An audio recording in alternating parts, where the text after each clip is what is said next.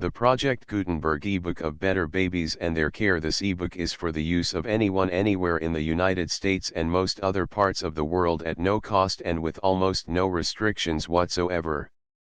You may copy it, give it away or reuse it under the terms of the Project Gutenberg license included with this ebook or online at www.gutenberg.org. If you are not located in the United States, you will have to check the laws of the country where you are located before using this ebook. Title: Better Babies and Their Care. Author: Anna Steese Richardson. Author of Introduction, etc.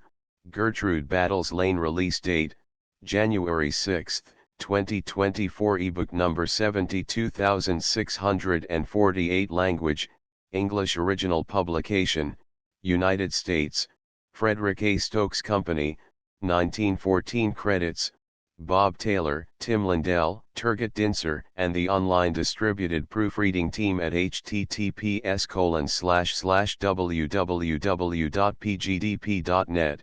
This file was produced from images generously made available by the Internet Archive. Start of the Project Gutenberg ebook.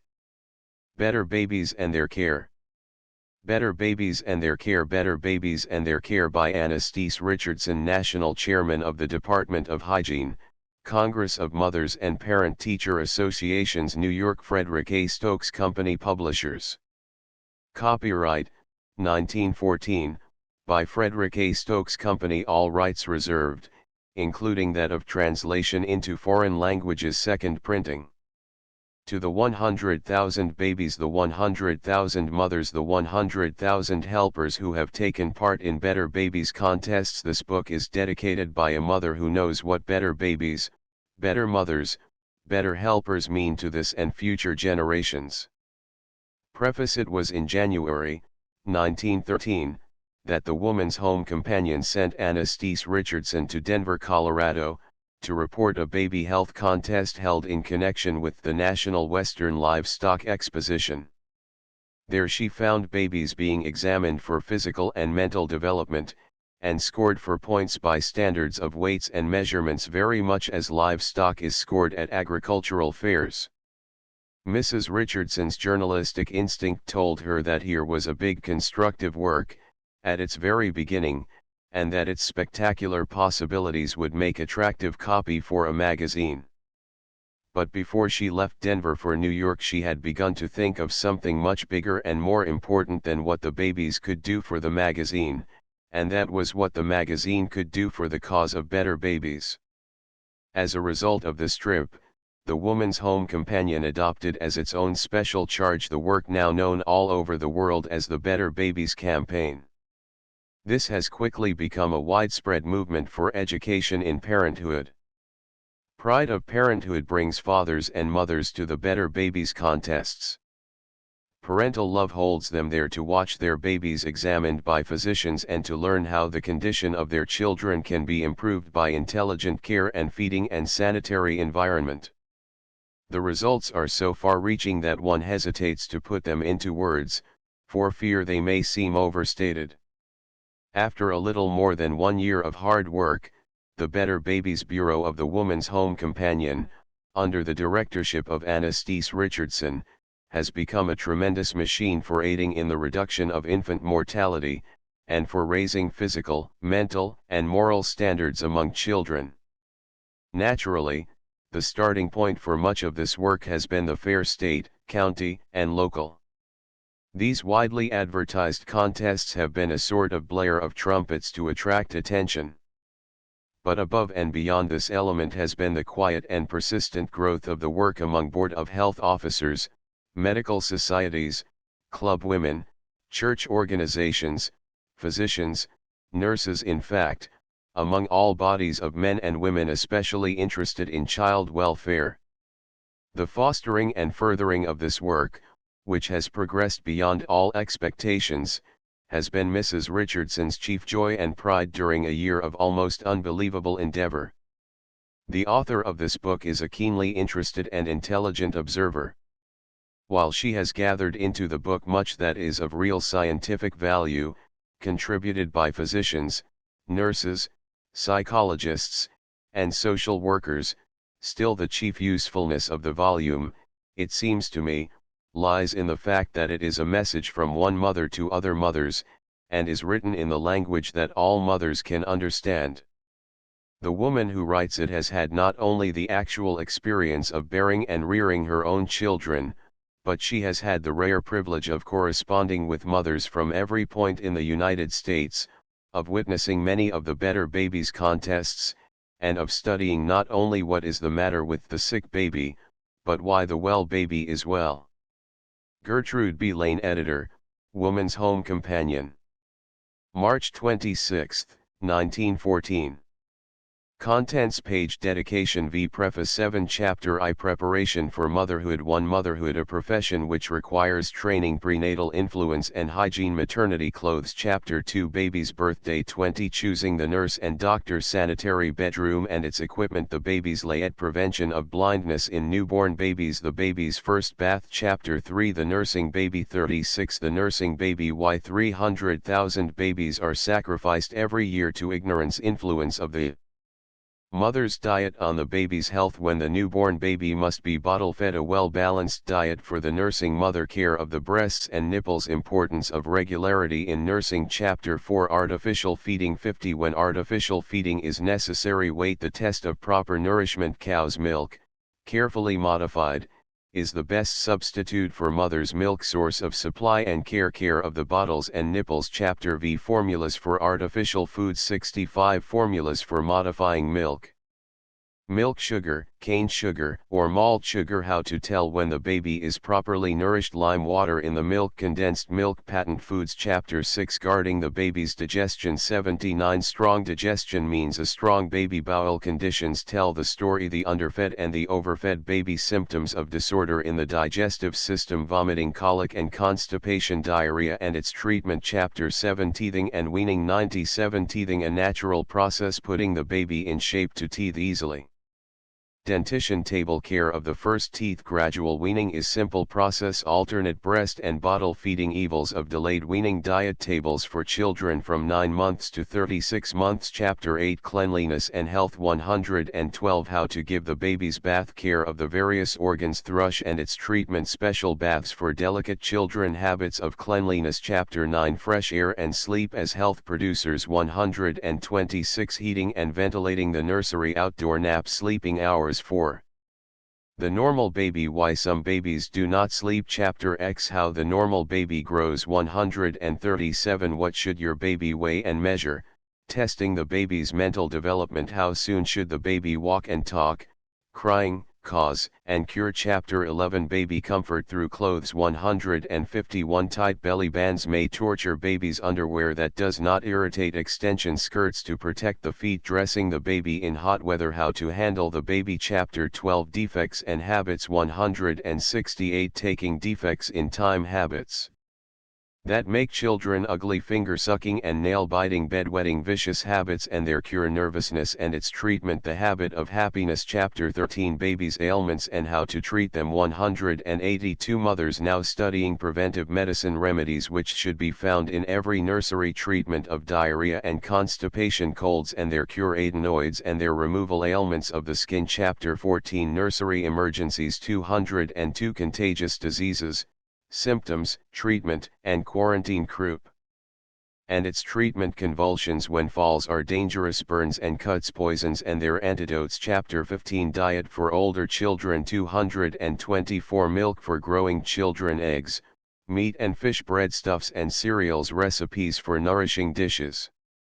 Better Babies and Their Care, Better Babies and Their Care. Chapter I Preparation for Motherhood, Motherhood, a profession which requires training, prenatal influence and hygiene. Maternity clothes, maternity is woman's exclusive profession, the only one of which progress and science cannot rob her.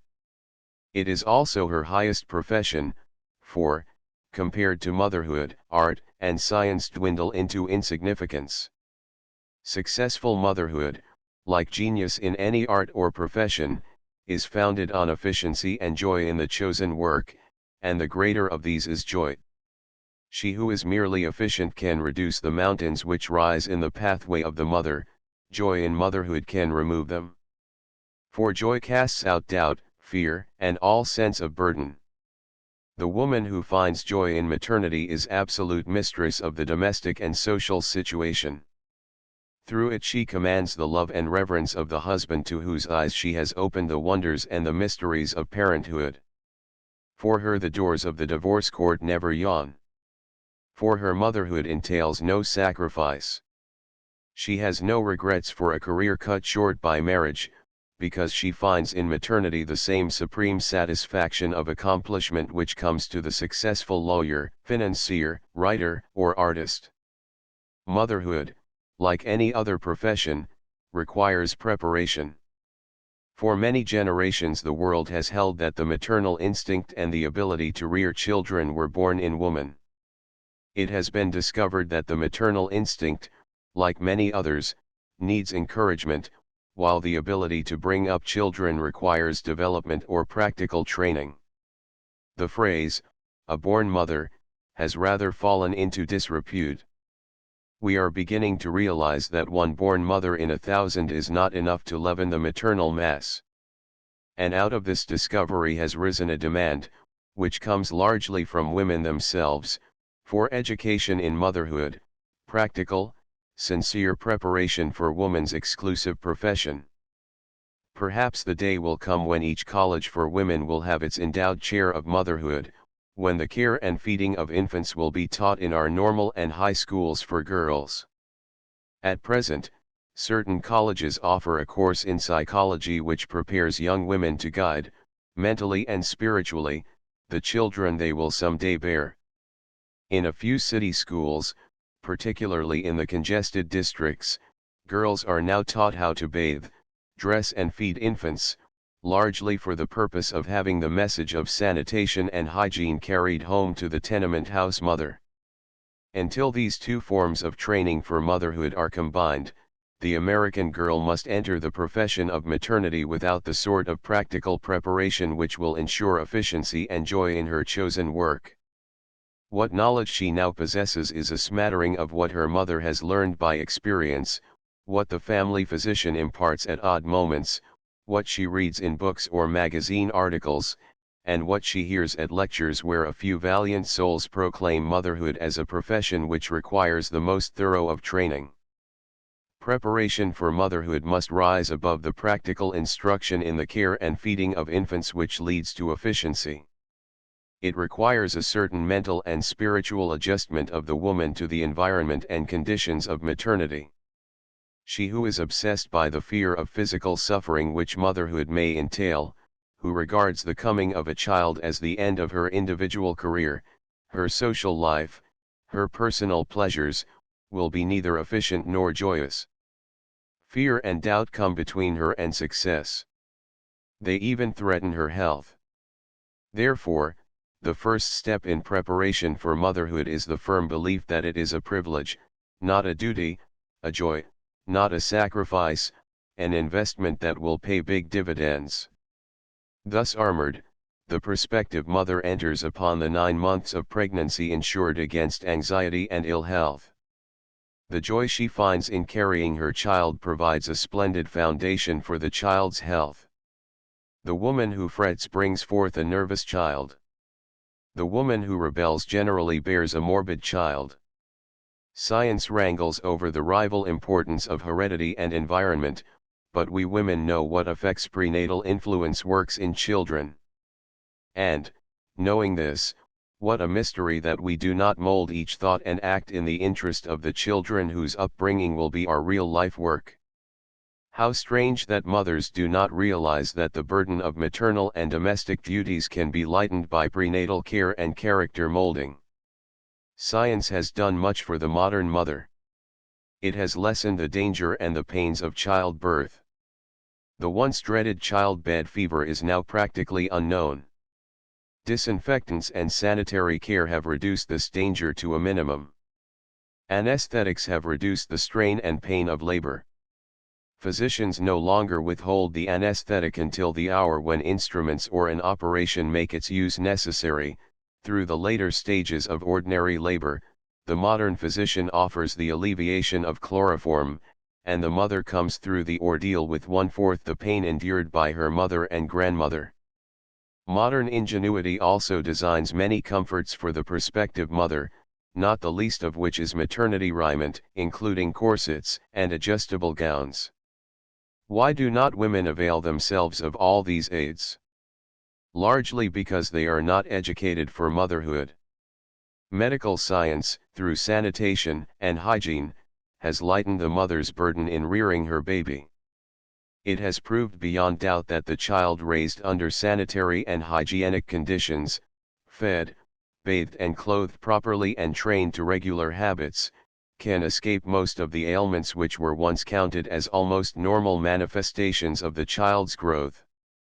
Many of us can recall the day when a colicky baby was considered a dispensation of Providence, not a proof of maternal ignorance or carelessness, when convulsions during teething were regarded as natural, when summer complaint was accepted as a normal feature of baby's second summer, when children were actually exposed to whooping cough, measles, and chicken pox, so they would have these juvenile ailments and be done with them. Today, unless a baby is born with some inherited weakness or chronic disease, science teaches how to protect the child from ordinary ailments, colic, convulsions, summer complaint, and contagious diseases. This is the day of preventive medicine, particularly in the care of infants. Prevention lightens the burden of motherhood. When young women are trained to ward off illness in children, not to nurse them through illness, motherhood will mean what it should mean to women: joy. Start your maternal career right by preparing your body and your mind for motherhood. Start your baby right in life by studying sanitation, hygiene, the care and feeding of infants. Know your business as a mother, and motherhood will have no terrors for you. Remember that your own physical condition and the health of the baby you will bring into the world depend largely upon your mental attitude. Cast out all fear of childbirth and all dread of maternal duties and sacrifices. Fretting, grieving, or rebellion will not purchase immunity from maternal duties. Rather, it will increase them. The child will be born and laid in your arms to be fed, cared for, and reared, whether you weep or smile through the months of pregnancy. Self-control, cheerfulness and love for the little life breathing in unison with your own will practically ensure you a child of normal physique and nerves. Physicians and scientists may regard stories of prenatal influence which float through open nursery doors as old women's tales, but we women who have borne children know the price babies pay for maternal self-indulgence, mental abnormalities, bitterness, hysteria. I recall one woman of my acquaintance whose self-consciousness amounted to an affliction. She was supersensitive, self-effacing, apologetic, always afraid that she was not wanted. One day when speaking of her futile efforts to correct the tendency, she explained that she had been an unwelcome child. Her mother had rebelled throughout the period of pregnancy. She had nursed her child in bitterness of spirit. Later in life she learned to cling to her daughter for companionship as well as material care, but the girl never outgrew those unfortunate prenatal influences. Another girl, sixth in the family, was carried and nursed by her mother through times of financial stress, when one more mouth to fill was a hardship. As soon as the child could toddle, she developed a passion for running away. She grew up absolutely devoid of family instinct, filial affection, and womanly sense of responsibility. While very young, she eloped with her first suitor, rather than remain under the parental roof. She was never dishonest or immoral, but she was born hating her home and indifferent to her parents. Still sadder is the case of a mother who gave way to hysteria and hideous paroxysms of anger throughout the period of pregnancy. Though physically sound herself and married to a man without taint, this woman brought into the world a child who never developed mentally beyond her second year. Today this mother, now a self-supporting widow, never leaves the Institute for Feeble-Minded Children, where her daughter is safest and happiest, without the throbbing thought, "Why did no one warn me of what I was doing to my child?" On the other hand, when maternity is accepted as a privilege, and love instead of bitterness reigns in the prospective mother's heart, the babe is born tranquil, normal, healthy. Returning to the phrase, efficiency in motherhood, it is good business to bear normal children. In this day, the woman who frets, rebels and weeps during pregnancy commands little sympathy and practical help from her husband and family. But there is something fine and inspiring about the woman who firmly, cheerfully demands for herself and the child she is carrying the best that domestic conditions and environment afford. She becomes an heroic figure, fulfilling her highest duty to society, and demanding just toll. Men bow to this attitude when they flee hysterics and turn deaf ears to angry complaints. And no woman should disregard the importance of moral support and sympathy on the part of her husband. To guard her own health and that of the child, the expectant mother must give careful attention to three things: diet, rest, exercise. Upon the diet will depend largely the proper nourishment of two lives instead of one. Each woman is a law unto herself in diet, and should make an earnest study of her food needs and the effect of foods upon her digestive and nervous system. No cut and dried diet can be prescribed for the pregnant woman, because what agrees with one woman may disagree with another. Generally speaking, however, the diet should include a large proportion of liquids, fresh fruits and vegetables, with a small proportion of meats and practically no rich or highly spiced desserts.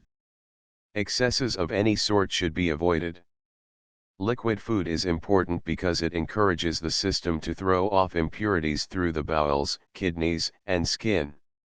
From 2 to 3 quarts of liquid should be drunk daily, particularly cool, pure water. An excellent plan is to drink 1 glass at rising, 2 between breakfast and dinner, 2 more between dinner and supper, and 1 before retiring, 6 in all. Water should not be drunk with meals. Milk, cocoa, chocolate, clear broths, and buttermilk are excellent beverages, but both tea and coffee should be taken sparingly, and alcoholic drinks should be avoided. Nothing will be gained by forcing yourself to drink any of these liquids if they nauseate you or fail to digest easily. If milk, the most important of beverages to the expectant mother, is palatable but causes constipation, laxative foods can be used to correct this tendency. Meat should be eaten once a day. Poultry and lamb are given the preference by dietitians. Beef is better than veal, pork is difficult to digest under any condition, and meat stewed until tender in a milk or cream sauce is more easily digested than fried meat. Smoked meat is not particularly nourishing to mother or child, but crisp ham and bacon are useful in whetting a failing appetite. Fish, oysters, and eggs may be used to vary the diet, but they do not replace meat. Fruits and vegetables should be eaten freely. Fresh fruits, including apples, peaches, pears, oranges, grapes, shredded pineapple, grapefruit, plums, strawberries, raspberries, and huckleberries, should be used regularly in season. When they are not to be had, stewed fruits, apples, prunes, rhubarb, peaches, figs, etc. may be substituted. When dried fruits are used, they must be soaked well and cooked thoroughly.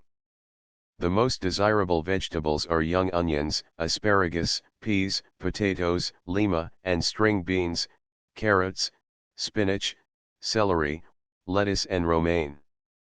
Heavier vegetables such as cabbage, cauliflower, baked beans, beets, turnips, and radishes are not so easily digested and should be eaten sparingly.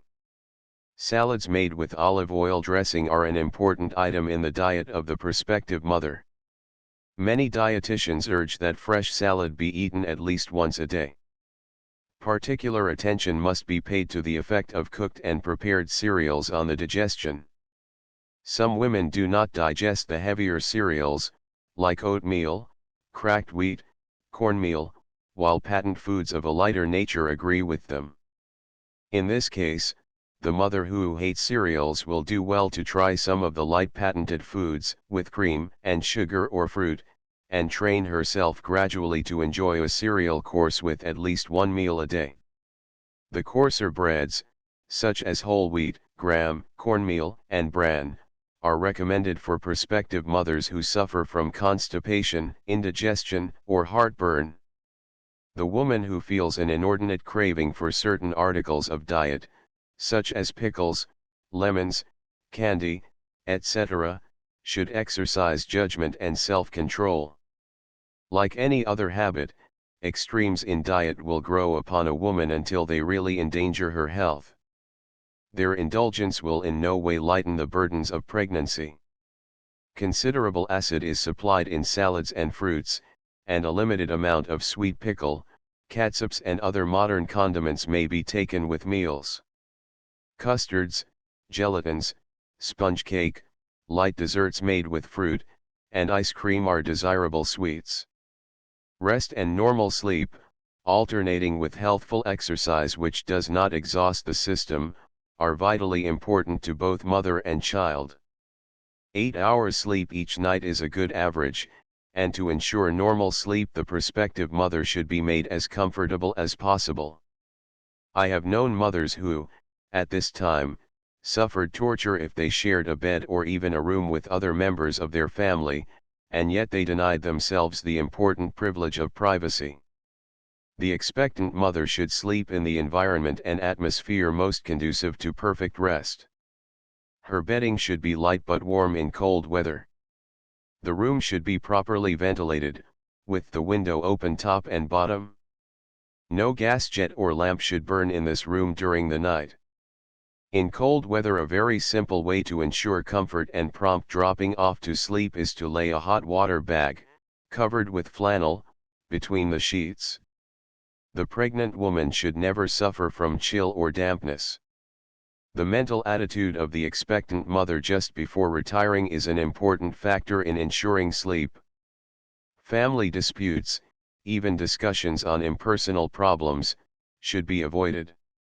The woman engaged in a wordy argument on religion, politics, or any social question may go to bed so excited that she will go over and over the discussion when, for the sake of herself and her unborn child, she should be sleeping. Neither should she go to bed hungry.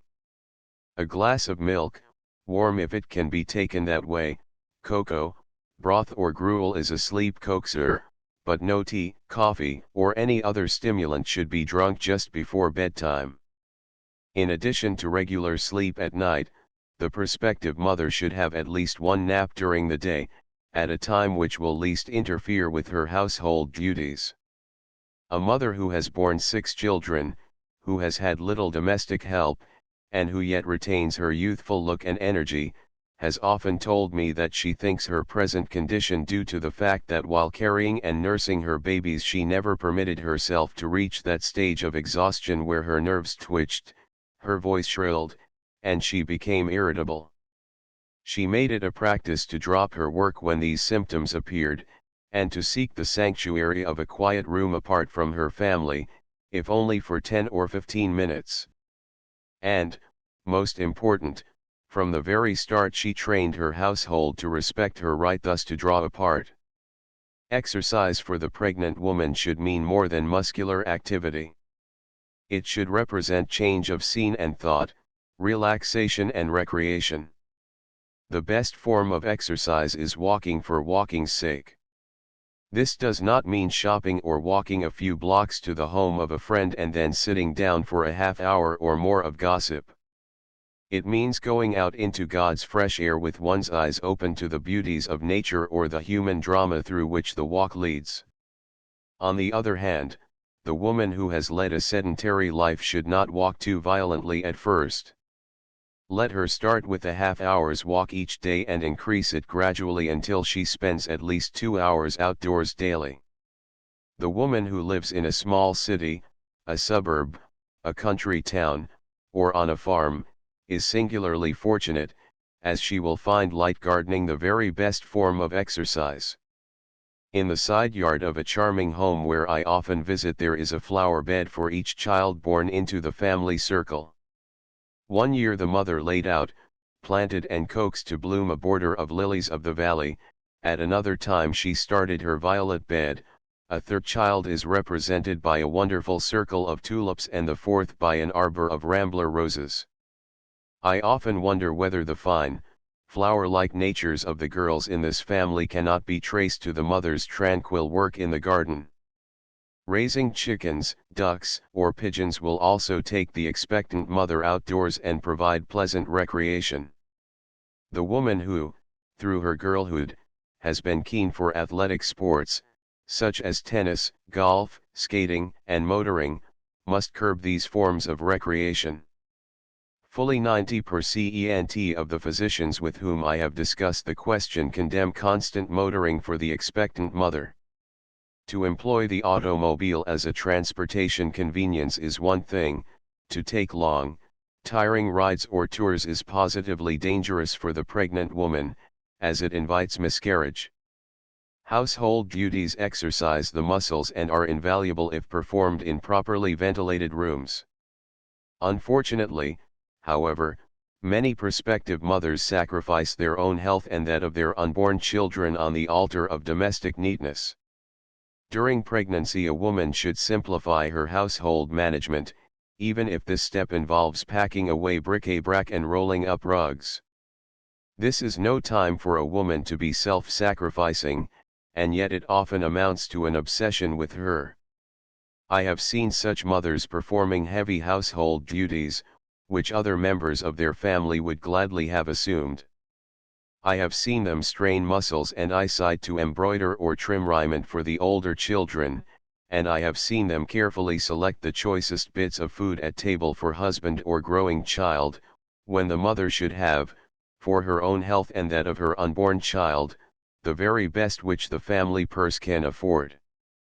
This spirit of martyrdom may give a certain amount of mental satisfaction to the woman who practices it, but it is harmful to the unborn child and is really a symptom of mental disturbance not to be encouraged. The actual physical comfort of the mother means much to the child. If there is any time when a woman has the right to allow herself time to care for her body, money to purchase easy clothes and small personal luxuries, it is when she is carrying a child. Bathing is a luxury which many overworked homemakers deny themselves. The expectant mother should make time to take a daily bath. If there is a stationary tub in the house, this bath may be of the sort which is most comforting to her, a tepid bath before retiring or a cool bath on rising. When there are no bath and plumbing in the house, the mother should have a portable tub in her room, in which she can sponge off quickly with tepid water, followed by brisk rubbing with a Turkish towel. A warm bath with soap should be taken twice a week, but very hot or very cold baths must be avoided. Bathing is important because it keeps the pores of the skin open. It is estimated that at least a pint of waste matter is thrown off each 24 hours through open pores. There is danger for mother and child if this waste matter is permitted to clog the former's system. The mission of maternity clothing is to make the mother comfortable. For that reason experts are beginning to design raiment that is both comforting to the body and pleasing to the eye. The woman who has never worn flannels should not don them during pregnancy. They merely produce irritation which she should be spared. Union undergarments, with or without sleeves, come in cotton as well as wool, and are much better than the separate garments with bands. Particularly comforting are the maternity corsets, made largely of elastic. These have the side garters, no round leg garters should be worn. One-piece dresses with a drop skirt save the expectant mother another set of bands. All the clothing should be loose and easy, and it is well for the expectant mother to buy stockings, shoes, and even gloves in a size larger than she ordinarily wears. Pressure on any part of the body affects the circulation and heart action of the pregnant woman. Patterns for maternity garments can be purchased at the agencies for all reliable pattern firms, and they deserve the consideration of the expectant mother who will suffer if she attempts to wear the clothing made for her use under ordinary conditions. The teeth should be especially guarded during pregnancy. They should be examined at regular intervals by the family dentist, and small cavities promptly filled. Both physicians and dentists claim that the teeth are extremely susceptible to decay during pregnancy for two reasons. First, because the mother's system is drained of the lime salts which go to build up the bones of the child. Second, because, as pregnancy progresses, acids are often retained in the system, and these, together with slight indigestion, affect the teeth. The breasts should be carefully watched, especially toward the end of pregnancy. The family physician should make an examination and see whether they require any special treatment. The nipples may be toughened by bathing them at bedtime and then covering them with lanolin and old linen or gauze. This prenatal care of the breasts and nipples may prevent great suffering immediately after the birth of the child. "All this is very well," exclaims a busy homemaker, "but to follow this regime I must rearrange our entire scheme of living." If this is true, then, indeed, motherhood will bring to that home a double blessing, for the life outlined in this chapter is a normal one, as good for the childless wife as for the expectant mother. And here is a case in point. Among the prize-winning children at a Better Babies contest on the Pacific Coast was a little boy, born of the type of woman commonly known as delicate. Throughout her girlhood she had been a semi-invalid. Her husband's friends shook their heads when the engagement was announced. The first year of their married life was marked by frequent illnesses for the wife. When she learned that she was to become a mother, she was suddenly alarmed for the future of her child. She made an earnest study of how to reform her own life so that her child might be spared the ailments from which she suffered. She chose a normal, nourishing diet, and persisted in it. She gradually learned to take and enjoy outdoor exercise. She had a small porch converted into an outdoor sleeping room. As a result, her labor was easy and natural, her child healthy, normal, and good-tempered. Her own health was rehabilitated. She has never reverted to her former state of semi-invalidism. Chapter 2: Baby's Birthday. Choosing the nurse and doctor's sanitary bedroom and its equipment. The baby's layette. Prevention of blindness in newborn babies. The baby's first bath. The ushering of a new life into the world is an event so momentous and fraught with such wonderful possibilities for both mother and child that it should be planned with every possible precaution. No item of preparation, however trifling, should be left to the last moment. The mother should be able to find relief in the thought that all things are in readiness for the safety and comfort of herself and her child. The doctor who will be in attendance should be chosen early in the period of pregnancy and consulted whenever the expectant mother feels any anxiety about herself. In this matter the wishes of the woman should be supreme, for her dread of confinement will be greatly lessened if she feels confidence in her physician. I have known women to become extremely nervous because, for reasons of expediency, they were forced to accept the services of a physician desired by husband or family. No one has a right to dictate in this matter to her who must pass through the ordeal of labor. If the woman prefers the family physician to the obstetrician recommended to her husband by friends, relatives, or neighbors, her wishes should be respected. Or if, on the other hand, she decides in favor of the obstetrician instead of the family doctor, there should be no interference. The faith which casts out fear, that indefinable sense of security which she feels in her chosen physician, supports her through the hours of confinement. During the months of pregnancy the physician thus consulted will follow the changes in his patient and study particularly her nervous condition. The nurse chosen should also be congenial to the expectant mother, who will depend upon her for assistance and comfort in the last trying hours before actual confinement. The engagement with the nurse should be so made as to ensure her freedom to answer the call at least a week in advance. It is poor economy to let a nurse work on another case up to the last moment. Better to pay for a week of idleness and be in command of her services. To prevent misunderstanding, the date on which her pay is to begin, irrespective of the actual date of confinement, should be named definitely.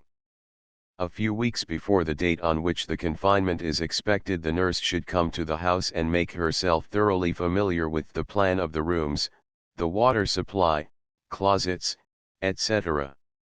There is nothing more trying for the expectant mother than to have a nurse arrive at the last moment, asking questions and locating needed articles, when she should be rendering service.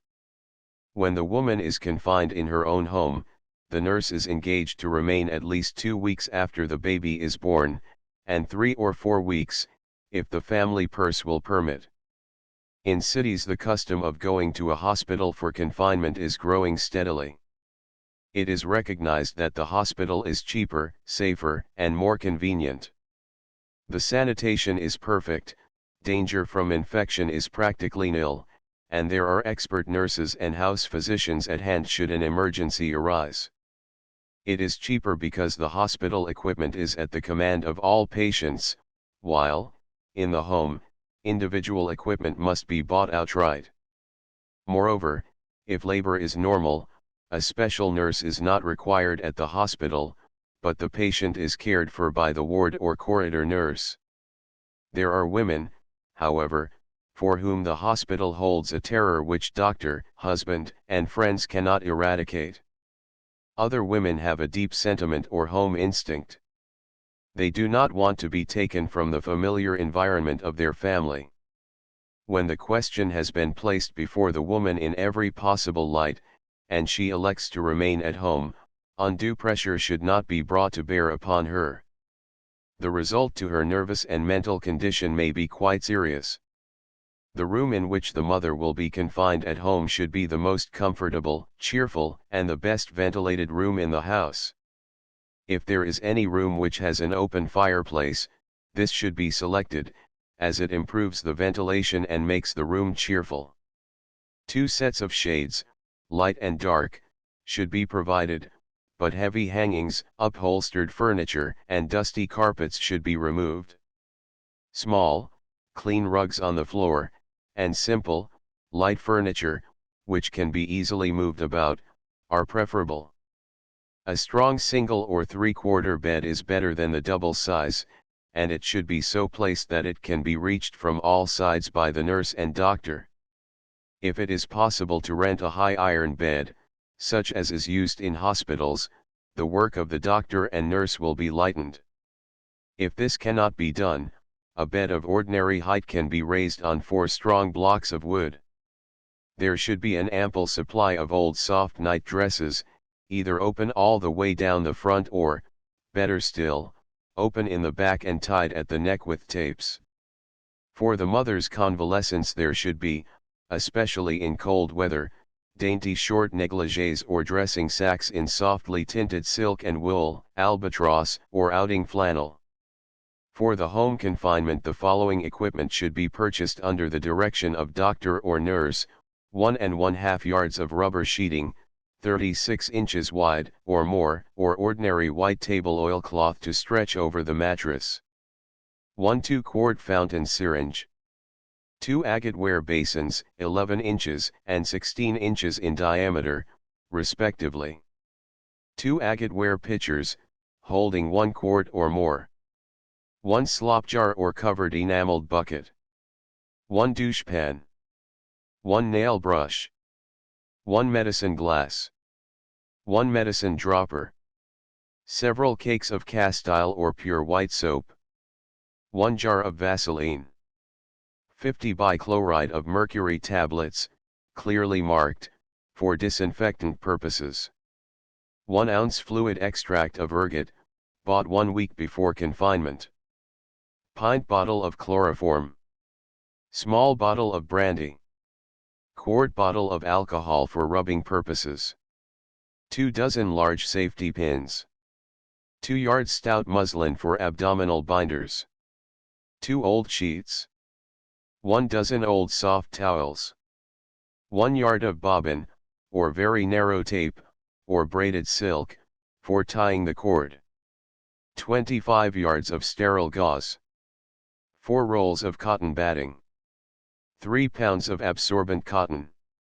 The ergot and chloroform need not be provided by the city mother, with the drugstore clothes at hand, but for the suburban or country mother their presence in the house, if the doctor is summoned hastily and there is no drugstore nearby, may save confusion and perhaps futile errand running. Neither drug is to be used without the permission of the doctor, for, if chloroform is administered too soon, it may hinder the progress of labor. If given in too large a quantity, it increases the possibilities of hemorrhage. The gauze, cotton batting and absorbent cotton are used for dressings for the bed. These may be made by the mother or the nurse. They must then be sterilized and put in an airtight box or drawer until needed. With great care they may be sterilized by dry heat in the oven, but as there is danger from scorching, steam is more satisfactory. The most convenient way is to utilize a wash boiler, 1/4 full of water. The dressings are laid, first in loose cheesecloth bags, then in a hammock-shaped strip of muslin attached by either end to the handles of the boiler. The hammock should be swung high enough in the boiler so that it does not actually touch the water. The lid is fastened on tight and the steaming goes on for an hour. The dressings are then dried in the sun or in the oven. In the latter case great care must be taken or they will be scorched.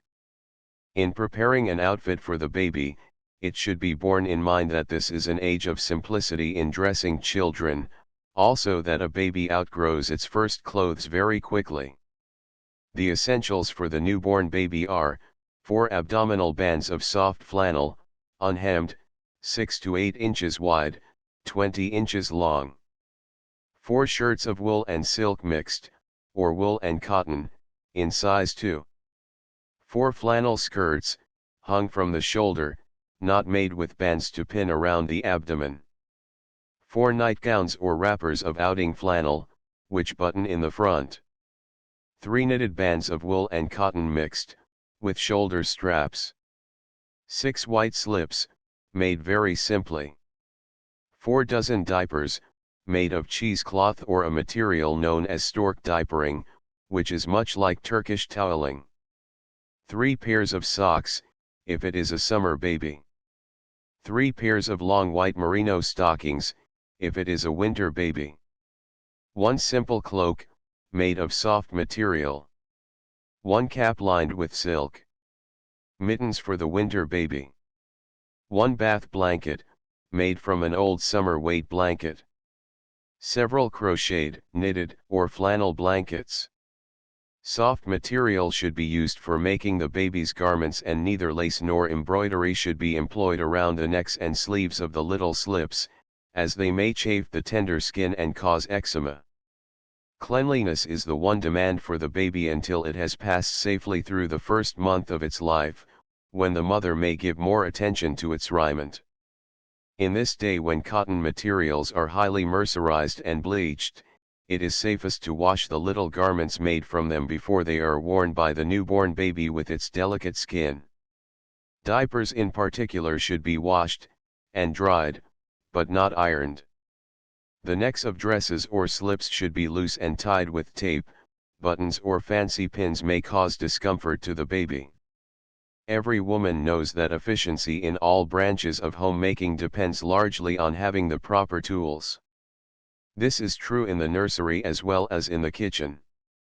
There is no more delightful occupation for the last 2 months before confinement than fitting up a nursery for the little guest. A modern nursery equipped with all the up-to-date appliances is not within the purse or even the house limitations of many mothers, but there is no reason why the new baby should not have its own corner in the house, whether this be an entire room or just one end of mother's room.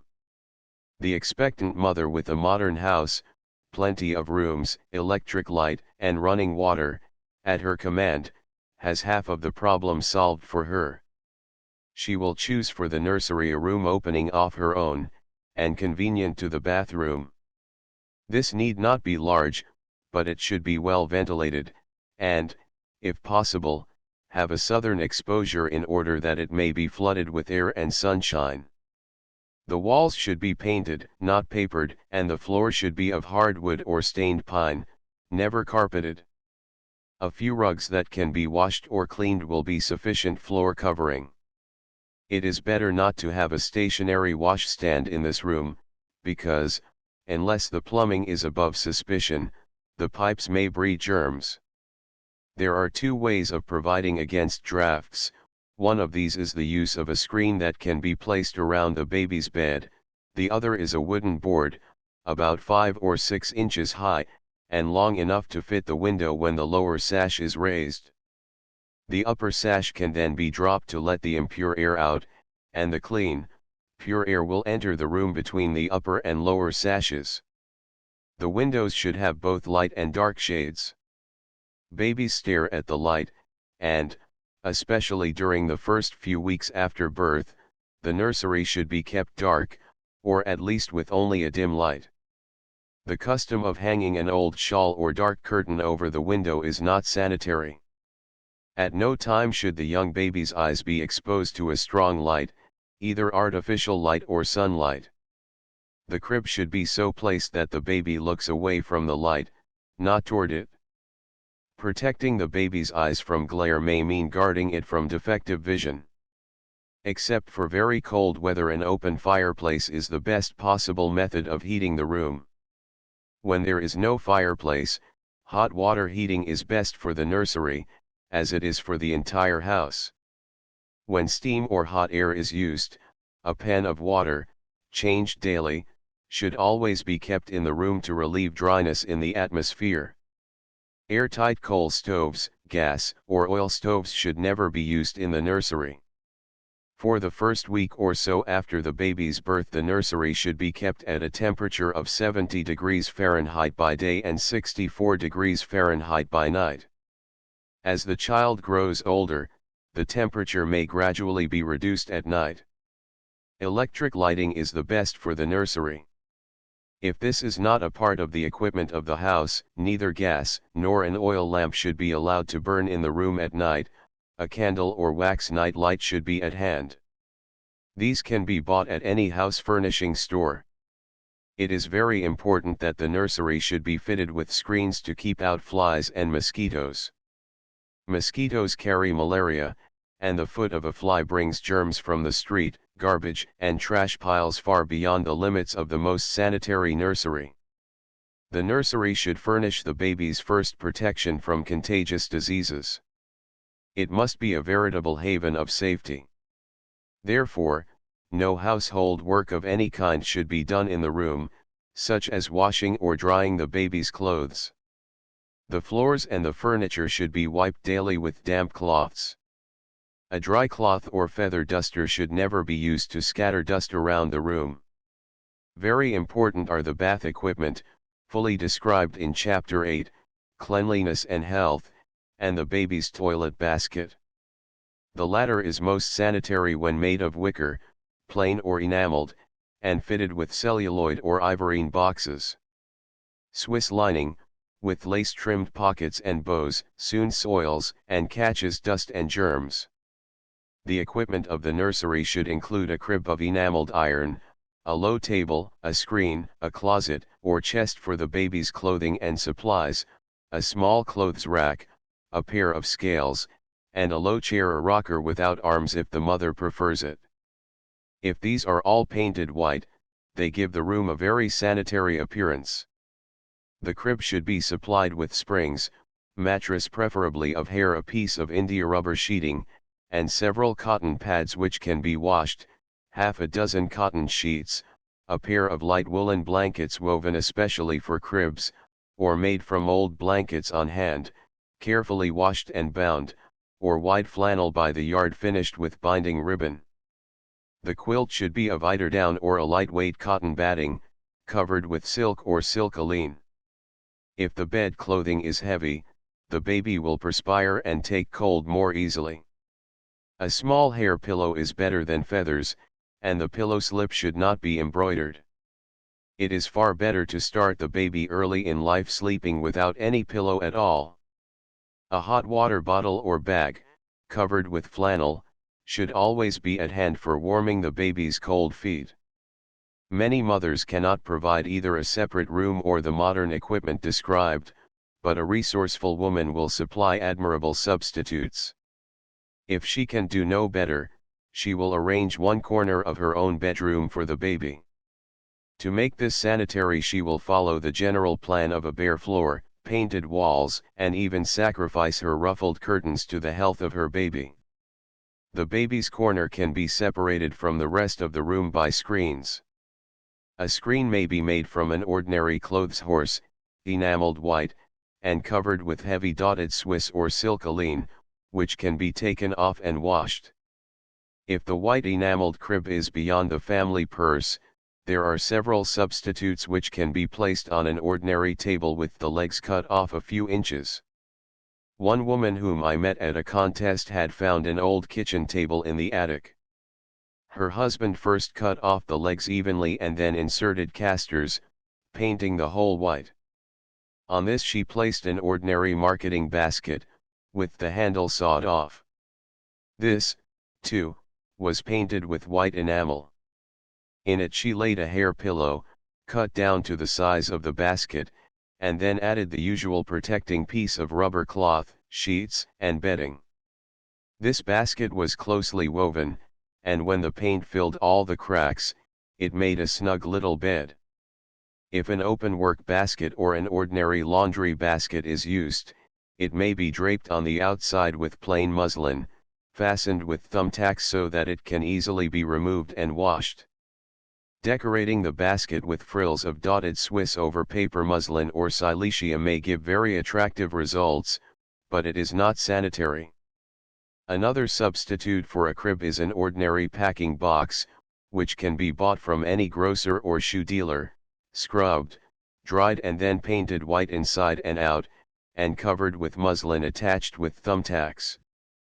If a feather pillow, instead of hair, must be used, it should be completely covered with rubber cloth or ordinary table oilcloth, because the feathers are heating and should be separated from the baby by the rubber. If a good-sized basket or box is chosen, the baby can sleep in this until it is several months old. On the day of baby's birth, his clothes rack and toilet basket, a low chair, and a table with basin should be placed near the fireplace, stove, or radiator. On the clothes rack hang the first garments he will wear. On the chair hang an outing flannel or soft woolen apron for the nurse, and the soft shawl or blanket in which the little newcomer will be wrapped directly after birth. The toilet basket should contain the following supplies: 4 dozen safety pins in assorted sizes, a roll of old soft towels, soft washcloths and squares of sterile gauze to be thrown away after using, talcum powder, castile or ivory soap, very soft hair brush, small bottle of olive oil, 2-ounce bottle of boric acid. Every item mentioned in these preparations for the baby's birth is important, as it bears directly upon sanitation, the comfort of the mother, and the safety of the child. This is no hour in which to take chances through false economy or procrastination. Directly after the child is born and the navel cord has been tied, either the nurse or doctor should give attention to the baby's eyes. Science has proved that a large proportion of blindness is preventable, if prompt care is given to the eyes of newborn children. Hundreds of children are blind from birth through infection which might have been prevented. The eyes of the newborn baby are generally closed and covered with mucus. This should be washed off very gently with absorbent cotton dipped in boracic acid solution, starting at the nose and wiping outward, without opening the lids. To remove any chance of infection which leads to blindness, or ophthalmia neonatorum, as it is known to the medical profession, the nurse then applies a few drops of antiseptic solution, provided by the physician. For this purpose she uses a medicine dropper. So successful has been this treatment in reducing the percentage of blindness at birth, that many health boards, notably in New York, demands such precautions of physicians and midwives. If for any reason the treatment is not given, the mother will do well to watch the baby's eyes for such symptoms as redness, swollen lids, and a slight discharge oozing from under the lids. If these symptoms appear, the parents should insist upon summoning a physician, for at this time prompt treatment may save the child's sight. Neglect may result in total blindness or, at best, permanently impaired vision. The baby's eyes should be washed daily with boracic acid solution, the cotton or gauze used for this purpose being destroyed and never used a second time. Next, the baby's skin should receive the nurse's attention. Before it is bathed, the entire surface of the body should be covered with olive oil or Vaseline. After this process, the baby may be wrapped warmly in a blanket and tucked into a safe corner, while the nurse turns her attention to the mother. The baby need not be bathed until the mother has been made comfortable. By this time the olive oil or Vaseline has softened the cheese-like substance which encrusts the skin of the newborn baby. The nurse fills the basin or tub with water, which registers 100 degrees F, if a bath thermometer is used, or which will feel comfortably warm when she thrusts her bare elbow into the water. Making a soft suds with castile or ivory soap, the nurse then lathers the entire body, taking great care not to get soap in the baby's eyes.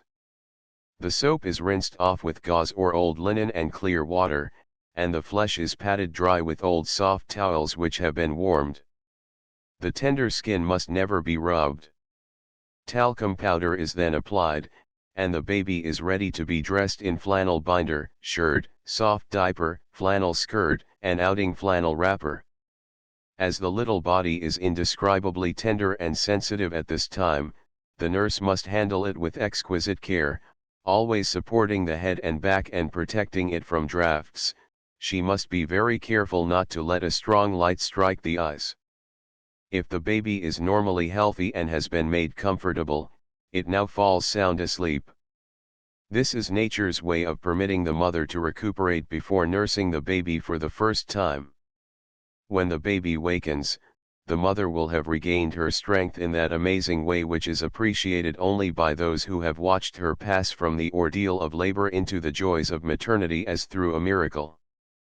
The baby should be given the breast when it awakens from its first sleep, and if there is any flow of milk whatever, no artificial food should be supplied. Thus does the baby start aright its splendid progress toward a normal, healthy childhood. Chapter 3 The Nursing Baby. The nursing baby. Why 300,000 babies are sacrificed every year to ignorance. Influence of the mother's diet on the baby's health. When the newborn baby must be bottle-fed a well-balanced diet for the nursing mother. Care of the breasts and nipples. Importance of regularity in nursing. Correct feeding is the foundation on which the baby's good health rests. A dirty baby, properly fed, will thrive. A baby deprived of fresh air, but wisely fed, will survive and even develop into a strong man or woman. But the baby raised according to the latest and most approved rules of sanitation and hygiene, if improperly fed, will languish and die.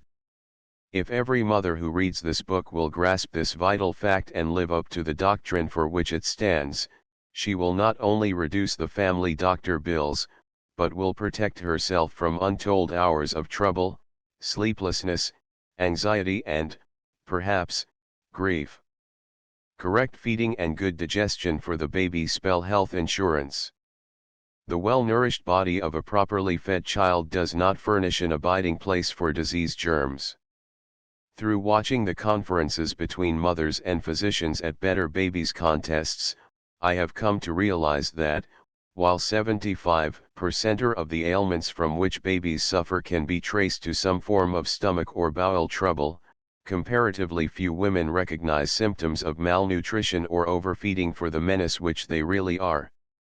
Many mothers seem to consider that a slight digestive trouble is almost as casual a feature of baby's career as teething. At times I felt as if the doctors at the contests were introducing mothers to their babies, for hundreds of intelligent, affectionate, well-intentioned mothers did not really know their babies.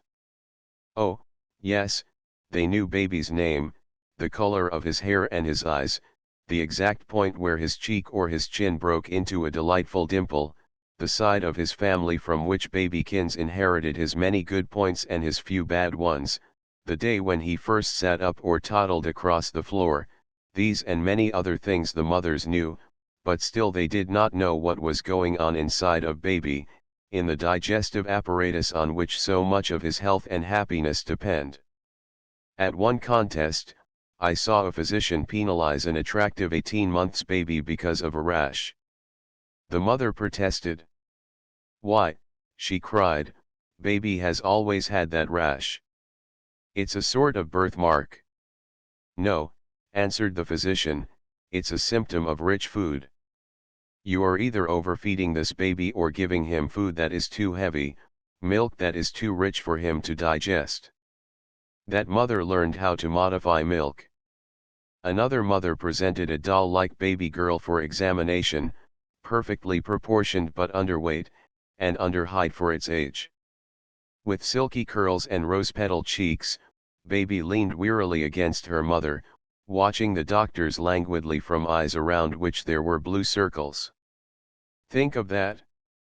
Blue circles round the eyes of a baby that had not yet celebrated its first birthday. It did not take the doctors long to analyze this baby's trouble and to introduce mother to her child's true condition. "Mrs. S," said the doctor, "you are starving your baby." The mother was shocked and hurt. "I nurse her every 3 hours," she protested.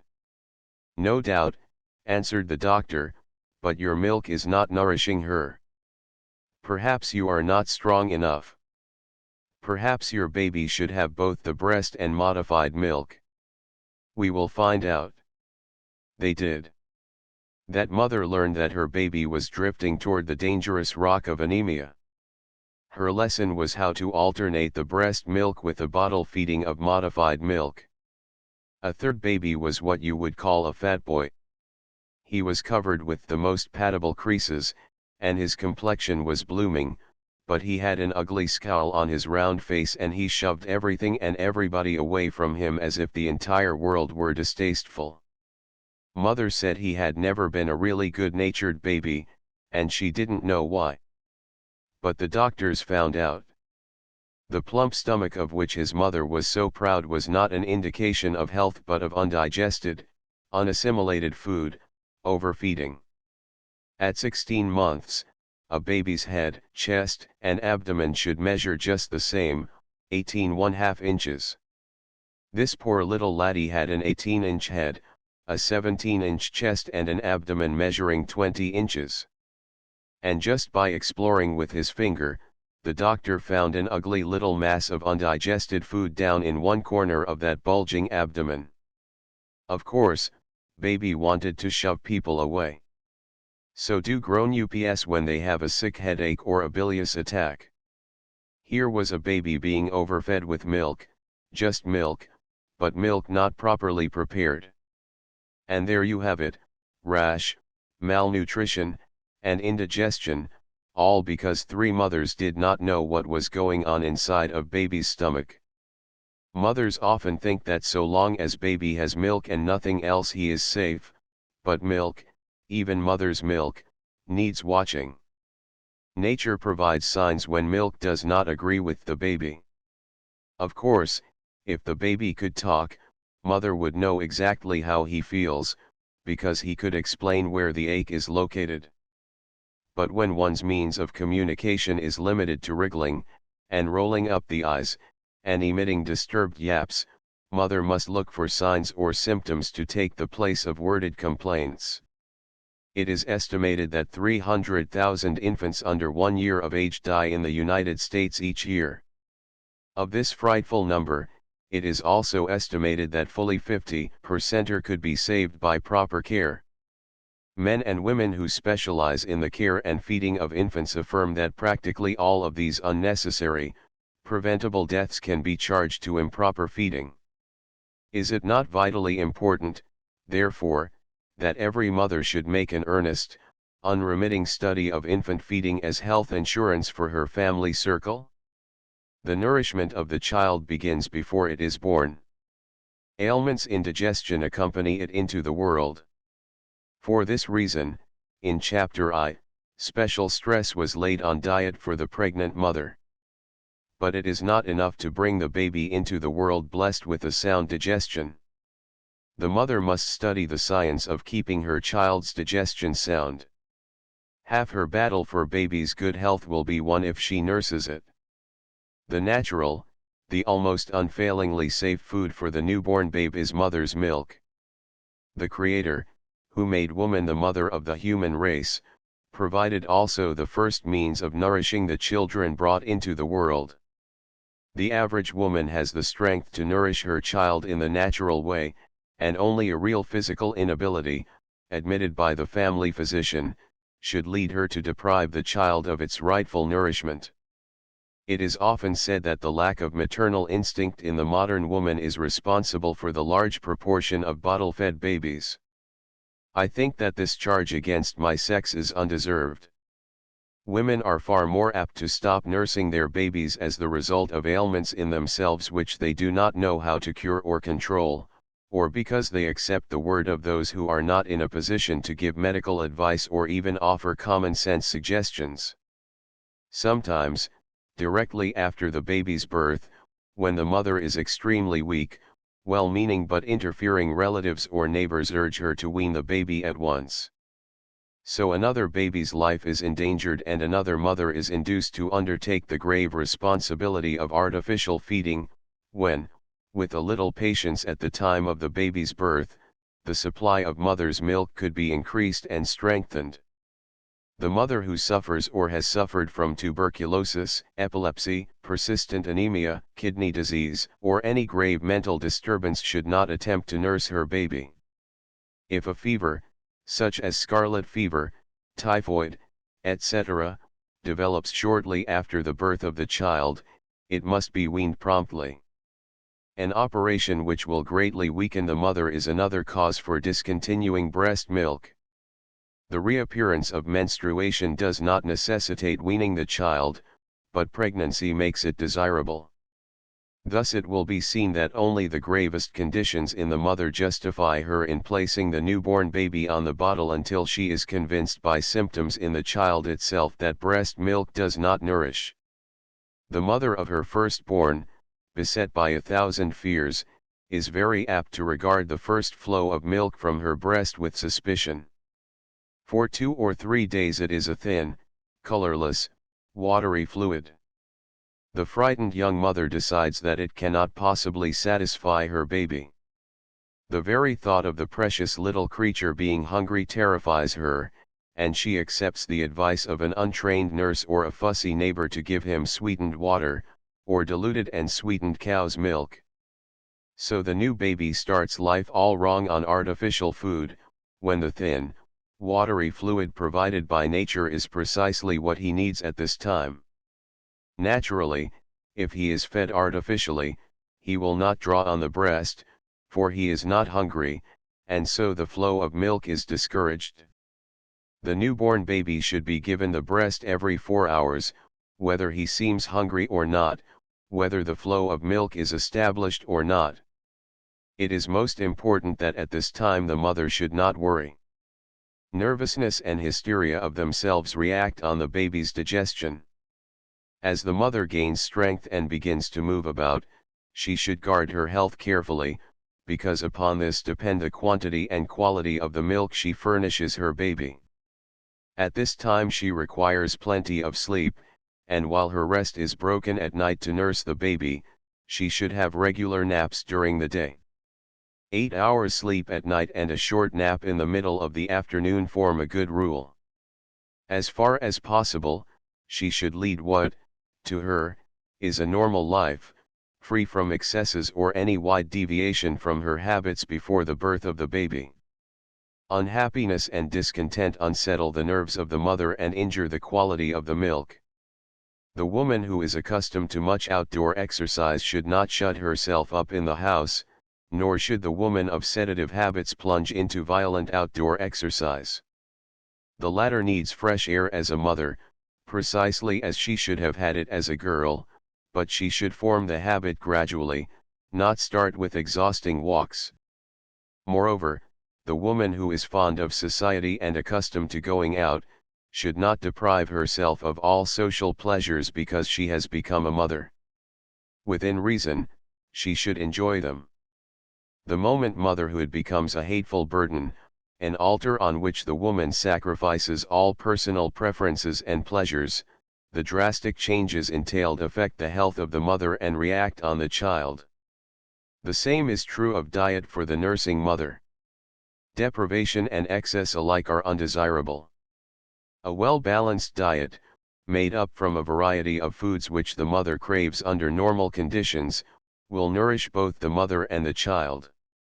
In this connection, the young mother should be warned against what might be termed superstitions in diet, old women's tales. While attending Better Babies contests, I have often been shocked at the superstition and ignorance which interfere with the nourishment, comfort, and contentment of the nursing mother. One young mother said that she was drinking malt to make her milk more nourishing for the baby. And how she did hate that malt! It nauseated her every time she drank it. When the doctors told her that anything which nauseated her would affect the baby in the same way, she was actually relieved. Yet she had been forcing herself to drink the malt, because an elderly neighbor told her what wonders it had done for other women. Doctors, not neighbors, should be consulted on these problems. Another woman told me that she did not see why her baby could not retain her milk. It curdled on his stomach. And she assured me quite solemnly that she never ate anything acid. She did love pickles, salads and lemonade, but her nurse had told her she must not eat sour things while she nursed the baby. I heard the sensible doctor in charge of that contest tell her to go straight home and make herself a good fresh salad. Her digestion craved acid, and her child actually suffered because her system was denied it. Excessive indulgence in acids, as in anything else, would not be good for the mother or the baby, but, well balanced with other foods, sweet pickles, properly sweetened lemonade, and salad dressing prepared with plenty of good olive oil, would not hurt this mother. The same judgment must be shown in the matter of drinking. The woman of German parentage and customs should not give up the moderate use of beer to which she has been accustomed, but, on the other hand, the woman who is not accustomed to drinking beer, and does not care for it, will not improve the quality of milk for her child by forcing herself to drink beer. The Italian mother, habituated to the use of light wine with her meals, would miss it sorely if deprived of it while nursing her child, but the average American would find it stimulating only. The woman who drinks coffee and tea in moderation may increase the supply of milk by drinking to excess, but the milk will not gain in quality, and her nerves will suffer from overstimulation. Milk, cocoa, and chocolate in moderation increase the quantity of milk and improve the quality, except in the rare cases where the mother cannot digest them. The woman who can sip gruel, plain or with cream, will find the supply of breast milk gaining in both quantity and quality, but when the gruel is disliked, when it actually nauseates the mother, it does not have a good effect on the milk. In fact, sanity, good judgment, ordinary common sense, should govern the planning of diet for the nursing mother. It should include cereals, soups, meat at least once a day, fish, eggs, macaroni or spaghetti, fresh vegetables, salads, fruits, and light, wholesome desserts. The fresh vegetables and salads prepared with olive oil are particularly good, as they prevent constipation. Stewed fruit is better than fresh, especially when the fruits are highly acid. No dessert like pies, pastries, or puddings made from heavy dough, which are apt to lie undigested on the stomach, should be eaten, but custards and all desserts with fruit for a foundation are desirable. Nuts are highly recommended by vegetarians, but they must be well chewed. The nursing mother must bear in mind that she is eating for two. If she depends upon the 3 daily meals served to the balance of her family, she is apt to become very hungry and to overeat at the table. It is better for her to eat wisely between meals, in the mid-morning and mid-afternoon. These lunches should consist of milk, cocoa, a cup of soup or gruel, or a little stewed fruit with zwieback or toast. Crackers do not make more or better milk. The nursing mother who must prepare breakfast for her family should eat a little fruit, or a slice of bread, or drink milk, before taking up her task, and she should also have a nourishing drink just before retiring. The busy house mother who is nursing her baby is particularly warned against nursing the child when greatly exhausted. It is far better to keep the baby waiting a few minutes, while the mother sits down and rests or sips a glass of milk. Nursing a baby when overtired or overheated, or extremely nervous and angry, is positively injurious and unjust to the child. Of the utmost importance in regulating the condition of the baby's health through breast milk is the condition of the mother's bowels. These should move once daily and, if possible, the movement should be natural. Drastic cathartics disturb both mother and child. If constipation in the mother does not yield to careful diet, including fresh vegetables and fruit, she should consult her physician and not dose herself. If the mother's bowels are in good condition and the baby's are not, the physician should be consulted about the baby. The care of the breast and nipples is extremely important, for many ills, notably the very painful abscess of the breast, may spring from lack of cleanliness. The tugging of the baby's mouth on the nipple makes it soft and tender, often laying it open in tiny cracks which are easily infected. The nipple, therefore, should never be handled by mother or nurse unless the hands have first been scrubbed with soap and a nail brush. Not only for cleanliness but for hardening them, the nipples should be washed after each nursing with a solution of boracic acid and very hot water, in the proportion of 1 teaspoon of the acid to 1 pint of water. When thoroughly dried with soft old linen or gauze kept for the purpose, they should be covered with a piece of sterilized gauze to prevent any possible infection from clothing. If, in spite of all these precautions, the nipple shows cracks or fissures, and nursing becomes torture, the baby must not be permitted to suck at the nipple, but a nipple shield should be used. There are various kinds, the best being of glass with a rubber nipple on the end. When the nipple is as sore as this, boracic acid in solution will not effect a cure. Zinc ointment must be used instead, but only when the nipple shield is used, never when the baby's mouth touches the breast. Another aid to baby's digestion is regularity in feeding. Directly after birth, the feedings should be regulated by the doctor and the nurse, who are better able to determine the strength and needs of the baby. If it is a normal, healthy child, for the first few days it will spend most of its time in sleep, but it should be given the breast at least once in 4 hours. A small, weak baby should nurse once in 2 hours, between 6 a.m. and 10 p.m., with one nursing in the middle of the night between 1:30 and 2:30. After the first week, a strong baby may be nursed every 3 hours, between 6 a.m. and 9 p.m., with one night feeding. At 3 months, a healthy baby is nursed every 3 hours, and at 4 months the night feeding is dropped.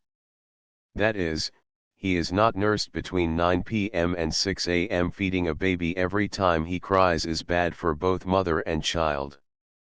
It ties the nursing mother to her baby's side.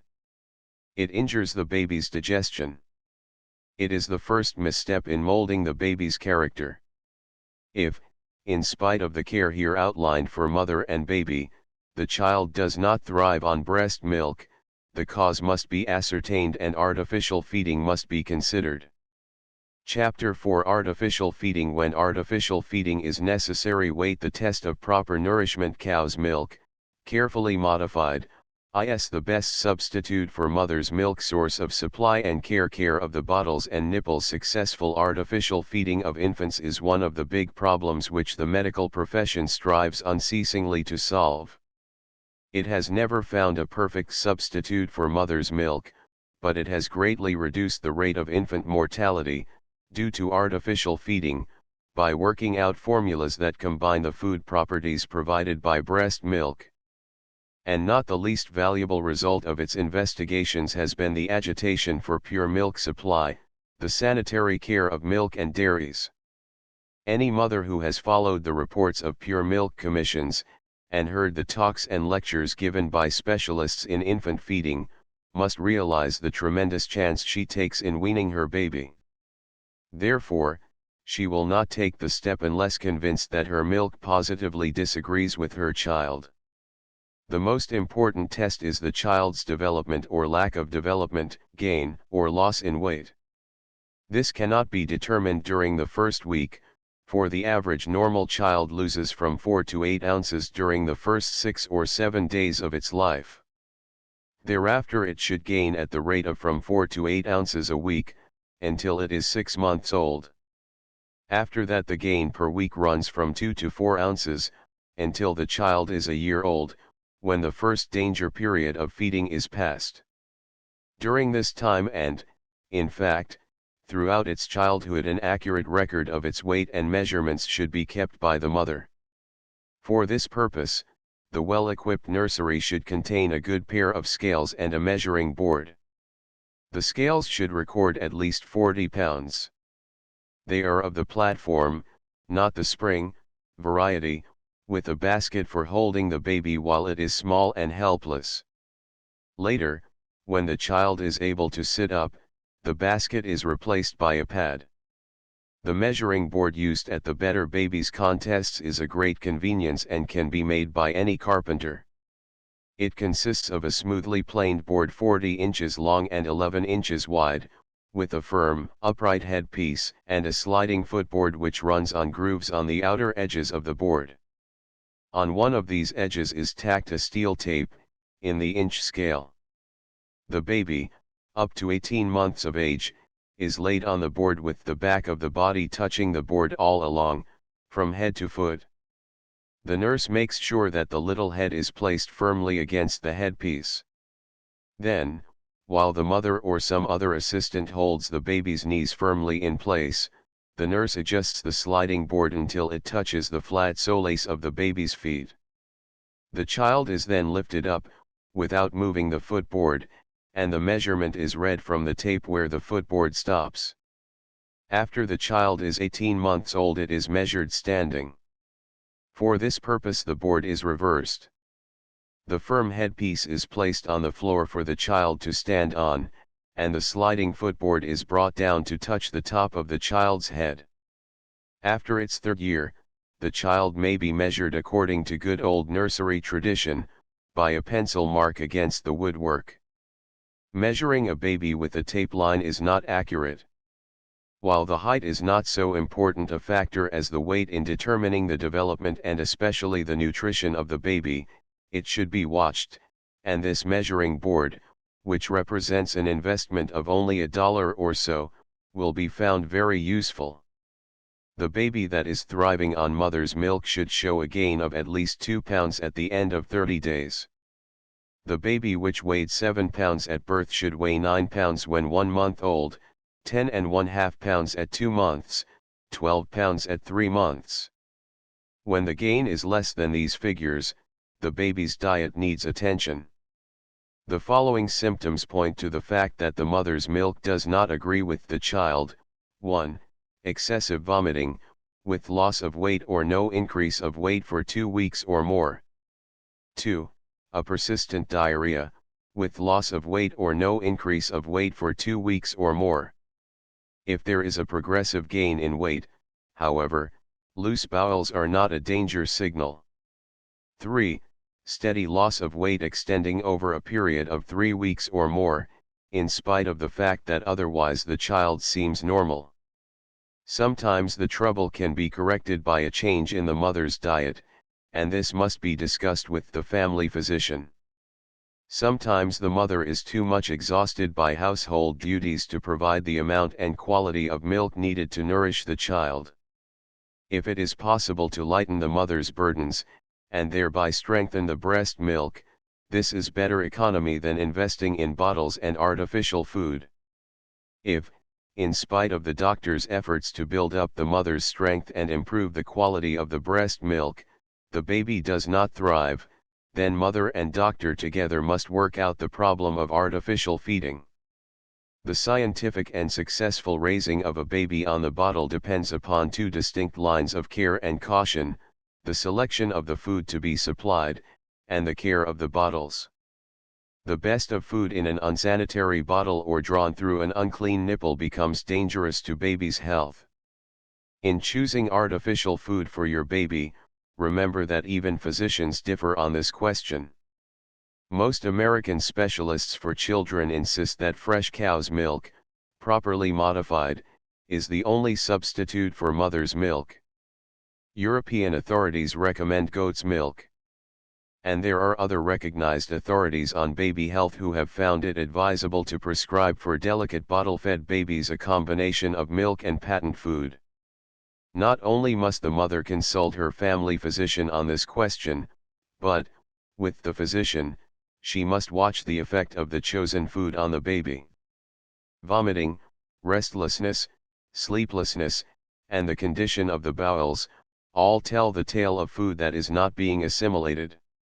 In this connection, the inexperienced mother must understand that there are two forms of vomiting in the young baby, or, more properly speaking, there is a difference between vomiting and regurgitation, slight, to be sure, but worth watching.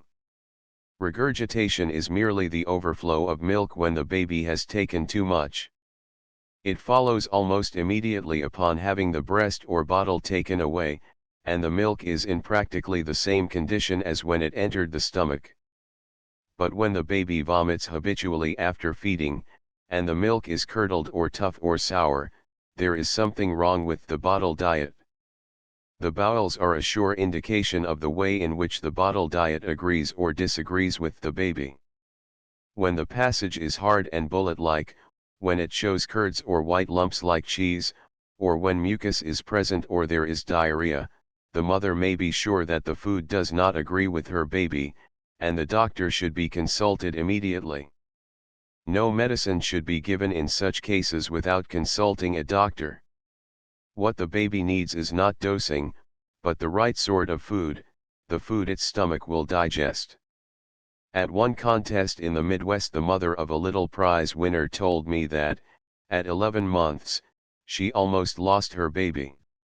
She had changed diet time and time again, varying from certified cow's milk to a well-known patent food. The baby was reduced to a skeleton when the physician decided to try not milk, but cream, diluted with barley water. The change in baby's condition was immediate, and it continued to thrive without further change of diet. On the other hand, some babies fed on this modified cream would not thrive.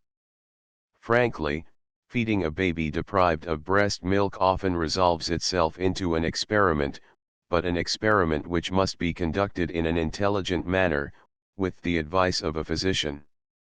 Do not consult your neighbor, no matter how many babies she has raised successfully.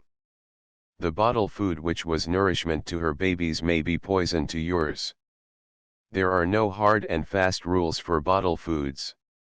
Each baby is a case unto itself and requires the most delicate attention and unrelenting vigilance.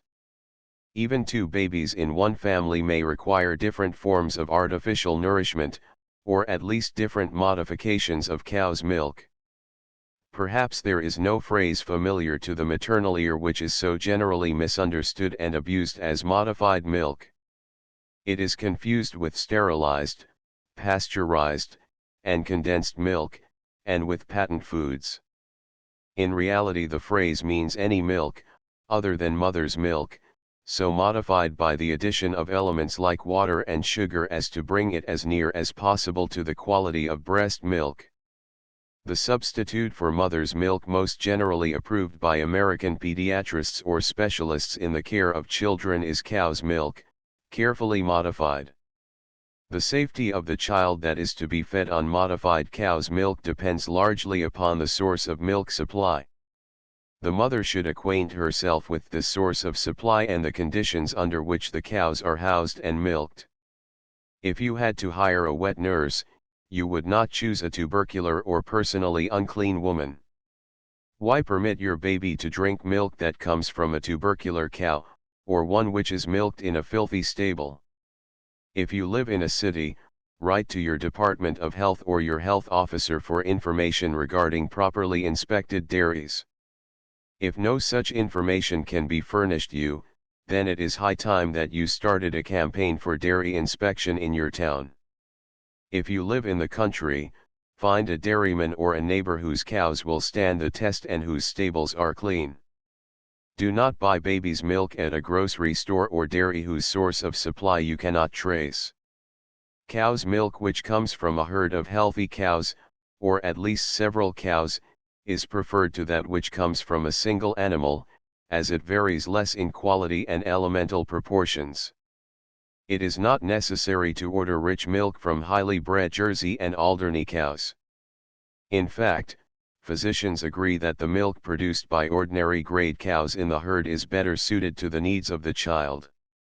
You should be quite sure, however, as to the age of the milk. In cold weather it must not be fed to the child after it is 48 hours old. In summer it should never be more than 24 hours old. In nearly all large cities are now found agencies of dairies which specialize on milk for infants. This is sometimes known as certified or guaranteed milk. The cows from which it is drawn are carefully inspected, the stables and milkers are clean, all the utensils, pails, cans, etc., are sterilized before use, and the milk is cooled immediately after it is drawn from the cows and kept at or near a temperature of 50 degrees Fahrenheit until delivered to the purchaser. Milk produced in this way saves the mother anxiety and trouble. It costs only a few cents more a quart than milk which is not certified. When certified milk is received in the home, the stoppered bottles should be placed immediately in the refrigerator or set in a pail of ice water to remain until it is modified for use during the next 24 hours. The city mother, with her stationary refrigerator and convenient ice supply, has no possible excuse for not keeping the baby's milk in perfect condition. Some of the new refrigerators have separate compartments. One of these should be used for the baby's milk. In many well-regulated homes you will find special nursery refrigerators which can be bought at any department or house furnishing store. These have their own supply of ice and nothing but the baby's milk is stored in them. The small town or country mother, whose ice supply is irregular and who depends upon an old-fashioned ice chest or perhaps a spring or cool well for chilling the baby's milk, faces a more difficult problem. It is especially important that she keep the milk bottle tightly stoppered. If she uses the old-fashioned ice chest, where food and ice are not separated and where germs lodge easily, she had best pack the stoppered bottles in a covered pail and set them next to the ice. If she has no refrigerator at all, she should induce her menfolk to provide a substitute. If it is only one strong wooden pail set within another, the sawdust and ice packed between. Then she can thrust her stoppered bottles into the inner pail, cover all with heavy felting or burlap, and feel tolerably safe. At one of the contests a mother told me how sad experience had taught her the importance of having such a safeguard in her home. With her first baby she kept the milk in a tin pail, hung in the cool water of an old well. The milk absorbed germs and the doctor traced the baby's death from acute bowel trouble to these germs. Next in importance to the supply and storing of milk comes the care of the utensils for modifying it and feeding it to the child. These should be kept in a sanitary condition that is absolutely above suspicion. If the mother herself does not take charge of this task, she must delegate another member of the family or a servant upon whose faithfulness she can depend. The supply of milk for the ensuing day should be cared for at a certain hour each morning, soon after the milk is delivered. The utensils should be used for this purpose alone, and should not be kept in a cupboard with ordinary cooking equipment. For the ordinary modifying of milk, the following utensils are needed: a strong measuring glass, holding 16 ounces, divided into ounces, which can be bought at any hospital supply house and in many department and drug stores, a 2-quart pitcher with a wide neck, a glass funnel, which fits easily into the neck of the nursing bottle, an enameled tablespoon, an enameled saucepan for boiling the water or gruel, a quart glass jar, with an airtight cover, in which the boiled water or gruel is set away until it is cool, a wire rack, which will hold 8 or 10 nursing bottles, 8 or 10 plain, round, cylindrical bottles with a narrow neck, a half-dozen plain nipples of a size to fit around the neck of the bottles, a long-handled brush for washing the bottles, soap, washing powder, and borax for cleaning purposes. The shape of the bottles is extremely important, for a round bottle offers no corners in which germs can lodge. Square bottles have this disadvantage. The number of the bottles is governed by the number of feedings in 24 hours, one for each feeding. The wire bottle rack protects the bottles from breakage and is an economical investment. The nipple changes in size with the age of the baby. For the small baby, care should be taken that the nipple is not long enough to choke the baby and make it vomit. The size of the hole in the nipple also is important. If it is too small, the baby has to work too hard for its nourishment. If the hole is too large, the baby will gulp the feeding, which may cause colic, indigestion, or vomiting. Test the nipples by holding the filled bottle in a horizontal position and watch how the milk drops from the nipple. The drops should be an inch or more apart. New bottles and nipples should be put into a cheesecloth bag and then into boiling water to be sterilized before using. After the baby has been fed, the bottle should be washed out with the long-handled brush with soap or washing powder. When the soap has been rinsed out with hot water, a teaspoonful of borax and a little warm water are turned into the bottle and shaken vigorously. When the borax is dissolved, the bottle is filled to the brim with water and permitted to stand in this way until needed the following morning. When the borax solution has been thrown away, and the bottles rinsed with clear water, they are ready for use. It is not necessary to boil bottles cared for in this way, and borax will be found a more satisfactory antiseptic than the bicarbonate of soda which the average mother uses in cleansing her bottles. The nipples must be cleansed with equal care. After the feeding, a pinch of borax should be dropped into the nipple, then a little water added and the nipple gently rubbed between the thumb and fingers. It is then rinsed out and laid on a clean saucer, with a clean glass turned over it, to protect it from dust. It is a time saver to prepare the boiled water or gruel several hours before it is to be used for modifying the milk, even the night before. It can then be placed in the quart jar, tightly covered, and set in the ice chest. Now comes the important hour for mixing the food. The bottles are emptied of the borax water and turned upside down in the wire rack to drain. Next they are filled with hot water for rinsing out the borax, emptied and again turned upside down in the rack to drain. By the time the food is mixed, the bottles are cool enough to fill. In mixing the food, the process is the same whatever the proportion. The bottle of milk is turned into the pitcher so that the cream will be mixed in well. It is then poured into the glass measure and, when the right amount has been secured, it is poured back into the emptied pitcher. Next is measured the boiled water or gruel, and this is then turned into the pitcher. The sugar must be measured very carefully with a tablespoon. If a level spoonful is ordered, it must be leveled off carefully with a knife. A heaping spoonful means all that the spoon will hold. Stir the mixture together, milk, gruel, or water, and sugar until the last is dissolved. Now, using the funnel to avoid waste, pour into each bottle the exact amount of this modified milk which has been prescribed for a single feeding. Cork the bottles with rolls of clean absorbent cotton, Set the bottles in the wire rack, and place it in the ice chest. As the hour for each feeding approaches, one of these bottles is taken from the ice chest, placed in a pan of hot water, or in any patent bottle heater, to be warmed for the baby's use. It will be seen that by following this process the milk is never touched by any hand, and if the utensils are kept immaculately clean, there can be no danger from germs or contagion.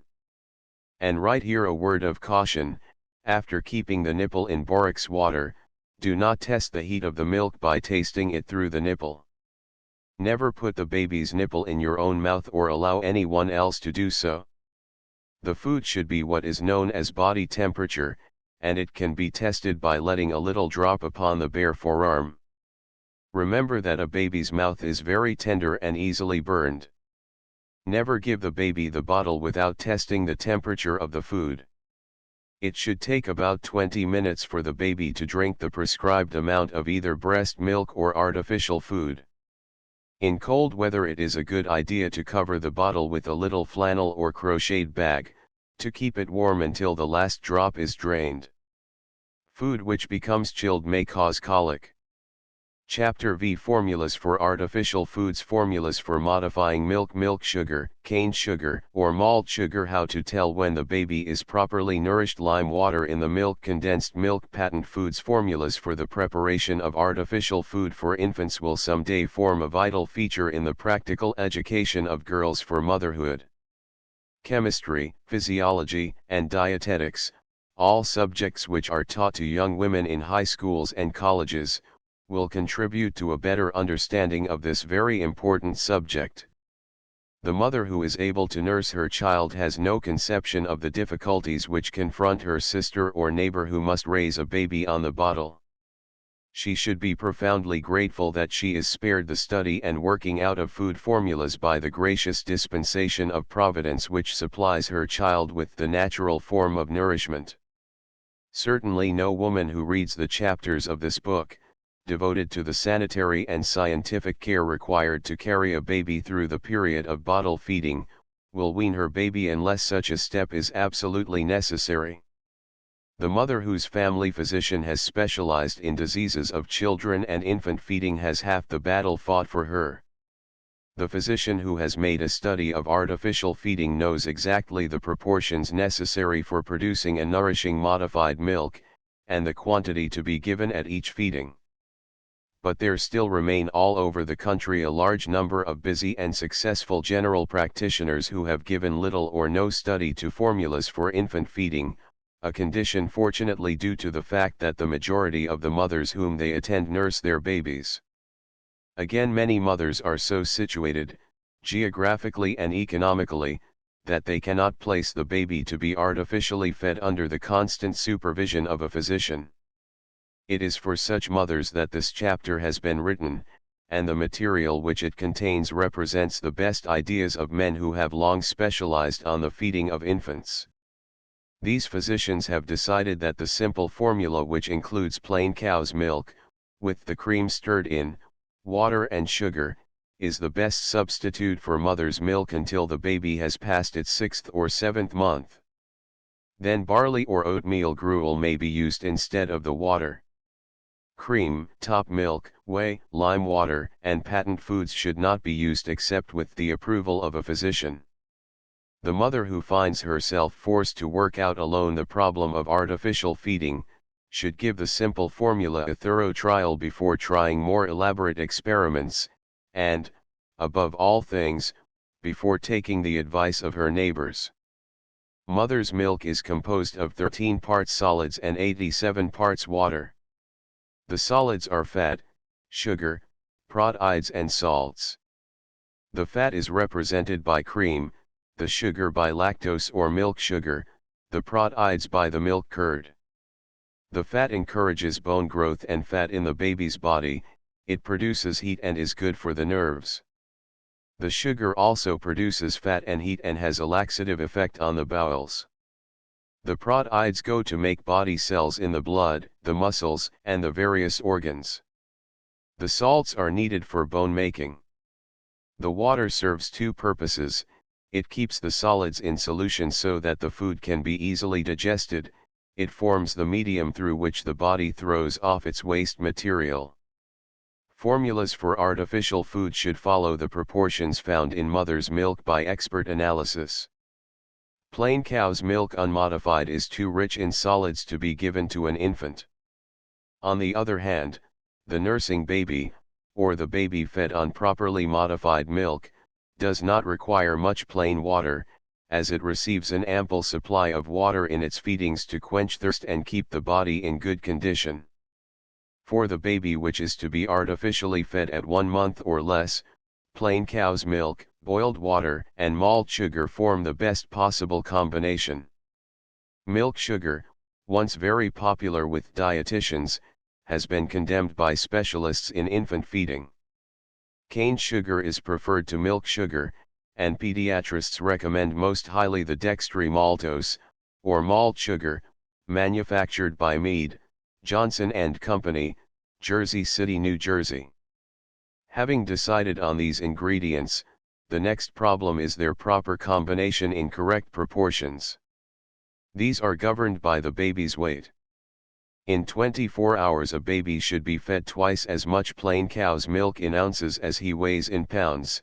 This means that a baby weighing 12 pounds should be fed 24 ounces of plain cow's milk in 24 hours. In preparing this quantity of cow's milk for the baby's consumption, it must be borne in mind that this milk contains only half as much sugar as mother's milk, while it holds 3 times as much proteids and salts, and both the proteids and the fat are less digestible than those found in breast milk. This explains why water must be used to dilute the heavier cow's milk. For the newborn baby the following proportions are recommended when what is known as plain milk is to be used: 4 ounces of milk, 1 ounce, or 2 rounded tablespoonfuls, of dextry-maltose, 16 ounces of boiled water. In 2 or 3 days this formula may be changed to 5 ounces of milk, 1 ounce, or 2 rounded tablespoonfuls, of dextry-maltose, 15 ounces of boiled water. If the baby is digesting this food without trouble, about the 10th day, increase the milk by 1 ounce and decrease the water by 1 ounce. A normal child, with whom modified milk agrees, is able at the end of a month to digest its food in the following proportions: 8 ounces of plain milk, 1 ounce, or 2 tablespoonfuls, of dextry-maltose, 12 ounces of boiled water. At 7 months the baby is ready to have gruel combined with the water and the milk in the following proportions: 9 ounces of plain milk, 1 1/2 ounces, 3 tablespoonfuls, dextry-maltose, 5 ounces of water. 6 ounces of gruel made as follows: 2 tablespoonfuls of prepared barley, wheat, or oat flour, smooth with cold water, have ready 1 pint of water boiling hard, add a pinch of salt, stir in the smoothed flour, cook for 30 minutes in a double boiler, and strain through a hair sieve. Add enough boiling water to make a pint, and set it away to cool. At 10 months the child is taking modified milk in these proportions: 13 ounces of plain milk, 1 heaping tablespoonful of dextry-maltose, 6 ounces of thin gruel, no water. Milk thus modified can be given to the child until it is 1 year old. Between the 1st and the 7th month the increase in the amount of cow's milk and the decrease in the amount of boiled water will depend entirely upon the condition of the child's digestion. After the 1st month the increase in cow's milk should be made quite gradually, and several days should be permitted to elapse after each change, to watch the effect upon the digestion. The child himself furnishes a pretty fair indication of when the strength of the food should be increased. If he drains the bottle rapidly and cries when it is taken from him, or if he begins to fret anywhere from an hour to half an hour before his feeding time, and if he constantly sucks his fingers in hungry fashion, either the quantity of the food or its strength must be increased. If the food is already too rich for the child, this is shown by indigestion, vomiting, diarrhea, or constipation. The increase in the strength of the formulas should be at the rate of half an ounce or less in 3 days or more for about a month after artificial feeding begins, then a greater amount of time should be permitted to elapse. The increase in quantity should be at the rate of 1/4 of an ounce at each feeding, made at intervals of 4 to 7 days, according to the growth and appetite of the child. It will be noticed that there is a more rapid increase during the first month of the child's life than at any other time. This is because exquisite care must be taken to start the child on the most delicate form of artificial food. Then, if modified milk does agree with the infant, it thrives and demands artificial food of increasing strength, precisely as the mother's milk gains in strength as she gains in health and energy after her confinement. It will be recalled that mother's milk up to the 4th or 5th day is practically sweetened water on which the baby thrives. The child's digestion is not injured when the flow of mother's milk is suddenly established and becomes rich. In planning the diet for a bottle-fed baby, those who have given the matter study follow as closely as possible the rules laid down by nature in supplying breast milk. These are the simplest and most reliable of formulas with plain milk as the foundation. The use of cream and top milk in the place of plain milk seems to be purely a matter of difference of opinion between medical authorities. If the top milk is used, the quantity of boiled water used in modifying it must be greater, and gruels are added at a much later date. A question frequently brought up at contests was that of adding lime water to modified milk. This, too, represents a difference in medical opinion.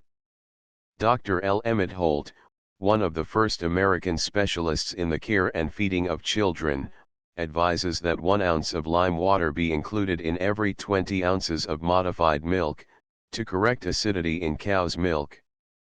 Dr. Roger H. Dennett, professor of pediatrics at the Postgraduate Hospital, New York City, does not consider lime water essential to a successful formula. Other authorities differ in the same way.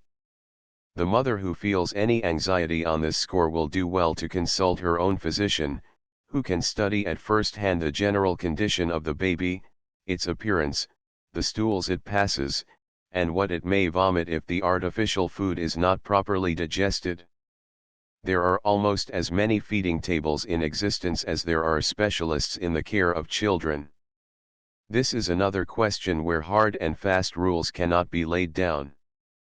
But here are some general tables which have borne the test in families where artificial feeding is a stern necessity. Any baby weaned under 3 months of age should have bottle feedings as it would have had breast feedings, at intervals of every 2 hours between 6 a.m. and 10 p.m. It should also have 1 feeding in the night between 1 and 2 o'clock. This represents 10 feedings in 24 hours, up to the time the child is 3 months old. The quantity to be supplied at each feeding varies with the baby's age. During the first week the baby should be given 1 1/2 ounces at each feeding. This, with 10 feedings in 24 hours, means from 10 to 15 ounces of nourishment a day. During the second week the amount at each feeding is raised to 2 ounces, or 20 ounces in 24 hours. Third and fourth weeks, 2 1/2 ounces for each feeding. Second and third month, 3 ounces for each feeding. During the fourth month the table of feeding changes. The child is now fed every 2 1/2 hours from 6 a.m. to 9 p.m., with 1 feeding between 1 and 2 a.m. 4 1/2 ounces at each feeding, or 36 ounces in 24 hours. During the fifth month the feedings are still farther apart, every 3 hours between 6 a.m. and 9 p.m., and 1 feeding in the night. 5 1/2 to 6 ounces at each feeding. So, from month to month, the feedings are a little farther apart and each feeding a little heavier.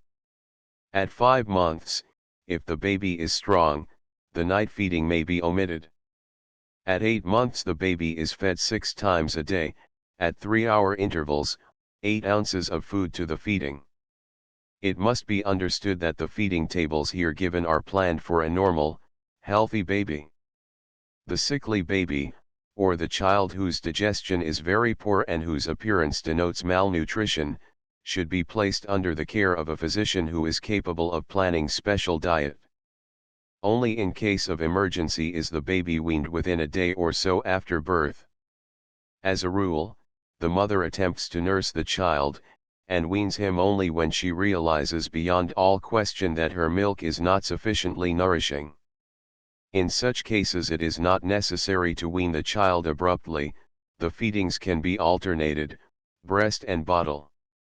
In this way certain properties in the mother's milk correct possible ill effects on the digestion from bottle feedings. Moreover, the mother sometimes gains in strength, the milk improves and the bottle is then given at rarer intervals. When it becomes necessary to wean the child completely from the breast, because of its age, or pregnancy in the mother, half the battle has been fought in accustoming the child and its digestive apparatus to the bottle food. A question frequently asked by mothers is this: what is the difference between pasteurized milk and boiled milk, and which is better for the child? Pasteurizing milk consists of heating it to a temperature varying from 155 degrees to 175 degrees Fahrenheit in apparatus specially made for this purpose, which can be bought at prices varying from $4 to $8 through dealers in surgical instruments. Directions come with the apparatus. To pasteurize milk without an apparatus, fill the bottles with milk, cork them with sterile cotton wool, set in a pail, fill the pail with boiling water, cover it tightly and set aside for 45 minutes, then cool the bottles rapidly and place them on the ice. Boiling milk or sterilization, as it is known to medical men, means keeping the milk at a boiling point for at least 1 hour in a double boiler. The utensil containing the milk is then set in ice water so that it will chill in 20 minutes or less. The milk is next poured into clean bottles, corked with sterile cotton wool, and placed on ice. The milk to be fed to babies should be pasteurized or boiled when there is doubt as to the source of milk supply, also when there is an epidemic current, such as typhoid fever, diphtheria, etc. Both processes are supposed to kill bacteria, boiling being more effective than pasteurization. It is far better for the baby's health, however, to secure certified milk than to treat it as described above. Boiled milk may be given to a baby during the first 2 or 3 weeks of its life, also to babies suffering with diarrhea and other acute digestive disturbances. But the child who is fed for a great length of time on boiled milk receives no fresh food, and is therefore subject to scurvy. If, for any reason, the mother feels that it is necessary to feed her baby the boiled milk, she may counteract the effects on a child, 3 months old or more, with the strained juice of half an orange, morning and evening. Particularly in mining towns, mothers must depend upon condensed milk as artificial food for babies. While it is much better to use fresh cow's milk, if it can be secured, the condensed milk is preferable to stale cow's milk. If a reliable brand is secured, the mother is buying fresh milk which has been sterilized and then evaporated. A can of condensed milk is equal to about 3 times as much whole or plain milk, sweetened with cane sugar. When the child must be placed on condensed milk practically at birth, the milk should be diluted in the proportion of 1 level teaspoonful of condensed milk to 16 spoonfuls of boiled water. This gives a very weak and watery solution, and the young mother is apt to think it does not contain enough nourishment for her child. But she should bear in mind that mother's milk is equally thin, yet sufficiently nourishing for the child 1 week old or less. 48 hours later the dilution may be strengthened to 1 spoonful of milk to 15 of water, then gradually to 14, etc. At 3 months the baby may be taking a solution of 1 part condensed milk to 8 parts of barley water. Babies raised on condensed milk gain rapidly in weight because the condensed milk, being low in fats and proteids, and high in sugar, is easily digested. However, the same children show little resistance when attacked by acute disease, and, if fed on condensed milk exclusively, they may develop rickets or scurvy.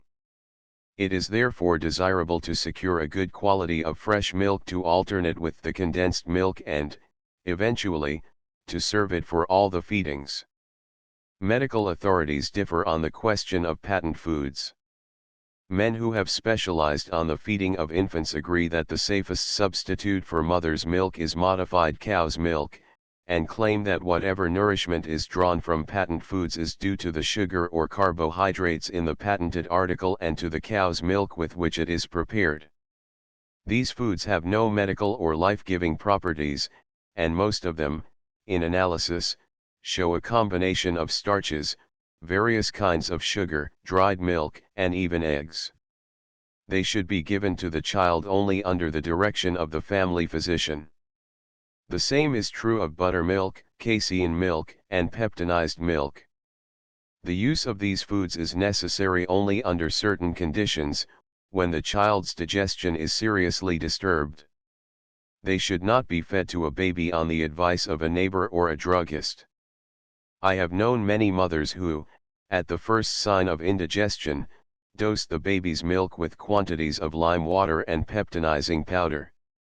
This should not be done without consulting a physician.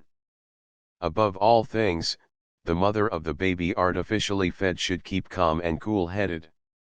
Even breastfed babies have occasional attacks of indigestion, vomiting, colic, and diarrhea, which yield quickly to treatment. The same trouble in bottle-fed babies will yield to treatment. Chapter 6 Guarding the baby's digestion. Sound digestion means a strong baby. Bowel conditions tell the story. The underfed and the overfed baby. Symptoms of disorder in the digestive system: vomiting, colic and constipation, diarrhea and its treatment. Sound digestion in the family. Baby stands for many good things. It spells peace and comfort for the entire household, for good digestion means good health and good humor, therefore a baby whose presence does not disturb the family. It spells small doctor's bills, because a sound digestion gives the baby power of resistance to throw off germs of disease and even to pass safely through exposure to contagion. It spells efficiency and intelligent care on the part of the mother, for, common belief to the contrary notwithstanding, the healthy baby is not a matter of accident but of care. The knowledge of how to give that care may be innate, inherited from a line of sensible, motherly women, or it may be acquired by education in the feeding and care of infants, but it is there. That fact is proved by experiment among untrained mothers. A Philadelphia branch of the Congress of Mothers started an infant-saving campaign in a certain ward of that city. For a given time, they had meetings of mothers, with talks on the care and feeding of babies, week in and week out. Babies were weighed and measured, and, as they gained, the mothers were praised for the improvement in their children.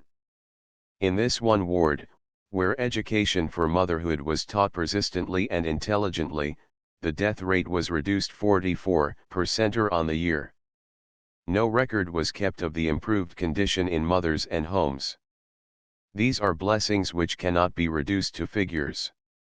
When the American woman knows as much about feeding babies and children under 3 years of age as she knows about mixing bread, polishing furniture, and embroidering doilies, our home economics and domestic relations will undergo a change for the better. Thousands of marriages have been wrecked by the ignorance of the mother in rearing her children, and the subsequent confusion and quarreling.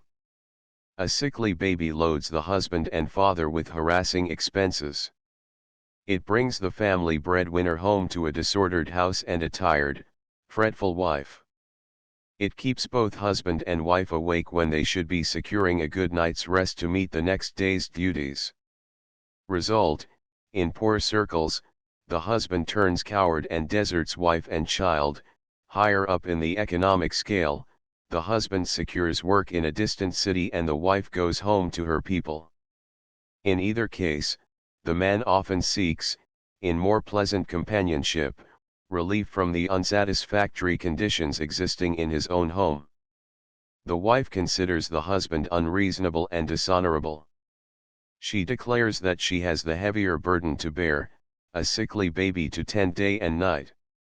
What she does not realize is that the baby would not be sickly if the mother knew her job of motherhood as well as the father knows his trade of breadwinning. The law does not recognize indigestion in the family baby as a divorce cause, but any judge who has ever presided over what is known as a court of domestic relations will tell you that desertion, non-support, cruelty, and infidelity on the part of the husband can often be traced directly to the wailing of a baby or several babies, who would not wail if their mothers knew how to guard their digestion. Mothers are not altogether to blame for their inability to prevent digestive ailments in their babies. Generally, their own mothers did not understand this wonderful science of infant feeding, nor warn them of the pitfalls which yawn before the young mother who has not studied it. Even general practitioners have not placed great importance on the study of babies. They have had their hands full by doctoring grown ups, who might have been healthy adults if properly started in life.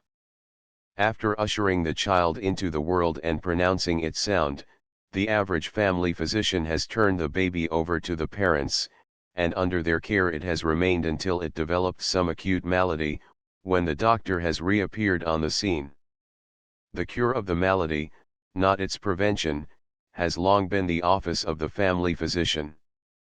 They do it better in China, where physicians are paid only so long as the health of the family is good. The world has long proceeded on the theory that with the birth of the baby was born in the mother some heaven-sent knowledge of how to raise the baby.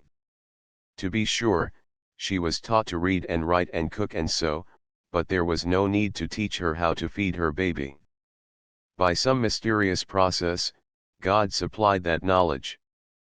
That he did not is shown by the fact that 25% of the deaths in our country are of children under 1 year of age. Another mistaken belief about babies has been that they are born delicate or strong, and, as they are born, so must they live, that is, if they live at all.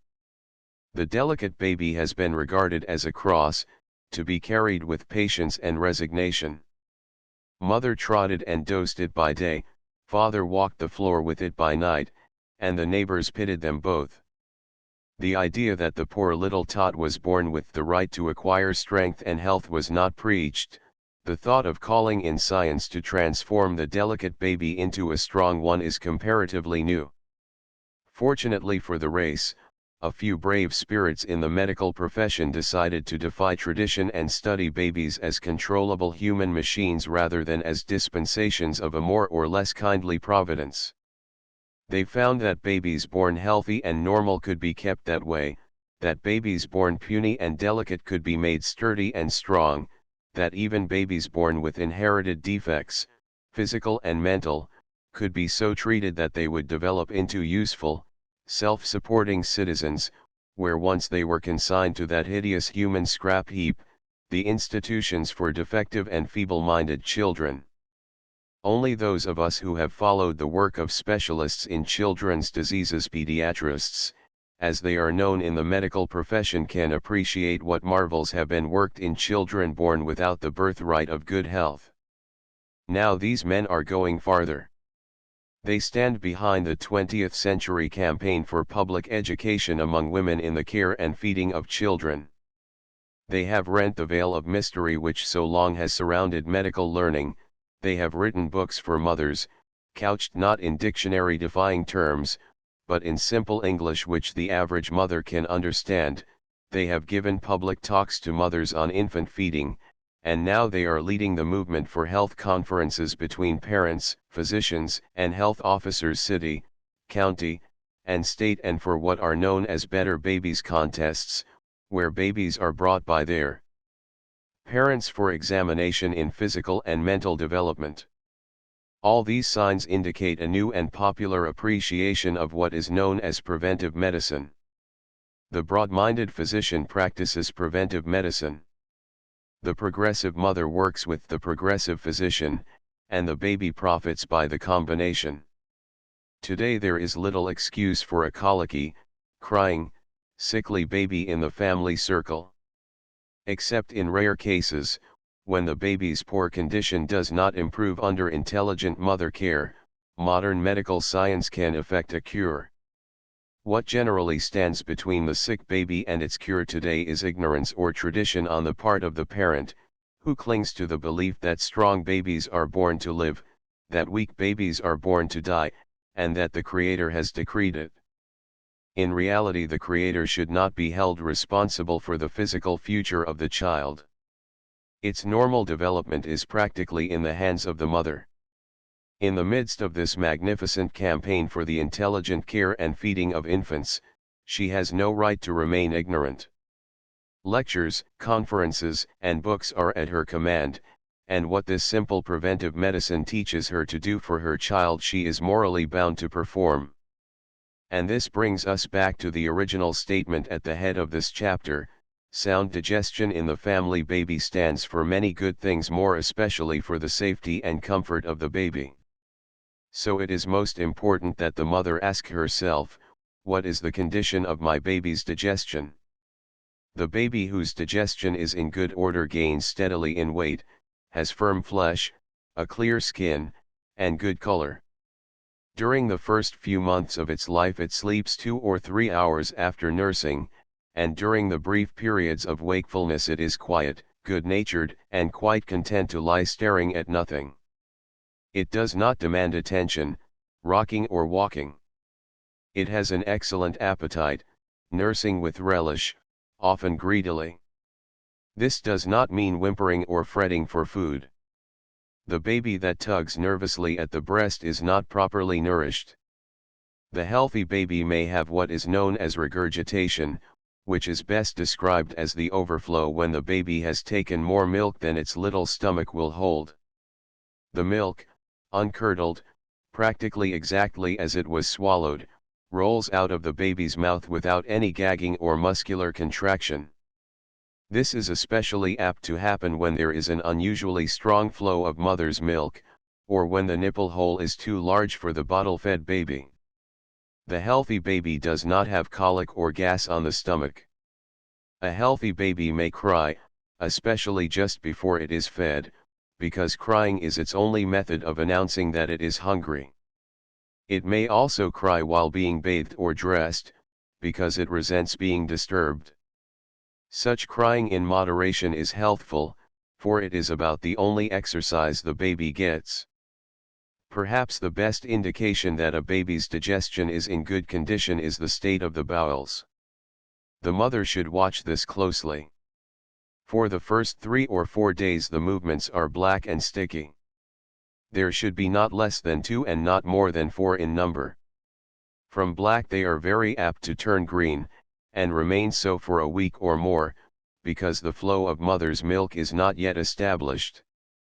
As a rule, however, during the second week, the breast milk gains in quality, and the stools turn a light yellow and become more solid, about the consistency of mush.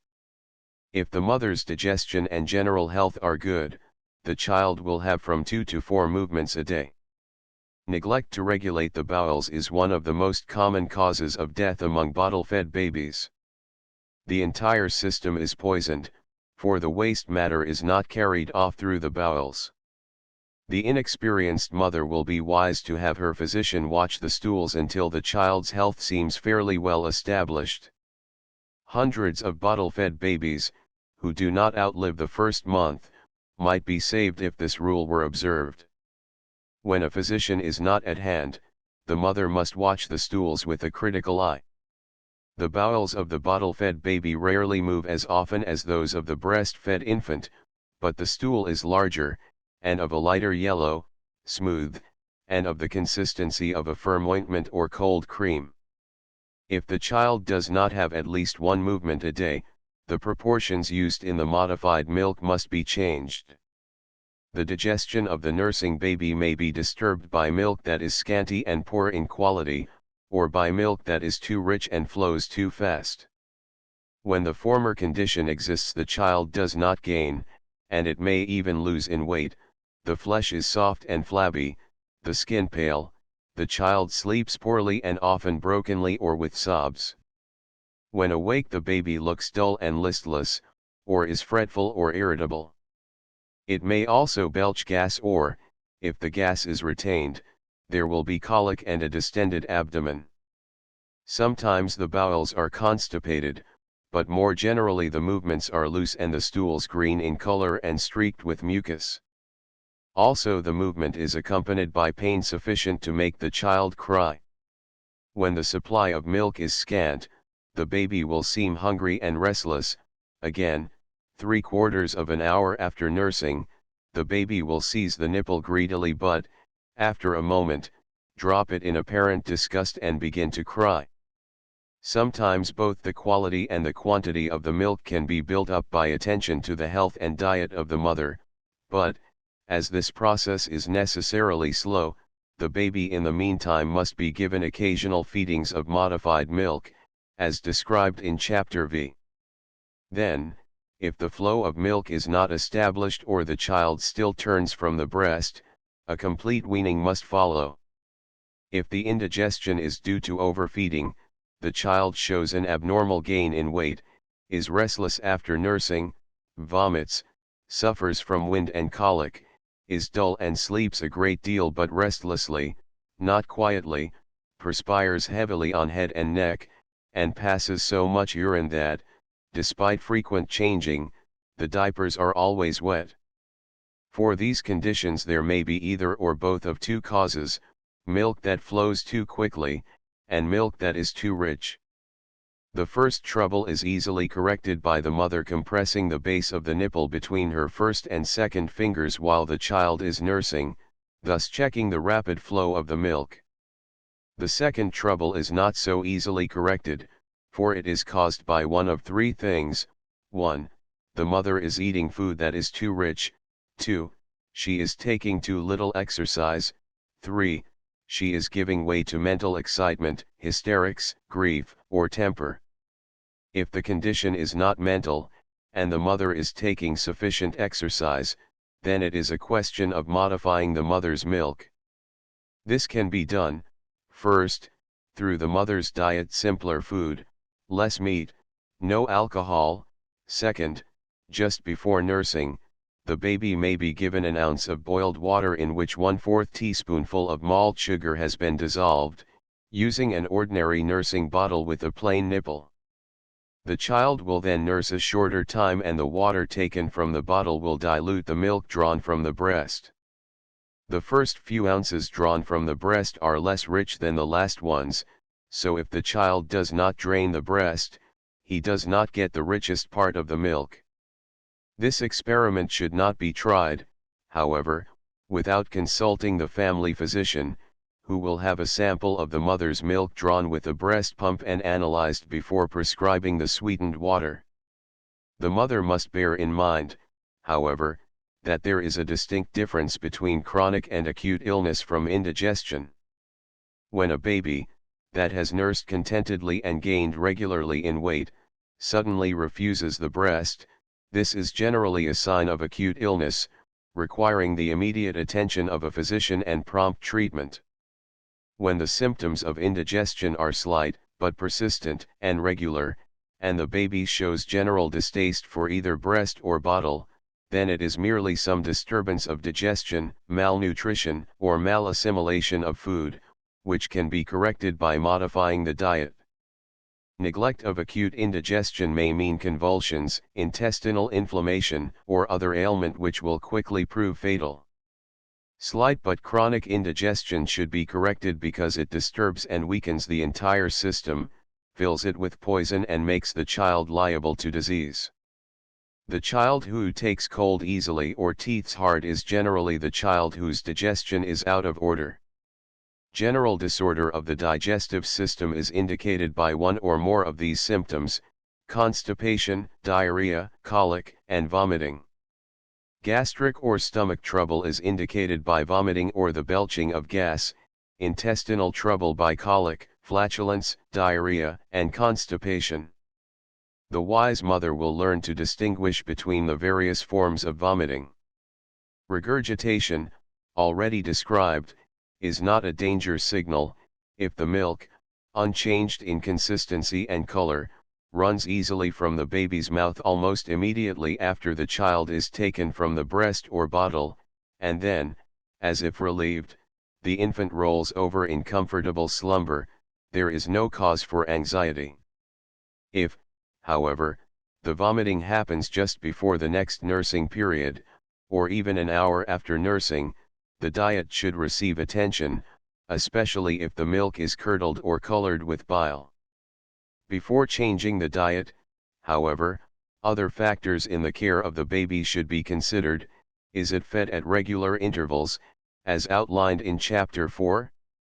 At the Better Babies contests, I have often been shocked at the replies given by mothers when the doctors inquired, "How often is your child fed?" Here are some of the answers: "I don't know." "When he wakes up." "Whenever he cries." "When I have time to sit down." The child that is fed irregularly is very apt to vomit. So is the child that is jostled, jogged, or rocked after nursing.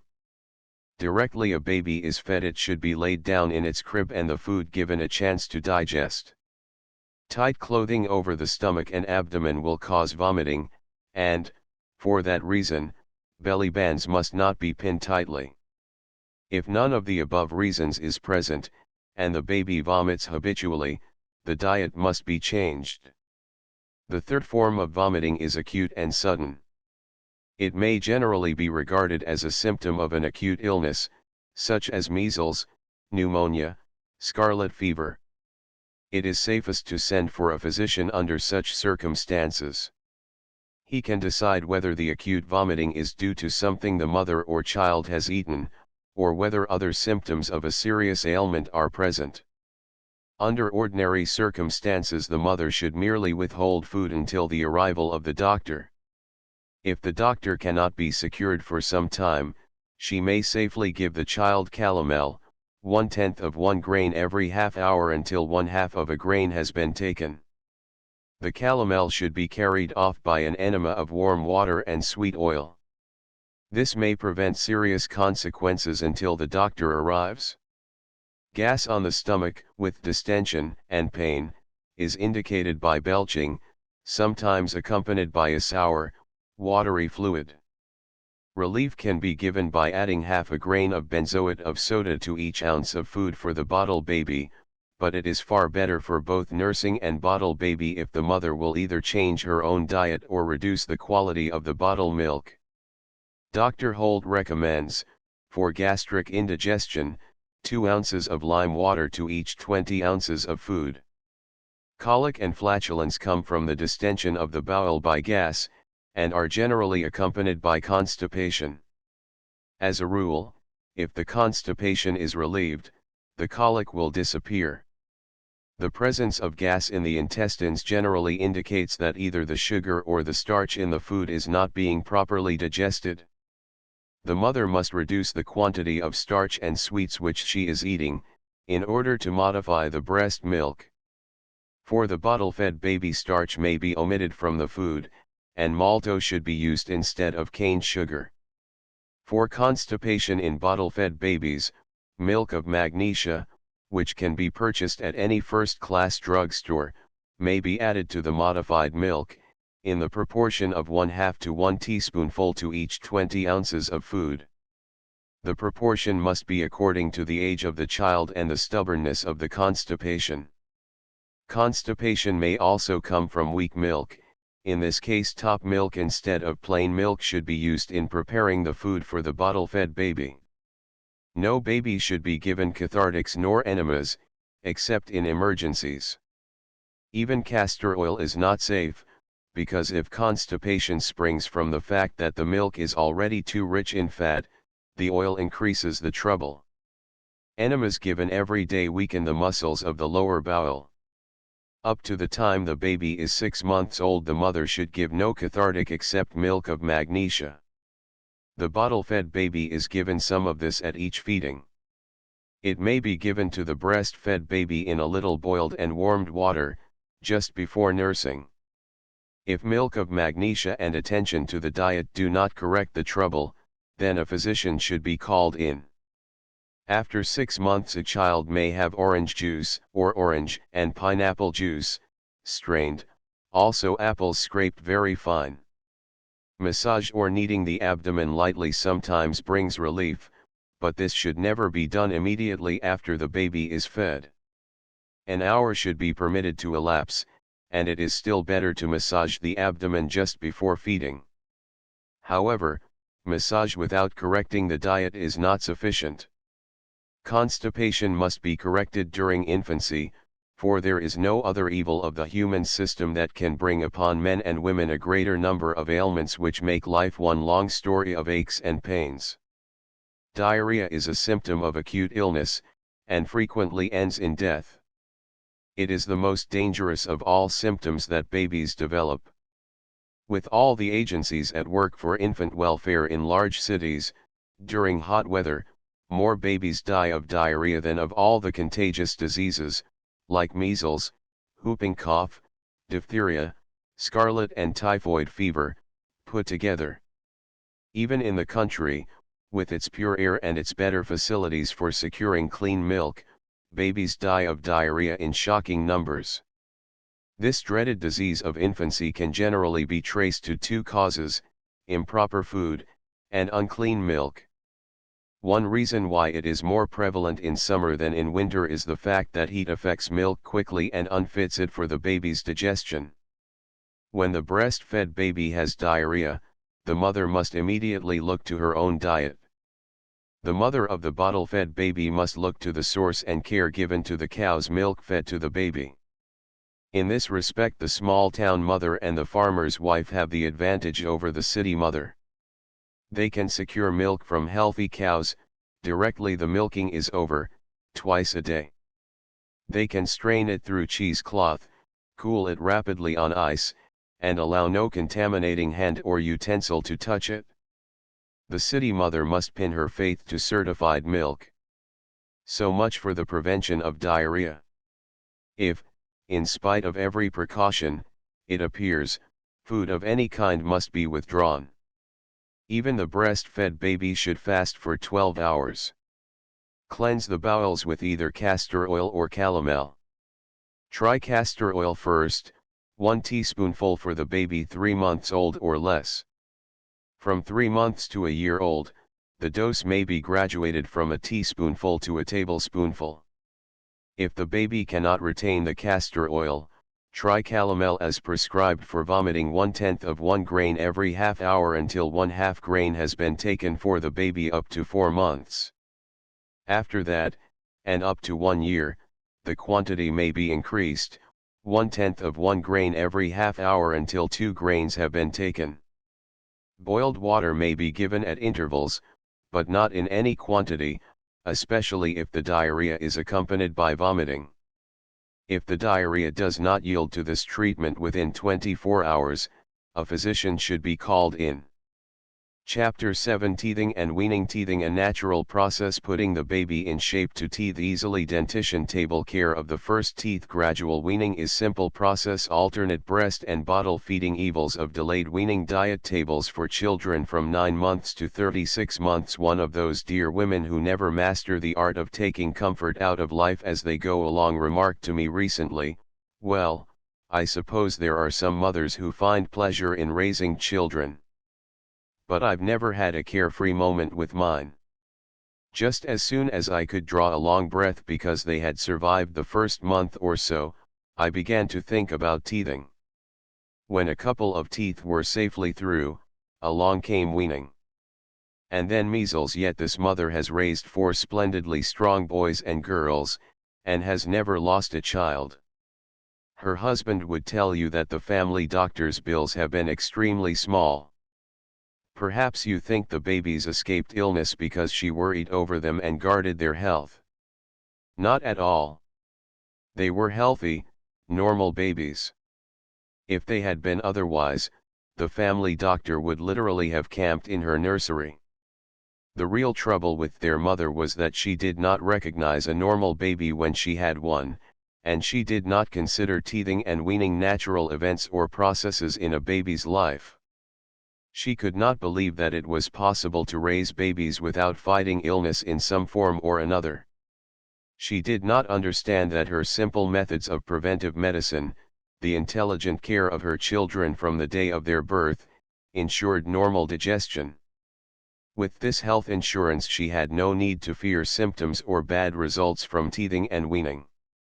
The testimony of physicians who have specialized in the care and feeding of children, and of mothers who have raised normal babies, proves that both teething and weaning are normal and gradual operations which do not seriously disturb the child's health, if the digestion is in good condition. Teething in particular is often made the excuse or the cloak for chronic disturbances of the digestion, which should have been corrected long before the time for dentition arrived. The average child does not cut its first teeth until the 6th month, yet it is not unusual to hear a mother claim that an attack of indigestion, vomiting, or diarrhea in a 3-month-old child is due to the fact that teeth are beginning to make trouble. If the child is kept in all-round good condition, teething is merely a part of its all-round development, no more troublesome than the growth of the hair on the head, or the nails on the fingers. To the healthy child, the cutting of each successive tooth may bring a trifling irritability, restlessness, or wakefulness for a few nights, and drooling. The baby may even suffer from loss of appetite, a very slight fever, light vomiting, or streaks of undigested food in the stools, but these symptoms will last only a few days and the baby will recuperate rapidly. When the child is not in a healthy condition, and especially if it is fed irregularly and improperly, these slight disturbances take on a more serious form. The fever will run up to 101 degrees or 102 degrees Fahrenheit. The child will be unable to retain food, and the vomiting will be severe. Diarrhea next sets in, and the child is in a fair way to develop a case of cholera infantum, the dread disease responsible for the high death rate among children under 1 year of age. Summer complaint, as it is commonly called, is not due to teething, however, but to the bad condition of the digestive organs, which teething aggravates. While it is important to guard the baby's digestion always, it is even more important to prepare his entire system for the process of teething by setting the digestive organs in good order before, not after, the process starts. Here, indeed, the proverbial ounce of prevention is worth many pounds of cure. It is far easier to put stomach and bowels into good shape before the first tooth appears than it is to check the diarrhea which comes when the child's digestion is too weak to meet the slight added strain of dentition. The first teeth appear sometime between the 5th and 9th months. These are the 2 central lower teeth. The average time of dentition in a healthy child is 6 months. Generally these 2 teeth appear very close together. Next, between the 8th and 12th month come the 4 upper central teeth. Between the 12th and 18th month the baby cuts 2 more lower central teeth, and 4 double teeth. Next in order are the 4 canine teeth. The upper teeth in this set are known as eye teeth and the 2 lower as stomach teeth. These should make their appearance by the 24th month. Between this date and the 30th month come the 4 back double teeth, which, according to tradition, are the most difficult to cut. In reality, they give little more trouble than any others, provided, of course, that the child is in good condition. The following is an average table of dentition: at 12 months, 6 teeth. At 18 months, 12 teeth. At 24 months, 16 teeth. At 30 months, 20 teeth, or the complete set of first, or milk, teeth, as they are sometimes called. Various causes are assigned to delayed dentition or slowness in teething. A prolonged and serious illness, or a case of rickets, will delay the teething, and it is also said to be a matter of family traits.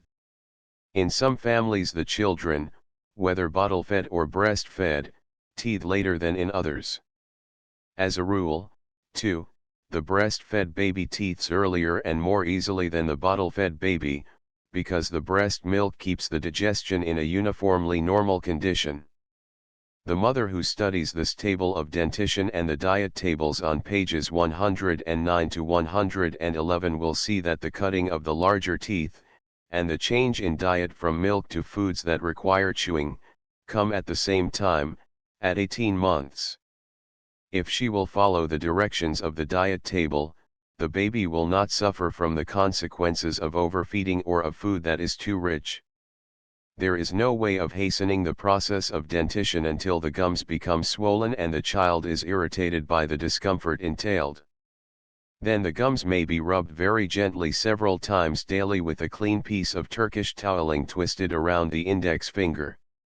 The old habit of rubbing the baby's gums with the bare finger, which may or may not have been washed, is not sanitary, nor for that matter does it assist the cutting of the tooth. But the moderate roughness of Turkish toweling is helpful.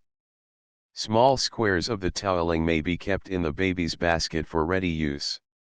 If the baby is feverish and the gums are hot as well as swollen, they can be washed gently several times daily with a soft bit of gauze dipped in water that has been first boiled, then cooled in a sanitary vessel. If the baby seems to find relief in biting on something hard, provide an ivory ring or toy that can be washed.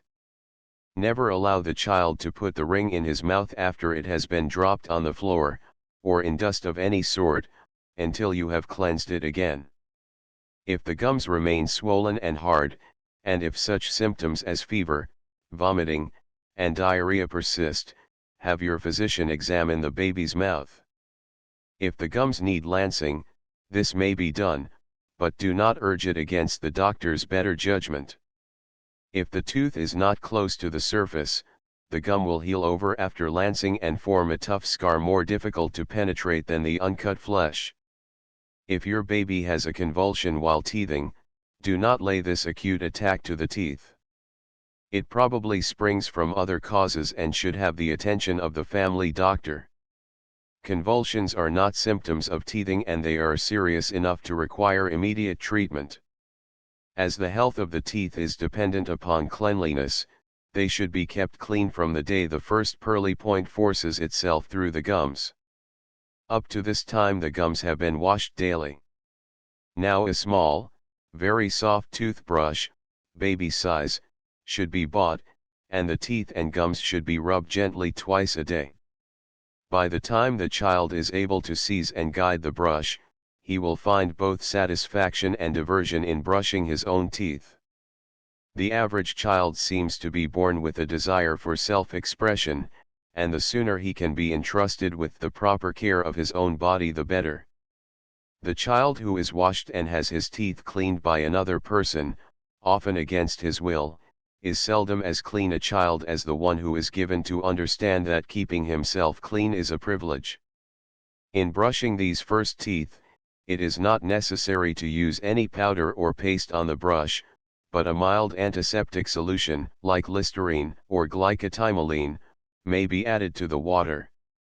As the little jaws fill up with teeth, their general condition must be watched closely for two reasons. First, because the condition of the teeth may be a symptom of constitutional disorder. Second, because the health of the second or permanent teeth is largely dependent upon the condition and care of the first teeth. The teeth should be brushed up and down as well as from side to side. The gums should be thoroughly cleaned, and the child should be taught to rinse the mouth well. Watch for signs of decay. It is astonishing how soon these appear, especially if the diet is not what the child needs. Decay springs from three causes: uncleanliness, a diet which lacks bone-making properties, and disuse. The tiny brush will keep the teeth clean. If the diet tables given in this book are followed, the bones and the teeth will be properly nourished. The average mother makes the mistake of not giving the teeth enough work to do. Dogs and all animals which chew on bones have hard, strong teeth. Human beings who eat food that requires slow, persistent mastication, such as hardtack, tough meats, etc., develop strong and generally sound teeth, while the more civilized races and the privileged few who eat prepared foods or the most delicate and tender of meats, sauces, etc., are the dentist's best-paying patients. If the mother puts this theory into practice and gives her child's teeth work to do, she will help harden the teeth and prevent their decay. Especially after the 14th month, the diet must include broths made from meat, eggs, vegetables and fruits, plenty of starch and fats, with little sweets. Candy is especially bad for the teeth. Bread toasted in the oven, zwieback, and hard crackers should partially supplant cereals and mush. When the child is old enough to be fed meat, either chicken, lamb chop, or beef steak broiled, may be scraped or minced away from the bone, and then the bone itself be given to the child to pick. The little teeth will thus have fine exercise. The habit of swallowing solid food whole, gulping it down with water or milk, is dangerous to the teeth as well as to the stomach. If the child shows a tendency to do this, do not serve liquid food and solid food at the same time. Teach the baby by example to eat slowly and masticate each bite thoroughly. If the first teeth are discolored and irregular, or if they decay early, have a dentist look them over. It may be necessary to treat them and have them filled long before time for the second set to appear. If decayed first teeth are permitted to remain in the jaw, or if they are drawn too soon, the second teeth will be unhealthy or irregular in shape and position. Weaning is a process which frequently accompanies the first period of dentition, by which I mean the last 3 months of baby's first year, during which time he will probably cut 6 teeth. The combination of teething and weaning, however, is not so fearsome as it sounds, provided, of course, that the baby has been properly nourished and is developing along normal lines. Most of us can look back to the day when weaning the family baby was almost a domestic tragedy. The mother, more through fear than sentiment, wept and declared that, once her child did not nurse from the breast, life would never be quite the same. The baby would grow away from her. The entire family watched the process in awe, wondering whether baby would survive the sudden change of diet. And in that word sudden lay all the dread possibilities for both mother and child. Fortunately, we have outgrown sudden weaning, along with many other dangerous superstitions and traditions of motherhood. In those days, when grandmothers and aunts came flocking round to assist in weaning the family treasure, babies were fed on breast milk from birth to practically the day when weaning became a stern necessity. Consequently, the enforced weaning represented for the baby an abrupt change in diet, which was most disturbing to his stomach, and for the mother all the horrors of breast trouble when the baby no longer nursed. Artificial pumping, caked breasts, abscesses, were common features of the old-fashioned system of weaning, which the modern mother does not undergo. Today the wise physician and mother agree that, from the 3rd month on, the baby shall vary breast feedings with properly modified cow's milk from the bottle. As the months pass, the bottle feedings are increased. Then, no matter what emergency may arise, illness or pregnancy in the mother, the necessity for a prolonged separation between mother and child, the baby is so accustomed to the bottle that, deprived of natural nourishment, he will not resent bottle food exclusively, and his entire digestive system is at least partially prepared for the change. When weaning is not due to emergency, but is gradual and part of the natural development of the child, it is a very simple process. From the 3rd to the 10th month, we will say that the child has had both breast milk and the occasional bottle feeding. Gradually, from the 6th month on, the bottle feedings have been increased in both number and strength. Now, at the 10th month, he may drink milk, orange juice, and clear broth out of a cup. His cereal and thick broth may be fed to him with a spoon. All this time he draws less and less on the mother for nourishment. By the 12th month, or the end of his first year, if his health is good, the baby is weaned automatically without any abrupt and dangerous change in diet. During the latter part of this gradual weaning process, as he has drawn less on the breast, the amount of milk has decreased with the lack of demand, and so the weaning involves less danger and pain for the mother. Very few mothers have the strength to nourish their babies after the 12th month. In fact, pediatrists and nurses who have done dispensary work among children state that many cases of anemia and rickets can be traced to poor nourishment, due to the overworked mother's well-meaning but mistaken effort to nurse the baby, without any bottle feedings, through teething, and beyond the first year. The bottle-fed baby must be weaned from the bottle in the same gradual way. At 9 months, if he is in good condition, and the artificial food is properly digested, he may be fed partly from cup or spoon at each feeding. The modified milk fed in the bottle should be divided, half should be served first from the spoon or cup, while the baby is hungry enough to accept food in any form, by any means. Then the second half of his feeding may be given from the bottle. If he is given the bottle first and his hunger is partly satisfied, he will resent the new form of feeding, which is slower and therefore less pleasing to his small majesty. At a year, he is given one entire feeding with cup or spoon, preferably the midday meal. This replaces one bottle feeding. The spoon and cup feedings are then increased gradually and the bottle feedings are decreased. At 14 months, he gets 2 meals of spoon food and 3 bottle feedings. At 16 months, 3 spoon and cup meals a day, and a bottle at 9 or 10 at night. At 18 or 20 months, the night bottle is stopped. The baby is safely weaned. The triumph of modern weaning is due entirely to the fact that it is a natural, gradual process, in contrast to the more abrupt and drastic changes under the old-fashioned methods. The following diet list, which will serve to guide the mother in carrying her child safely through the joint process of teething and weaning, is used in private practice by Roger H. Dennett, M.D., Professor of Pediatrics in the Postgraduate Hospital of New York. Diet for child from 9 or 10 months to 13 or 14 months, 6 a.m. bottle feeding of undiluted, unsweetened cow's milk, or breastfeeding when there is an ample supply of milk, or drink of milk from the cup. 9 a.m. cereal and drink of milk from the cup, varying the cereals with farina, cream of wheat, wheatina, oatmeal, Ralston's food, hominy, rice, cornmeal mush, and cornstarch. 12 noon. Same as 6 a.m. 3 p.m. toast, stale bread, or zwieback, and drink of milk from cup. 6 p.m. same as 6 a.m. 9 or 10 p.m. same as 6 a.m. orange juice or scraped raw apple may be given between the feedings.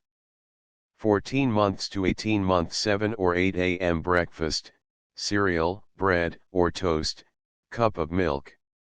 The cereal may be varied as above. 10 a.m. scraped raw apple, pear, or peach, or orange juice. Avoid skins and seeds. 12 or 1 p.m. dinner, an egg, potato, one other vegetable, bread, fruit juices or scraped fruit. The egg may be coddled, boiled, shirred, or poached. Potatoes may be baked, boiled, or mashed, preferably baked. Spinach, carrots, peas, string beans, asparagus tips, all cooked soft and mashed fine, may be used. Once or twice a week soups may be substituted for the egg, thickened with peas, beans, farina, sago, rice, or vegetables. For dessert, apple sauce, baked apple, prune pulp, or cooked fruit. 5 or 6 p.m. supper, 8 ounces of undiluted milk from the cup, bread, toast, or zwieback, graham or arrowroot crackers. 10 p.m., if desired, 8 ounces of undiluted milk. 18 months to 3 years 7 or 8 a.m. breakfast, cereal, egg, stale bread or toast, dry bacon. 12 to 1 p.m. dinner, meat, potatoes, one vegetable, dessert. A small quantity of meat, such as scraped beef, lamb chop, roast beef, roast lamb, hamburger steak, all cooked rare and cut fine. The roast may be hot or cold. Chicken, boiled, fricasseed, or roasted, may be given. Occasionally soups as described above may be given instead of meat, but they do not take the place of meat. Vegetables, such as carrots, spinach, green peas, string beans, squash, and macaroni. The dessert may be of apple sauce, baked apple, prune pulp, stale lady fingers, graham or arrowroot crackers, rice, bread, tapioca or blancmange pudding, baked custard, junket, or rice with hot milk. 5 to 6 p.m. supper, stale bread or toast, unsweetened crackers, milk, fruit, raw or cooked. Clear broth or cereal may be given occasionally instead of the milk. This diet list will meet the needs of normal, healthy babies only.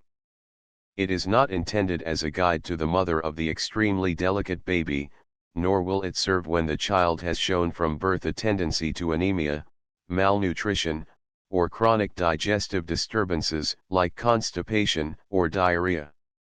Such cases are individual or abnormal, and require medical attention. No general diet will serve for such babies, who should be under the care of a child specialist. Chapter 8 Cleanliness and Health. How to give the baby's bath. Care of the various organs. Thrush and its treatment. Special baths for delicate children. Habits of cleanliness. Cleanliness is one of the foundation stones on which is reared the beautiful structure of baby's good health and good temper. When it is neglected, all sorts of weaknesses, discomforts and irritations creep in.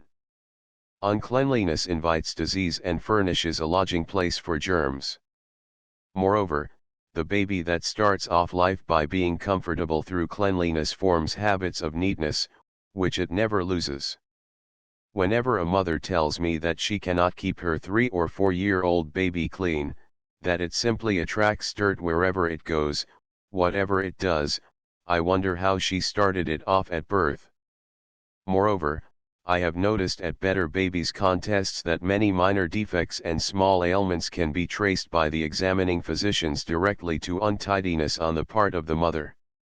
Looking back on the babyhood of my own children, I can recall no happier hours than those spent before the open fireplace in the adobe cabin of a western ranch, where the babies were sponged and patted dry and cuddled off to sleep by the light of the dancing flames. The mother who allows plenty of time for the morning bath is sowing seeds which are bound to blossom in habits of cleanliness in the child.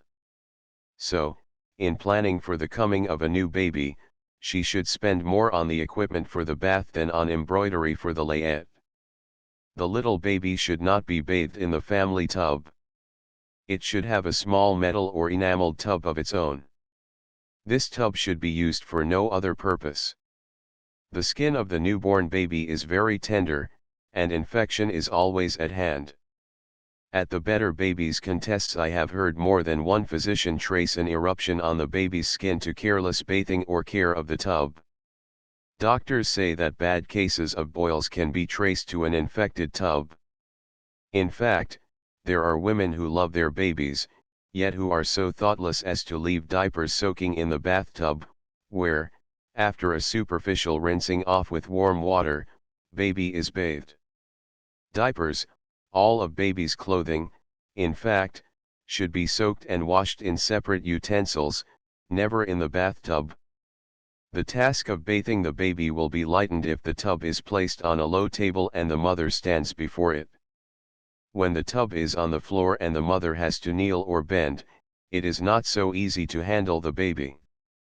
The top of the table may be protected with a pad, which can be dried after the bath, or with a piece of oilcloth and a square of muslin. In addition to the tub, there should be provided a large, but light, pitcher, preferably of enameled ware, for carrying the water from the bathroom or the kitchen to the nursery, a china or enameled bowl for the boracic acid solution, castile soap, squares cut from old, clean handkerchiefs, or old linen, 4 washcloths, a number of well-worn soft towels, a bath thermometer for testing the temperature of the water, medicine dropper for washing out baby's eyes, shaker of talcum powder, absorbent, cotton and aseptic gauze for cleansing the nose, ears, and mouth, soft hair brush, and a needle and thread for sewing on the bands. The bath equipment should not be allowed to stand on the table between baths. It should be kept, away from dust, in a closet or chest. A word of caution about the bathtub which has been used for other babies. When it is handed down from one baby to another, or perhaps has been rescued from attic or cellar, the tub may be a bit battered or rusty. If the paint is worn off, the rough spaces may offer a lodging place for germs. It is a very simple matter for some member of the family to give the tub a fresh coat of enamel paint, which comes for the purpose. This precaution may save the baby from irritations of the skin, and the mother from wakeful hours. Never use strong washing powders to cleanse the tub, as they irritate the skin. Always throw away the cotton and aseptic gauze or old pieces of linen used for washing the baby. Never use new towels or new, rough wash rags for bathing the tender skin of the baby. Old fabrics, well washed, and dried either in the sun or before the nursery fire, are much better. Never use a sponge for the baby, it cannot be kept clean. A germ-laden sponge may cause many forms of skin diseases, chafing and general irritation. Do not start the task of bathing until you have everything at hand. The aprons, rubber, and flannel, for the mother should be hanging over the back of the chair, the equipment for the bath arranged on the table, and the baby's clean clothing hung to air and warm on the rack near the fire. The temperature of the room in which the bath is given should be at least 70 degrees Fahrenheit. The temperature of the water should be tested by the bath thermometer. For the first 8 weeks of the baby's life, the bath thermometer should show that the water is 100 degrees Fahrenheit. From 2 months to 6, the temperature should be 98 degrees Fahrenheit. From 6 to 24, it should register from 85 degrees to 90 degrees Fahrenheit. The baby under 2 years old should never be given what is known as a cold bath, even when it is suffering from the effects of heat in the summer. A bath thermometer is a splendid investment for any mother, but if it is not within the financial possibilities, then the mother must test the bath very carefully by thrusting her bare elbow into the water. During the first week or 10 days of the baby's life, it is sponged off without laying it in the tub. After the navel cord has come off, the baby gets its first real bath in the tub. Now for the important process of bathing. Have the bathtub 2/3 full of water, with the temperature carefully regulated. Lay the baby on your lap, flat on his stomach. If his garments open in the back, roll these up and draw them over the head, not over the feet, and lay them aside. Then wrap around him the flannel apron or square which you have laid over your rubber apron. Wash the eyes with a bit of absorbent cotton which has been dipped into a lukewarm solution of boric acid, 1 even teaspoonful to 1 pint of water. Nostrils and ears are then cleansed with absorbent cotton and the boracic acid solution, a fresh piece of cotton being used for each operation. While the baby is very small, the cotton may be wrapped around a wooden toothpick, from which the sharp point has been removed. Next comes the very important washing of the genitals, which, if not properly cleansed, will soon become chafed. With a girl baby, the organs should be washed daily with a solution of boracic acid stronger than that used for the eyes, ears, and nose, 2 teaspoonfuls of boracic acid to 1 pint of water. If any discharge is found, the boracic acid solution must be used not only at the time of the bath but again in the evening. Wash the genital organs of a boy baby daily. The foreskin should be pushed back at least twice a week, while the parts are bathed gently with absorbent cotton and boracic acid solution. If the foreskin cannot be drawn back or is tightly adherent, the mother should call the family physician's attention to the difficulty, and he will decide whether circumcision is advisable. Under no circumstances should the mother or nurse attempt to stretch the skin forcibly. All the special organs having been cleansed with boracic acid solution, the face and head are washed off with clean gauze and patted dry with a soft towel. If there is a tendency to scurf or scales, rub the head every night with sweet oil, Vaseline, or cold cream, wash it gently off in the morning and, after drying, apply witch hazel or alcohol and water in equal parts. Never use a fine-tooth comb to remove these scales. If the growth of scales or milk crust is persistent, it may be necessary to stop washing the head, and cleanse it only with oil or cold cream. Now baby is ready to be soaped and laid in the tub. Make a good lather with castile soap and warm water, and rub the baby's body thoroughly. Be careful not to get the soap in the eyes. Rinse this off in the tub. There is an art in laying the baby in the water. Support the back and head with your left hand, grasp the ankles with your right, and very gently slip the little body under the water, being careful not to immerse the head. The sensation of water running into the ears, mouth, and eyes startles the baby and implants in him a fear of the daily bath. Support him with the left hand, and, with the right, rinse off the soap, using a piece of gauze or absorbent cotton. The very young baby should be kept in the water only long enough to rinse off the soap. As he grows older, and shows pleasure in the bath, he may remain in the water 3, 4, or 5 minutes. If, from the first bath, a child shows great fear and does not seem to outgrow this, do not plunge him directly into the water.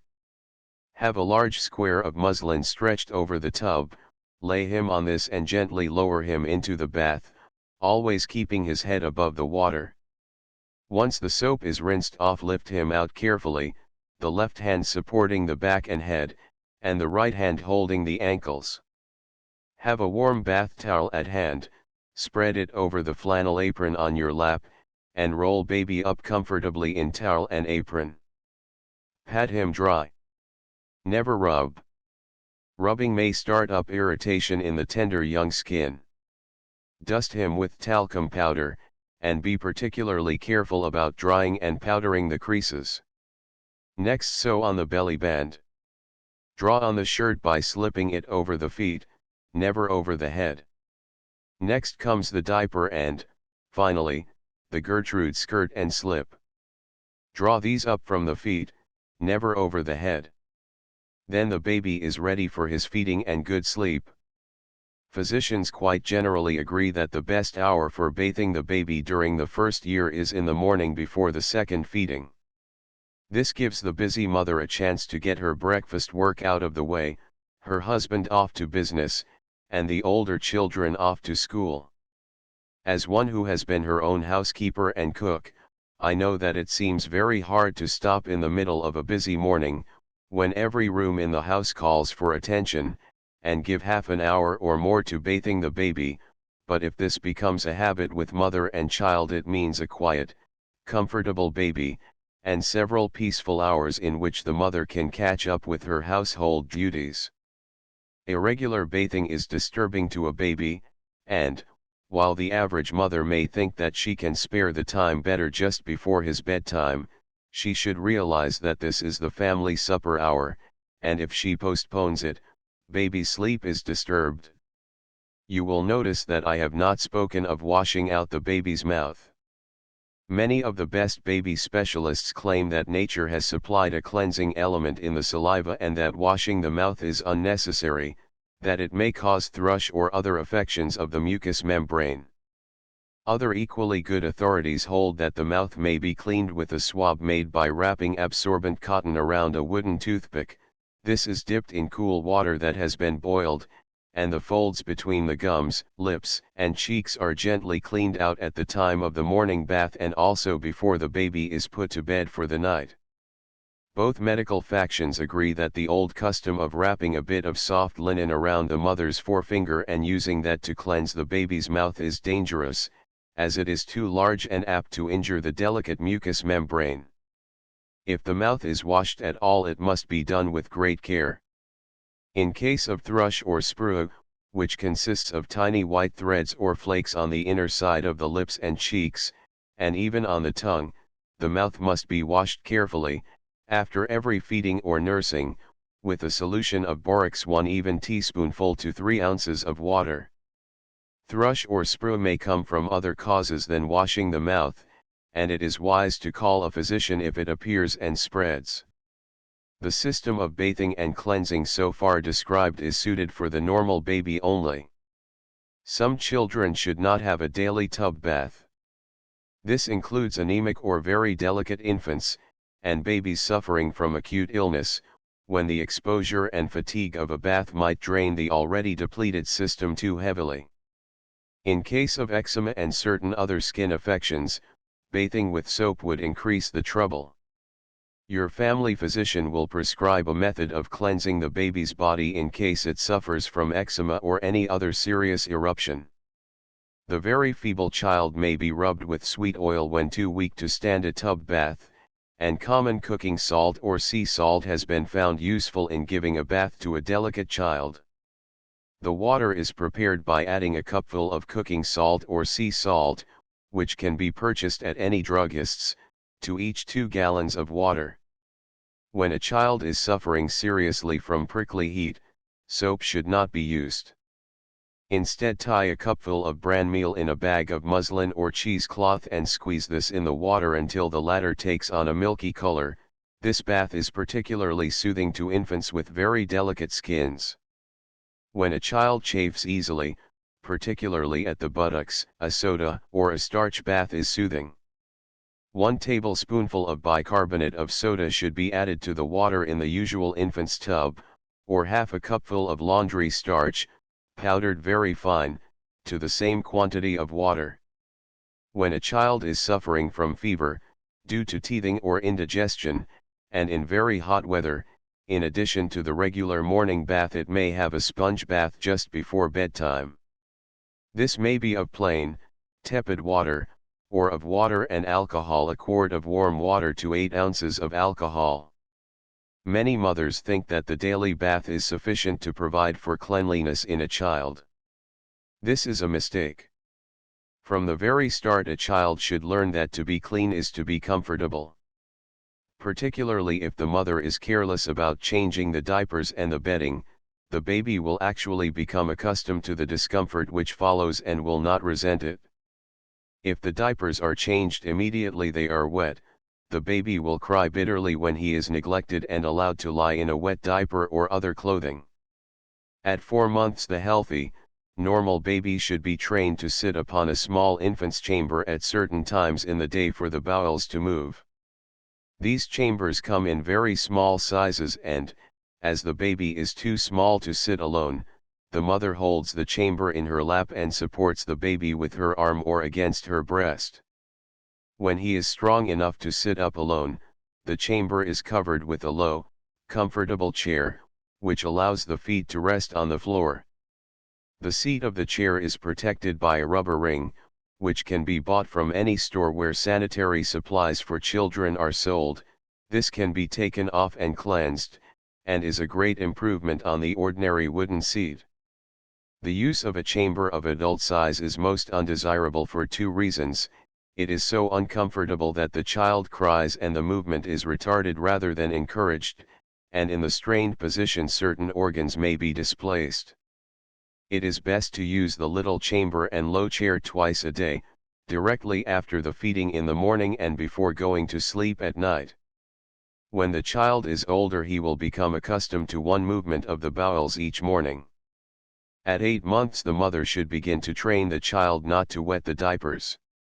To this end he is placed on the chamber or chair every hour, and in a surprisingly short time he learns, by training and instinct, that he can control the urine. The baby thus trained will never lie contentedly in wet or soiled clothing, and will develop into a child of cleanly habits. A word of warning here about the care of the diapers. They should never be used twice without washing. When soiled by a movement of the bowels, they should be washed off immediately and then dropped into a pail of water until the mother or nurse has time to wash them thoroughly. Each wet diaper is added to the same pail. It is a great mistake to wash these diapers in a solution of sal soda, washing powders, or strong soap. If a good white soap is used, the mother will be repaid in the freedom of her child from chafing or eruptions. The diapers, like all of baby's clothing, should be rinsed until absolutely free from soap.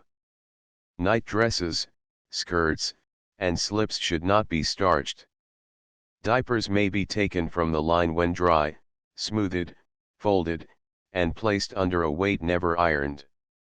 All of this takes time, but it is also a time saver, because the dry, clean, comfortable baby makes very little trouble in the household and interrupts the mother in her duties only for the regular routine of bathing, feeding, and undressing.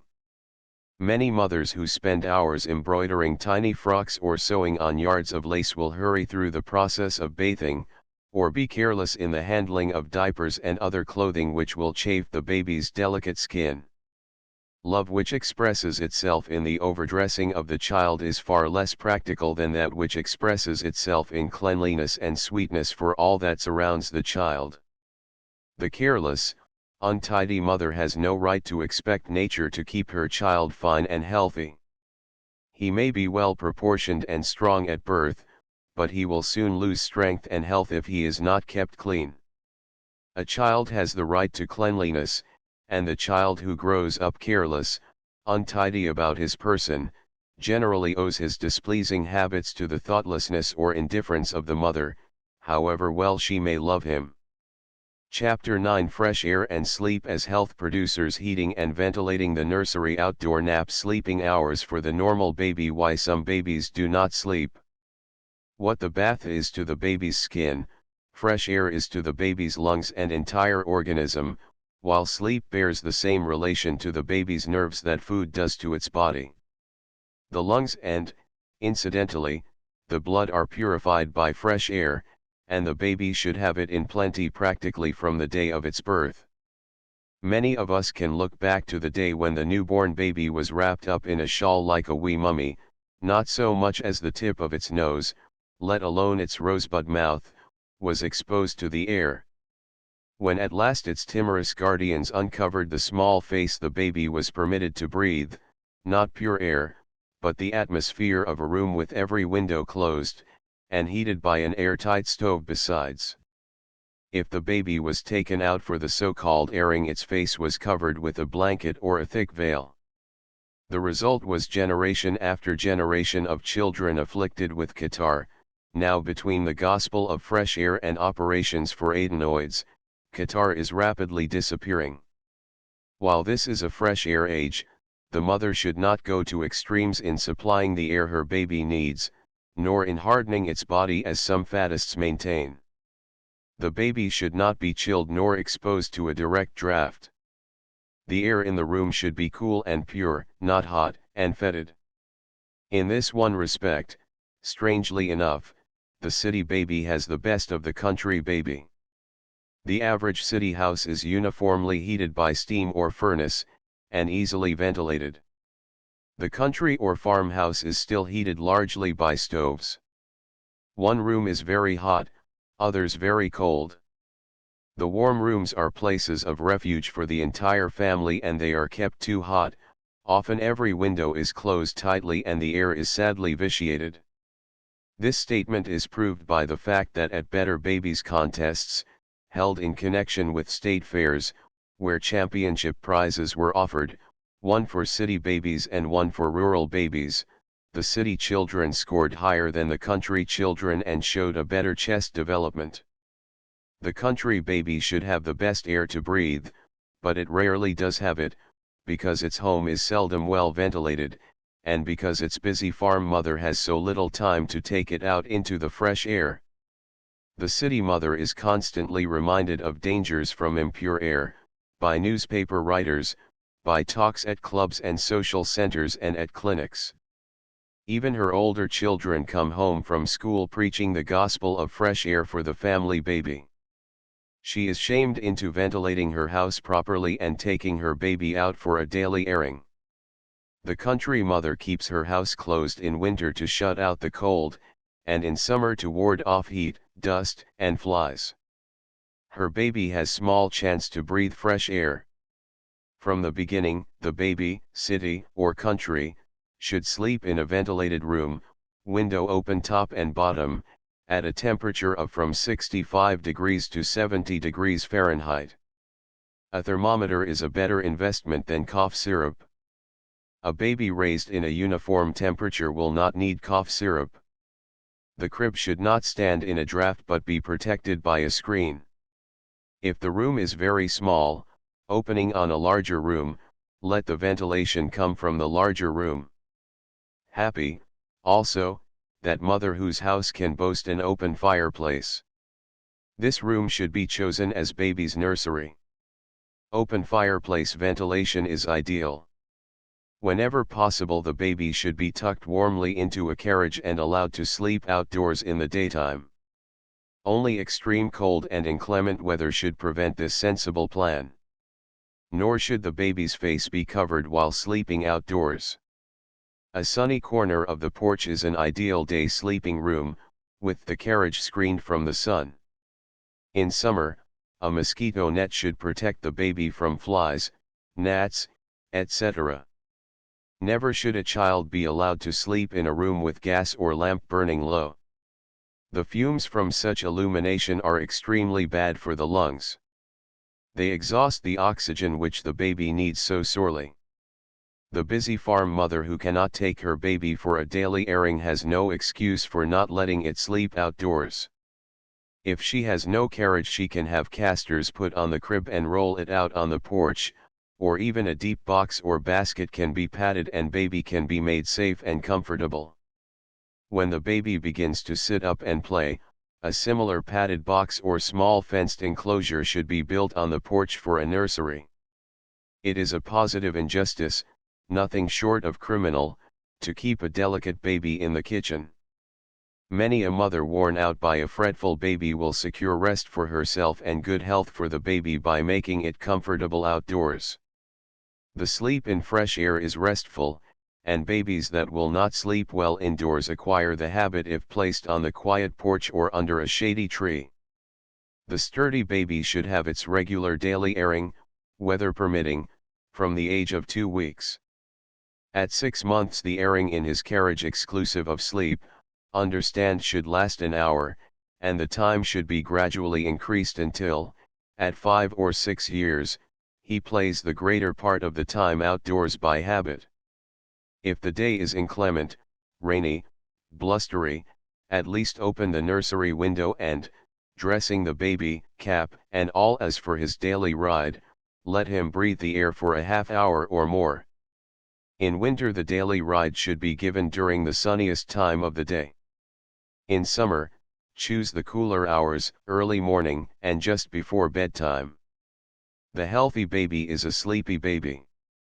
When a baby does not want to sleep, when it is restless and wakeful, one of two conditions exists: either it has been spoiled and actually trained to be wakeful by a thoughtless mother, or it is in need of medical care.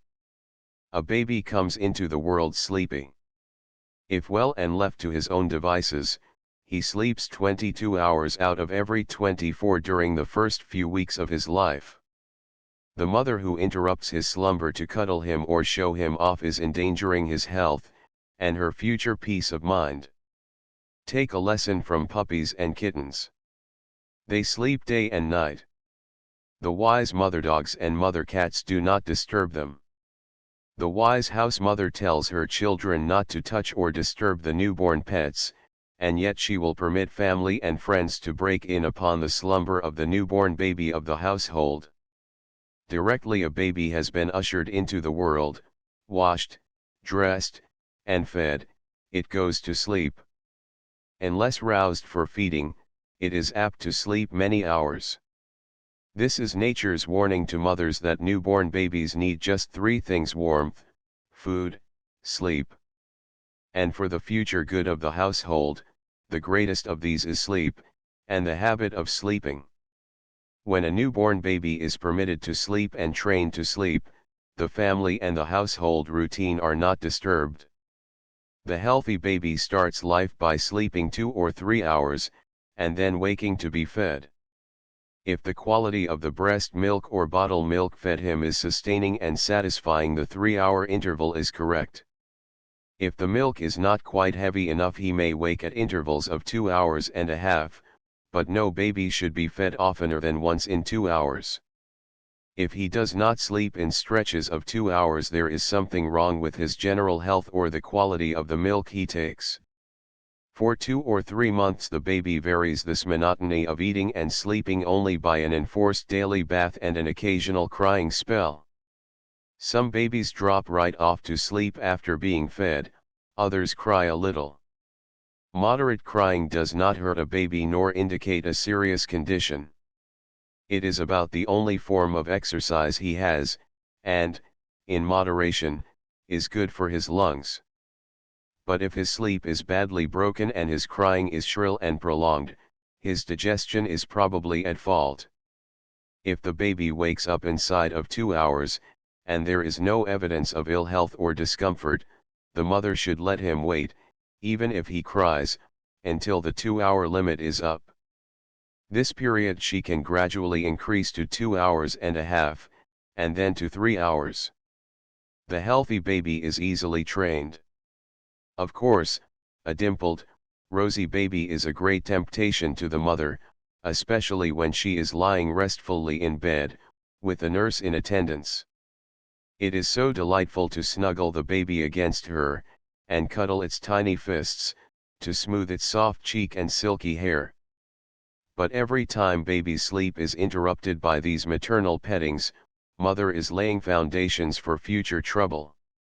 When she is up and about, with no nurse to relieve her, and household duties to perform, she will wish that she had trained baby to sleep to the limit of his desires and inclinations. At the 3rd month the baby begins to take notice of what goes on around him and will lie awake a little longer between naps. If undisturbed, however, he will soon drop off to sleep of his own sweet will. At 6 months he should sleep from 6 o'clock to 6 straight through the night, with just one feeding at 9 p.m. This 9 p.m. feeding should be given quietly and the baby immediately returned to his bed or crib. He should also be having 2 naps a day from 9 till 11 in the morning, and from 1 till 3 in the afternoon. If he sleeps too late in the afternoon he will be wakeful at 6, the hour set for going to sleep at night. After his first birthday baby has only 1 daily nap in the early afternoon, but the 12-hour sleep at night is essential to his health until he has passed his 6th birthday. It is nonsense to say that a young child does not want to sleep. Nature cries out for sleep. Parents interfere with nature by starting the baby off wrong and teaching it not to want sleep. The best argument is that the baby who is kept up to romp with Papa in the evening, at the age of 2, 3, or 4 years, is a late sleeper in the morning, irritable and heavy. The baby should not be rocked to sleep, nor should he be tucked into a carriage and then trundled to sleep. In clear weather he may be snuggled up in his carriage and set outdoors, in a corner screened from draught or direct rays of the sun, for both his morning and afternoon naps.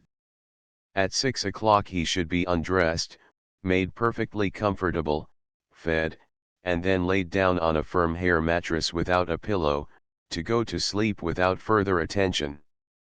Do not form the habit of singing a baby to sleep or holding his tiny hand till he drops off. There will come evenings when you are too tired to sing, or there will be other work for your busy hands to do, and baby, not understanding, will raise his voice in protest. From birth the baby should sleep alone in a dark room well ventilated. Baby knows no fear and needs no light. Neither does he need the warmth of an adult body. There have been sad tragedies of babies smothered by tired mothers, too heavy with sleep to know they had rolled over on the tiny, helpless form.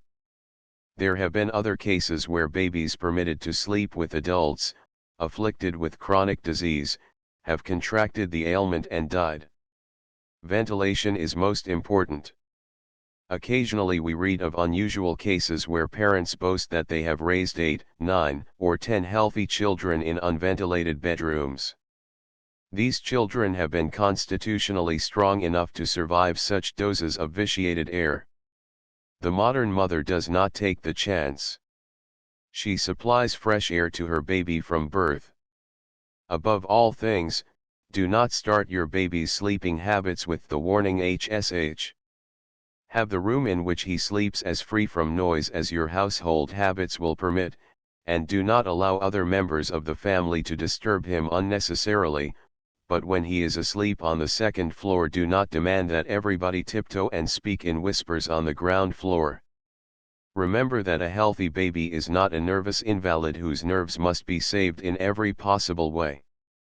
Rather take it for granted that he was sent into the world with sound nerves and a normal appetite for sleep as well as food. If your baby does not sleep normally and peacefully, find out why, even if this means calling in the family physician. His restlessness, when he and the rest of the family should be sleeping, is probably due to one of the following causes. First, improper feeding, which causes indigestion. If the baby is being nursed, mother's milk may not be rich enough and the baby is actually hungry. If it is bottle-fed, the wakefulness may be due to overfeeding. One of the most common forms of improper feeding is frequent nursing in the night. When a baby starts life by being fed 3, 4, or 5 times during the night, it develops into a poor sleeper. Second, improper clothing, night clothes that are too tight or that contain too much wool and irritate the skin, bedding that is too heavy, or bedding that is not sufficiently warm, in which case use a hot water bottle encased in flannel, as described in the equipment for the nursery, Chapter 2. Third, foul air. Remember the baby is very sensitive, particularly to gases. The fumes from a lamp, turned low, or from gas, will pollute the air and make the baby wakeful. Fourth, breathing trouble, due to enlarged tonsils or adenoids, in which case the child is very restless, throwing itself from side to side and often lying face downward. Fifth, nervousness, due to poor training, such as taking the baby from its bed whenever it cries, or keeping the nursery lighted, or romping with the baby just before bedtime. Sixth, acute pain, which causes the child to wake with a sudden, sharp cry. In this case have a physician give the baby a thorough examination. This may be a symptom of scurvy, or even of more serious constitutional disease. Never quiet the child that is restless at night with soothing syrup or narcotics of any kind. Have the family physician uncover the cause, and remove it. Chapter X How the normal baby grows. What should your baby weigh and measure? Testing the baby's mental development. How soon should the baby walk and talk? Crying, cause and cure. The efficient mother does not need a doctor to tell her whether her baby is growing and developing at a normal rate. She has a certain set of standards by which she measures her own child's development. Physicians have compiled tables of standards showing normal weight and measurements, the dentition table published on page 101, also certain tests known as mental and developmental, which are based largely on the Binet-Simon standards of mental development. Any mother who reads this chapter can assure herself as to whether her baby is keeping up with the standards as a normal child should. First, she should know whether he is gaining daily in strength. The scales and the tape line tell the story of baby's physical development. He should be weighed once a week, and measured once a month till a year old. He should be weighed when stripped and before feeding. The best scales are those known as the grocer's platform scales, weighing up to 25 pounds. The bar must be divided into ounces, and on the platform there should be one of the wicker weighing baskets which can be bought at any department or drug store. Either dial or spring scales are inaccurate, as baby's every movement affects the spring. The ordinary steel tape line, which may be purchased at any hardware store for 25 cents, is better than a linen tape line. At birth the average baby weighs 7 pounds. The first few days after birth he loses a little. Then, if he is normal and healthy, he begins to gain in weight as well as to grow. Until he is 6 months old his average gain in weight should be from 4 to 8 ounces a week. At 6 months his weight should be at least twice what it was at birth.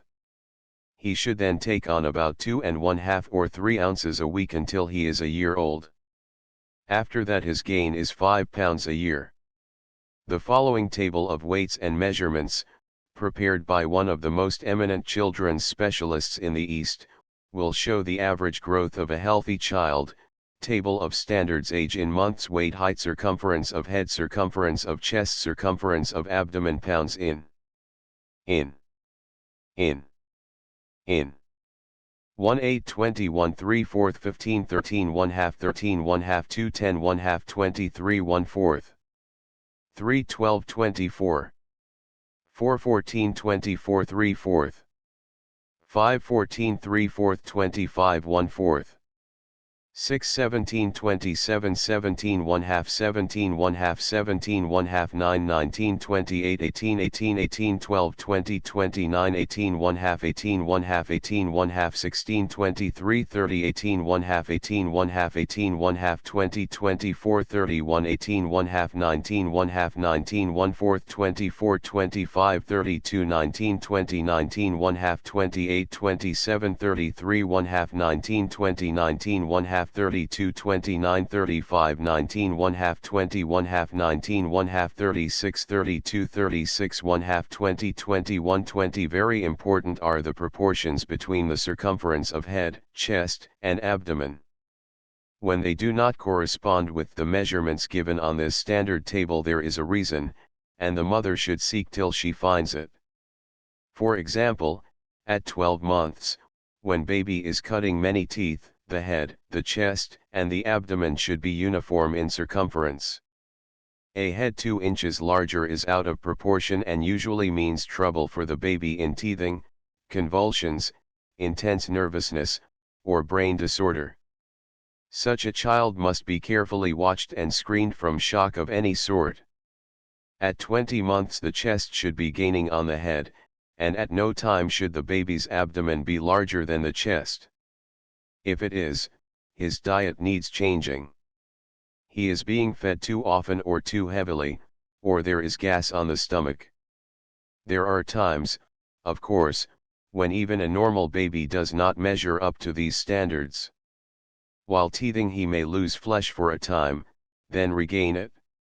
If attacked by measles, or whooping cough, or other juvenile ailments, he will lose flesh. If he does not regain flesh when the illness passes he is not convalescing properly. The baby's mental and developmental growth should correspond with its physical growth. Here are some simple tests which any mother can apply.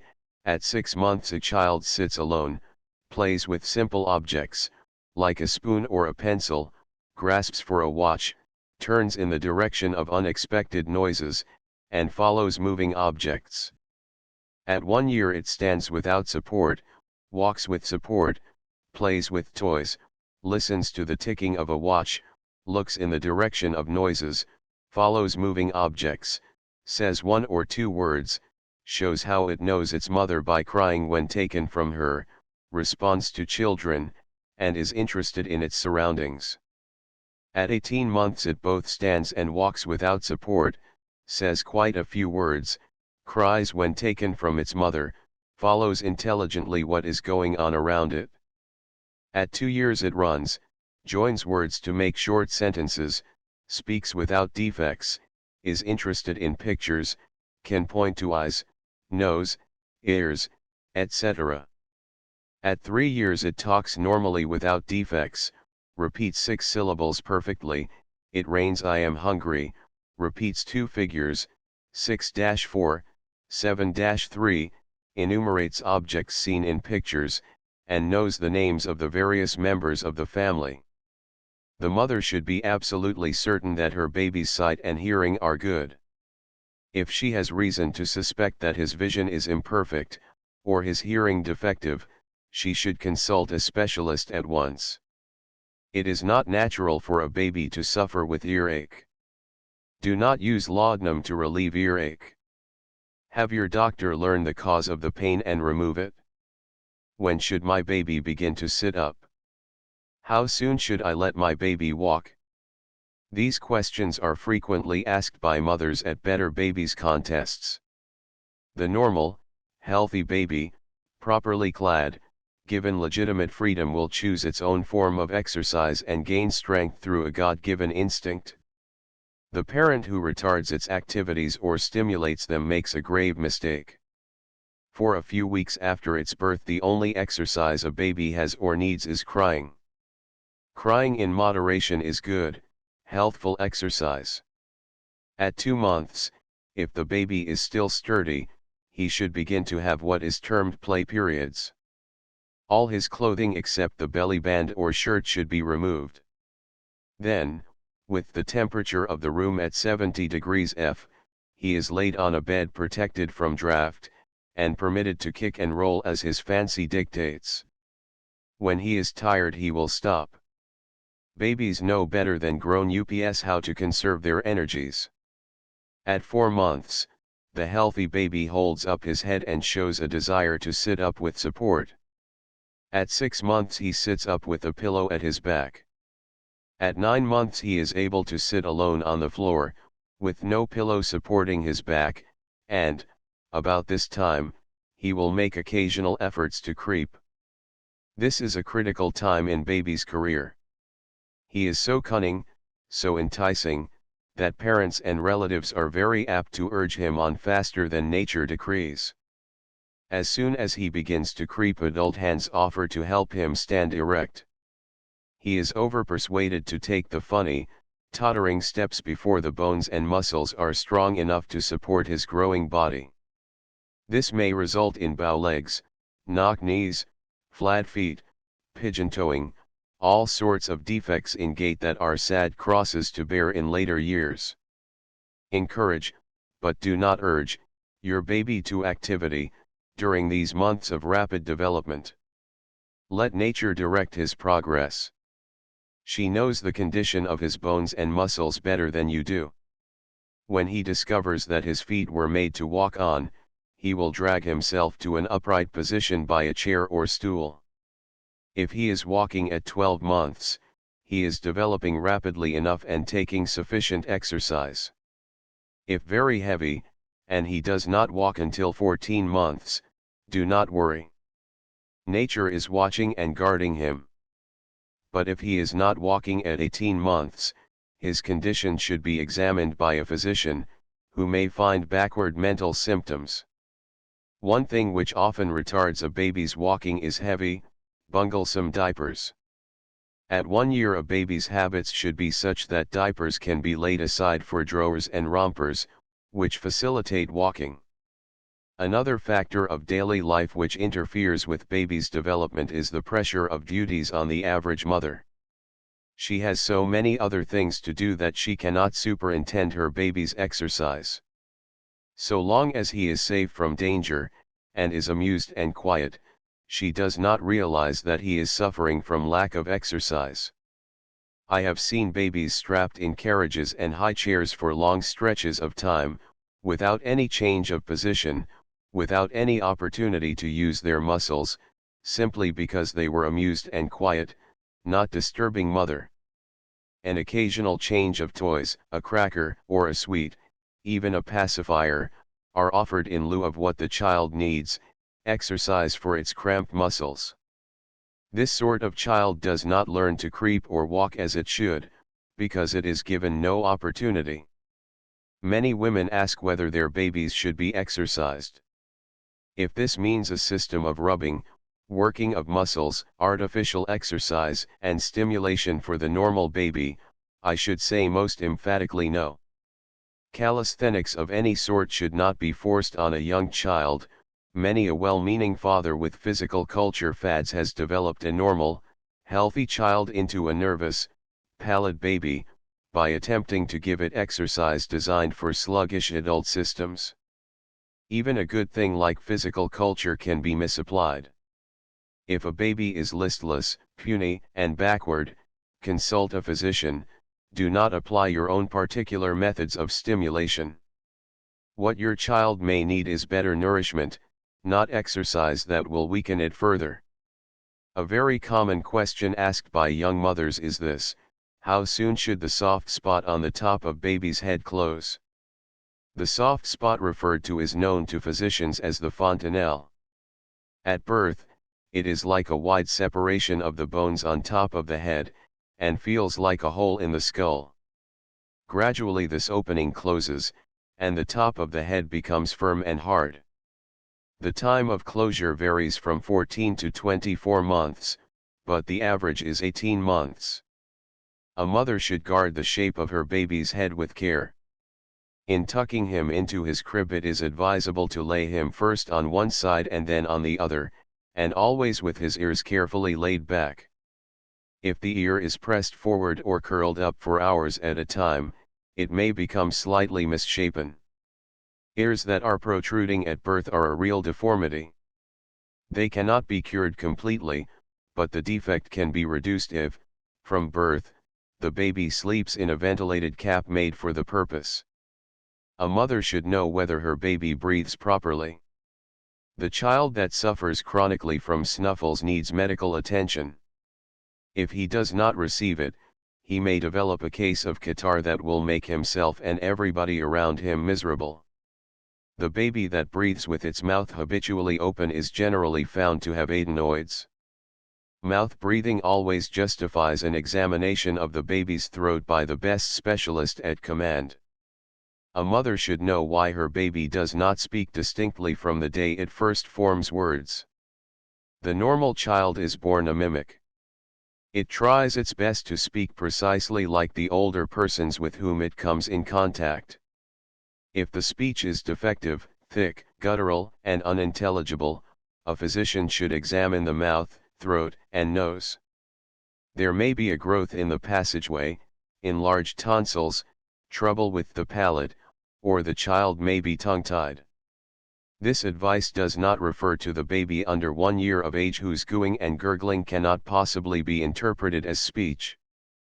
But once the child utters words like mama, papa, baby, bottle, etc., the sounds should be reasonably clear. If an examination does not disclose any physical defect to interfere with clarity of speech, then the baby has been started wrong, often permitted to develop slovenly habits of pronunciation. The task of curing this defect lies with the mother, who can correct it gradually by persuading the child to repeat words, over and over, until they are clear and distinct. Lisping, stuttering, mispronouncing certain consonants, twisting and omitting certain letters, are tricks of speech which can be cured, if the mother takes them in time. It is most unjust to the child to encourage these peculiarities, as, once they become habits, they are hard to break. I have heard children 5 and 6 years old talking a jargon which only immediate members of their family could interpret, and I have seen mothers punish children of school age for tricks of speech which were considered cute when the baby first learned to talk. When a child reaches the age of 18 months without making any effort to talk, and if he points to objects rather than asks for them, he should be taken to a physician for physical and mental examination. It may be found that he is merely lazy, and he has learned that he can get what he wants without asking. Then he must be encouraged, not urged, to talk. The child who is not talking at 30 months is either mentally deficient or deaf. A mother should know why her baby cries. In a very young baby, as I have said before, a little crying is good exercise. This is baby's way of demanding notice. If an ordinarily contented baby, presumably comfortable, dry and well-fed, persists in crying, the mother should investigate.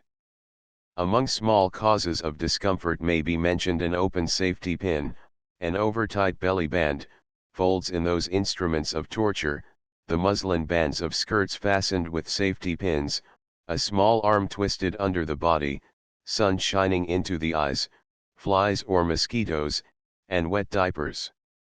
Make a baby absolutely comfortable in clothing and position, and he will not cry long. The following table of reasons why babies cry is reprinted, by permission, from Hints to Mothers Who Want Better Babies, issued by the Better Babies Bureau. His food is not right. He is fed too often. He is fed too much. He gets ice cream or candy. He is fed or taken up whenever he cries. He is dressed too warm.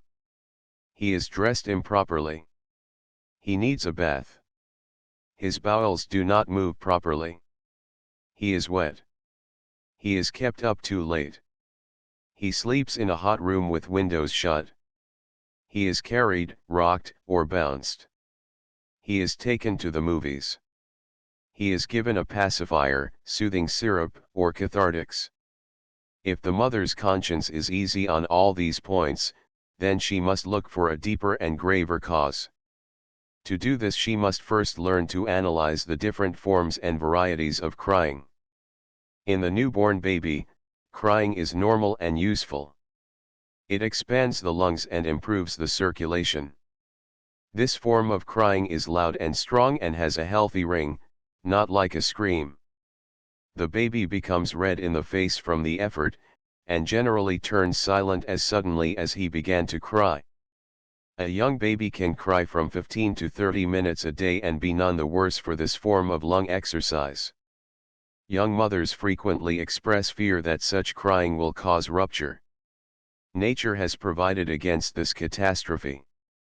Abnormal, unhealthy crying strikes the maternal ear immediately as unnatural. Also, it lasts longer and comes at more frequent intervals. It can be traced to various causes, such as temper, habit, hunger, pain, and illness. The temper cry is louder and stronger than the normal cry, and is best described by the word violent or tempestuous. It is usually accompanied by vicious kicking, even in a very young baby, or by the stiffening of the entire body. The cry which springs from indulgence or habit has much the same quality but is less violent. It generally follows in the train of some indulgence permitted during the first few months after birth, and then regretted by mother or nurse. This habit may be rocking, wheeling in the baby buggy, a bottle to suck and hug after all the milk has been drawn off, a pacifier, or even a light in the nursery. To test the cry, try distracting the attention. If it come from temper, it will often yield to change of thought. If it spring from indulgence or habit, it will cease immediately. Baby gets what he demands, whether this be attention or a pacifier. This sort of crying can be cured only through stern discipline, represented by allowing baby to cry it out. The first lesson may mean an hour of bitter, determined shrieking on the part of the baby, and great mental anguish for the mother. But if the mother is quite satisfied that temper or habit is at fault, she must stand firm for discipline. The second attack will be lighter, and baby will soon learn that violent crying does not bring results.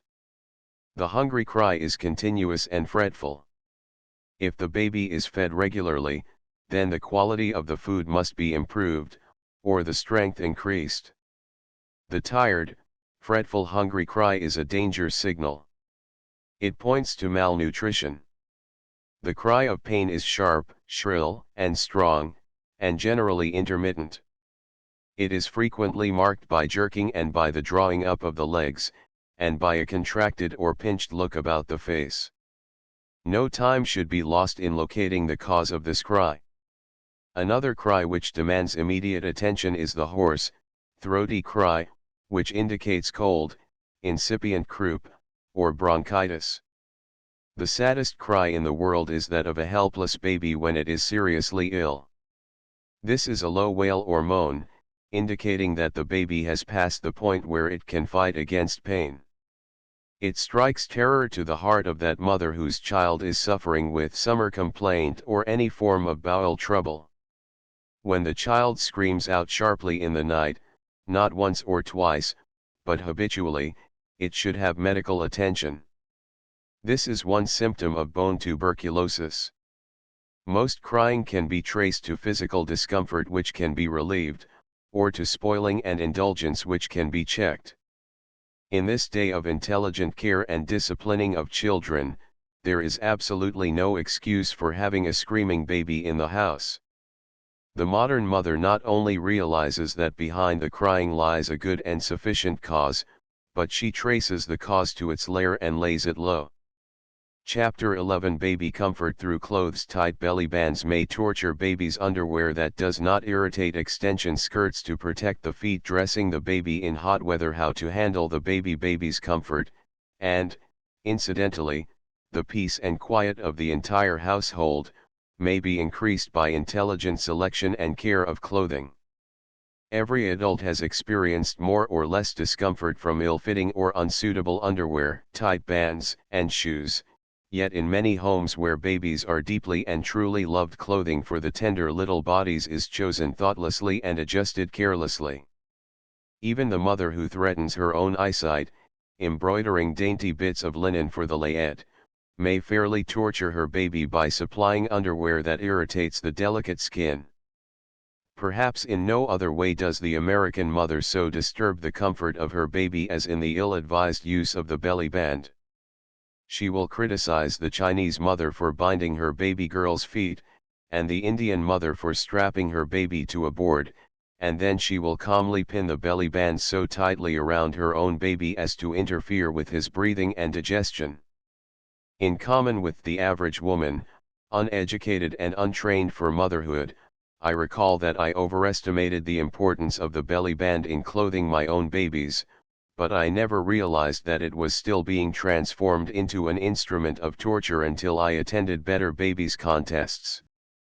There, watching mothers undress their babies for the physical examination, I was shocked at the ridges, the cruel red lines, left by the discarded strips of flannel. And I heard many a good doctor lecture these mothers severely for the tightness of the bands and the discomfort the baby had endured. After this experience, I believe that many a baby accused of being irritable and wakeful or others dosed for colic are merely suffering from the stricture of the belly band. Mothers who have had to endure the torture of an ill-fitting, tight corset for a day or more, please give this matter consideration. Many mothers do not understand the dual mission of the belly band. They have the erroneous idea that it must be fastened very tightly over the navel to prevent rupture both before and after the cord comes off. This is a grave mistake, and leads to unnecessary suffering for many children. The belly band supports the abdomen while the baby is very young and tender, and it protects the bowels from abrupt changes in temperature. It is not a truss nor a surgical instrument, but a protection to the baby's very delicate organs and system immediately after birth. This fact must be borne in mind by every young mother. Another memory of my untrained motherhood is that of overdressing my babies. Next to my wedding trousseau, the most elaborate task of sewing I have ever done was the layette for my first baby. What overtrimmed, useless things were included in this labor of love. And how inconsiderate that first baby was in outgrowing the pretty things I had prepared for his coming. One of the most comforting features of my visits to Better Babies contests has been the increasing evidence of sanity and consideration in dressing babies. Mothers are gradually being educated up to the point of supplying simple comforts for babies, and frills for where they belong on pincushion covers. As a rule, prize-winning babies at these contests are simply, sensibly, comfortably dressed. A woman who makes a specialty of supplying layettes offers the following list as amply sufficient for the baby born to a family in good circumstances: 4 unhemmed belly bands, 4 shirts, 4 nightgowns or wrappers, 4 flannel skirts, 2 simple skirts of nain sook, long cloth, or lawn, 6 slips of nain sook, lawn, or batiste, simply made, 4 pairs of socks or stockings or bootees, 2 dozen diapers, 18 inches square, 2 dozen diapers, 22 inches square, 1 loose warm sack, knitted or made of French flannel. 1 loose, soft cloak for outdoor wear. 1 soft cap, silk-lined. 1 pair mittens. This list contains every essential, and may be varied according to the taste and pleasure of the mother. However, it may be mentioned in this connection that a large layette of long clothing generally proves a waste of labor and money. The normal baby soon outgrows it, and as styles change in baby's clothing, as well as in adult raiment, it is now the custom to shorten the baby's clothes at 6 months, or even less. Now as to the materials and their fashioning into the adorable little garments, the belly band, which is the first garment used in dressing the baby, must be neither hemmed nor bound. It is of soft, fine, white flannel, 6 to 8 inches wide, and 18 inches long. It encircles the little abdomen just once and may be adjusted firmly in one of 2 ways, either by sewing it on with large basting stitches, or by using 5 small, well-made safety pins. The latter are entirely safe if of good quality with the points perfectly protected. The present fad for sewing on the band rose from the fact that the cheap, poorly made safety pins often came open and pricked the tender flesh. The belly band is generally worn until the baby is 2 months old, when he becomes so active that the strip of flannel slips up from the abdomen to the chest and interferes with his breathing.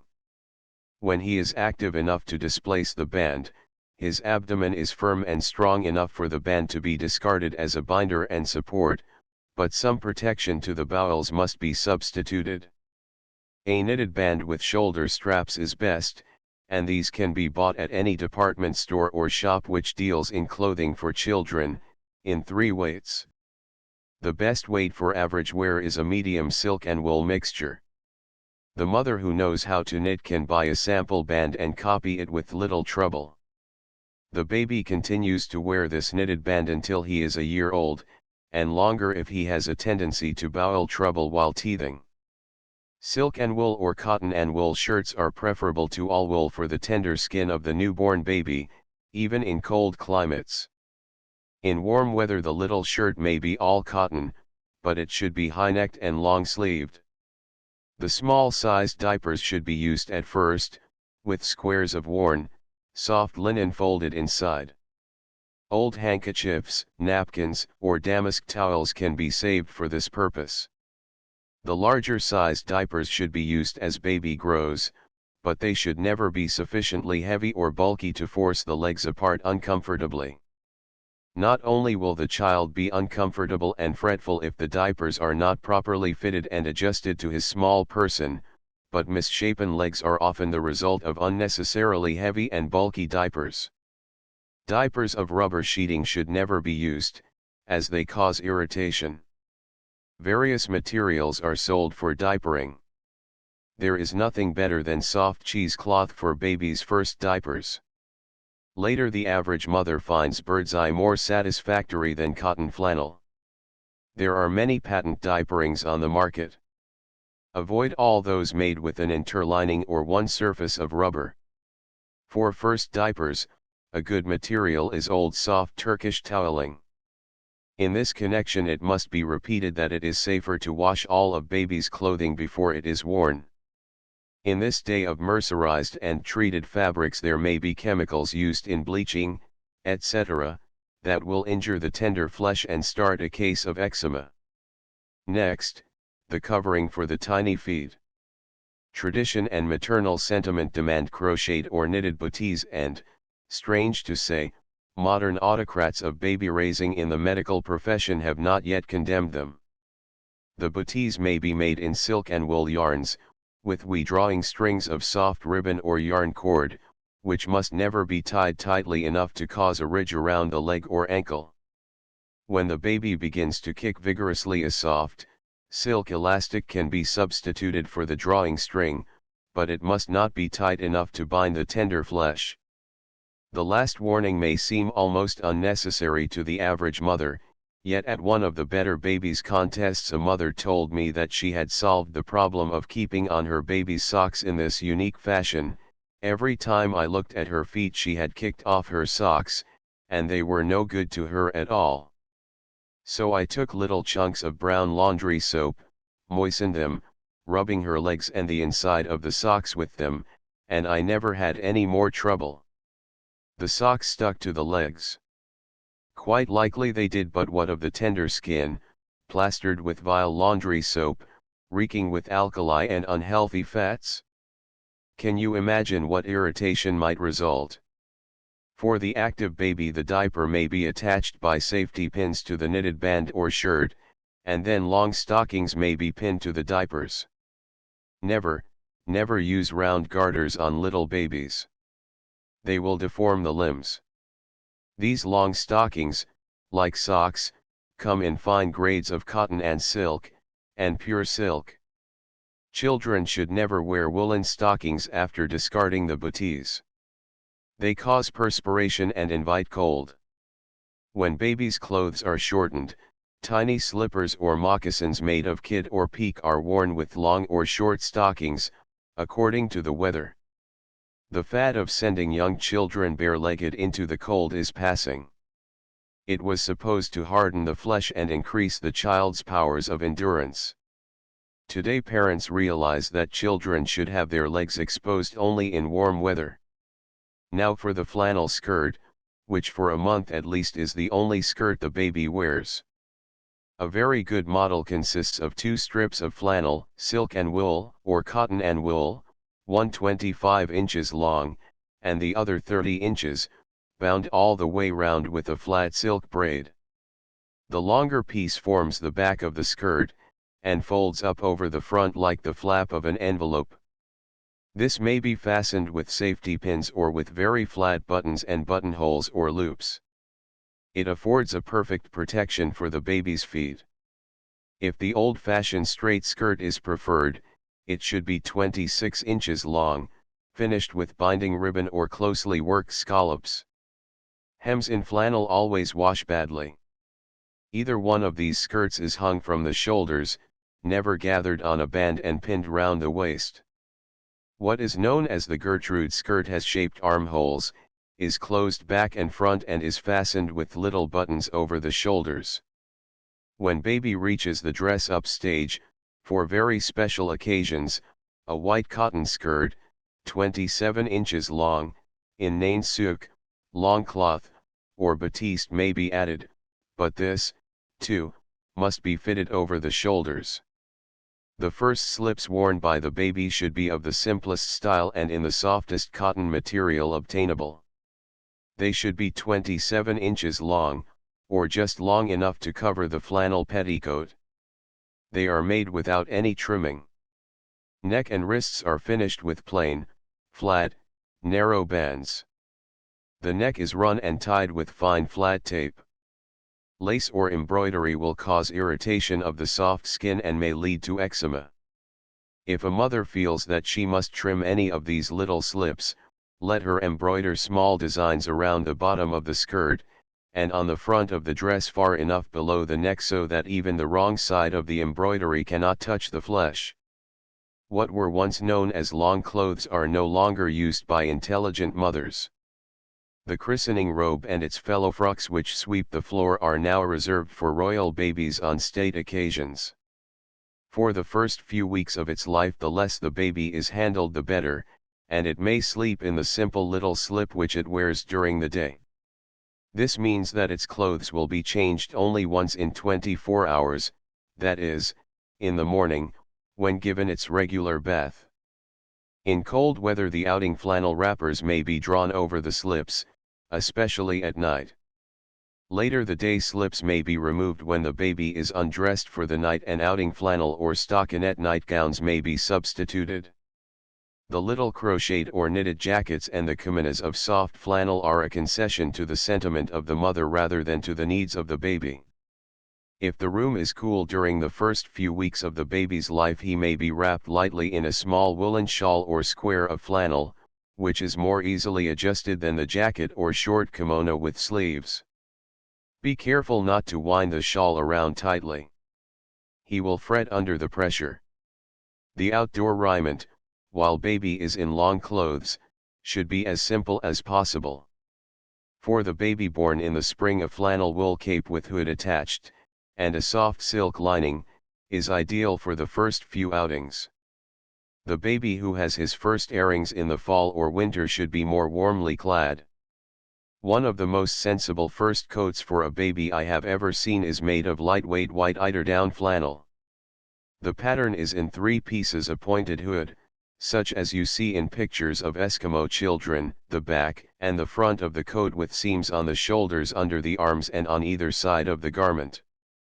The back of the coat, like the petticoat described on page 158, is longer than the front and turns up like an envelope flap to protect the feet.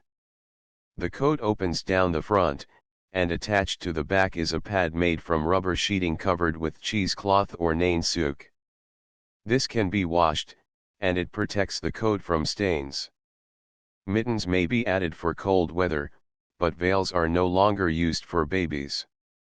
The most important thought to be borne in mind when fashioning the layette is that baby should be comfortable and clean. The average inexperienced woman makes the clothing too small. Baby either outgrows it or is bound round the waist, neck, armholes, and wrists. Give him room to kick and grow. If he frets after he is dressed and refuses to go to sleep, you will probably find that he is bound by some one of the little garments. Cleanliness is only another word for comfort. Choose fabrics that wash well, and then wash them carefully. Never use strong soap, washing powder, or starch on baby's clothing. Wash the flannels in tepid soap suds made from a good white soap, and rinse them several times in clear water of the same temperature. Violent changes in the temperature of the water will make the flannels shrink. The unhemmed belly bands will fray a little with each washing, but this is better than cutting the skin with hemmed bands. Do not imagine that you can protect your baby from colds by overdressing him. The average home, heated by furnace or steam, has a temperature of from 70 to 80 degrees. This is equal to summer weather outdoors, and no child should be tortured with woolen underwear, heavy sacks, etc., in such an atmosphere.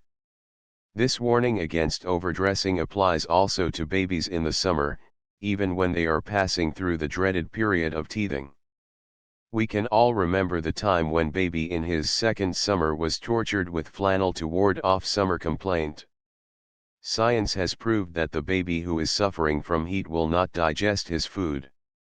If a baby is normal, healthy, and gaining steadily in weight, in hot weather, he will need only the knitted band, diaper, and little slip. If the weather should change suddenly, the flannel skirt can easily be slipped on again. By the time a baby is 6 months old, the clothes can be shortened, and they should be made long enough to give baby a chance to grow. Like his first garments, these should all be hung from the shoulder.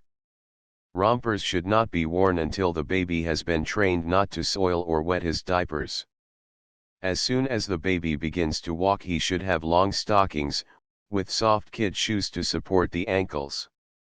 Moccasins, slippers, etc., do not furnish sufficient support for the ankles, which are now being put to the first test. The very best specialists in the care of children advise that children from babyhood be accustomed to lightweight clothing. They advise the use of balbriggan or cotton union suits, with a flannel skirt for the little girl, and no flannels for the boy except his knickerbockers. If the weather is severe and the legs should be covered when the child is outdoors, leggings should be used instead of long flannels. The leggings can be removed when the child comes back into the warm house. The underwear cannot. The result is that the child perspires in the house, is coddled and weakened, and therefore more liable to colds when sent out to play. There is an art in handling the baby which makes for its comfort and contentment. The less he is handled during the first few weeks of his life, the better. If he is well and warm and sufficiently fed, he will sleep about 22 hours out of the 24.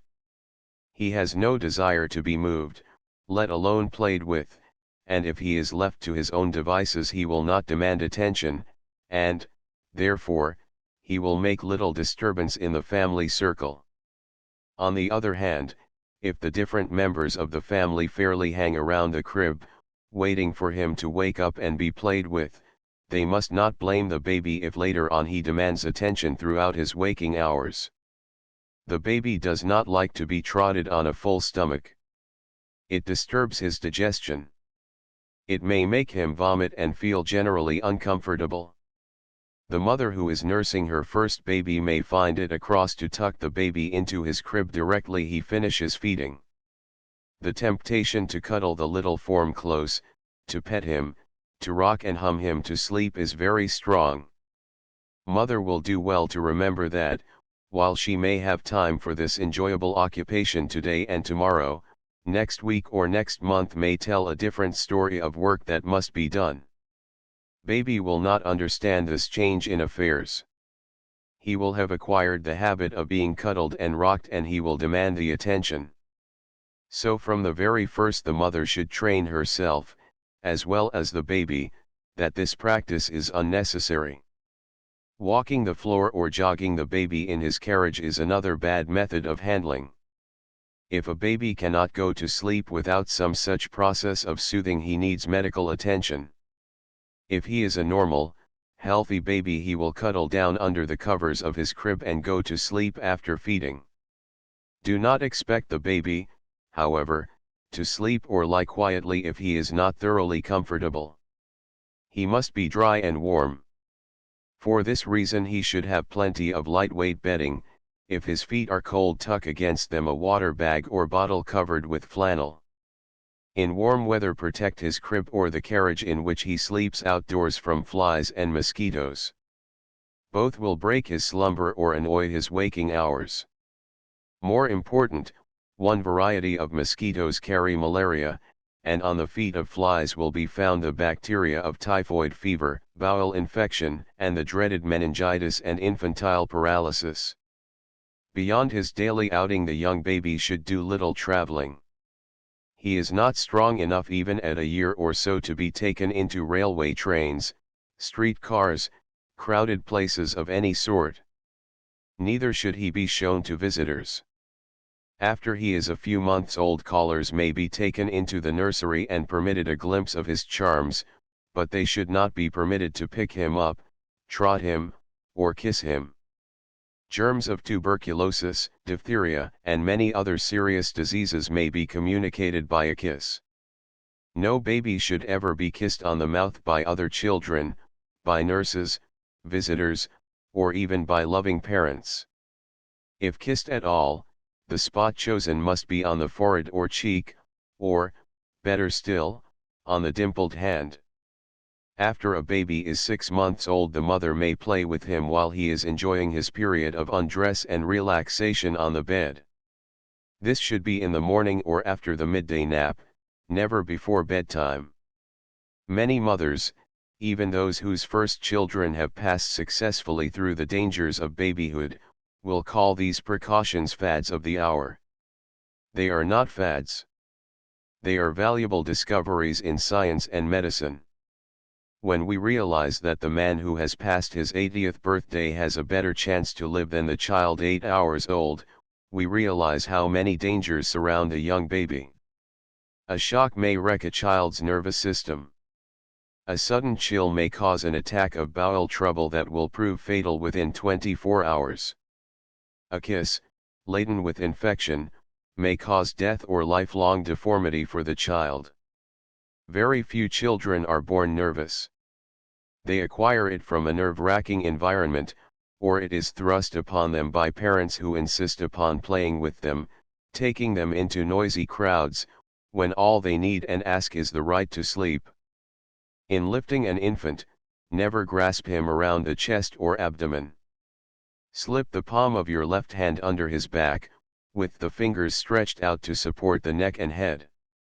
Then, with the right hand, grip the clothing just below the feet. Never lift the baby without making sure that the spine and head are supported. And never allow the little head to hang unsupported over your knee or arm.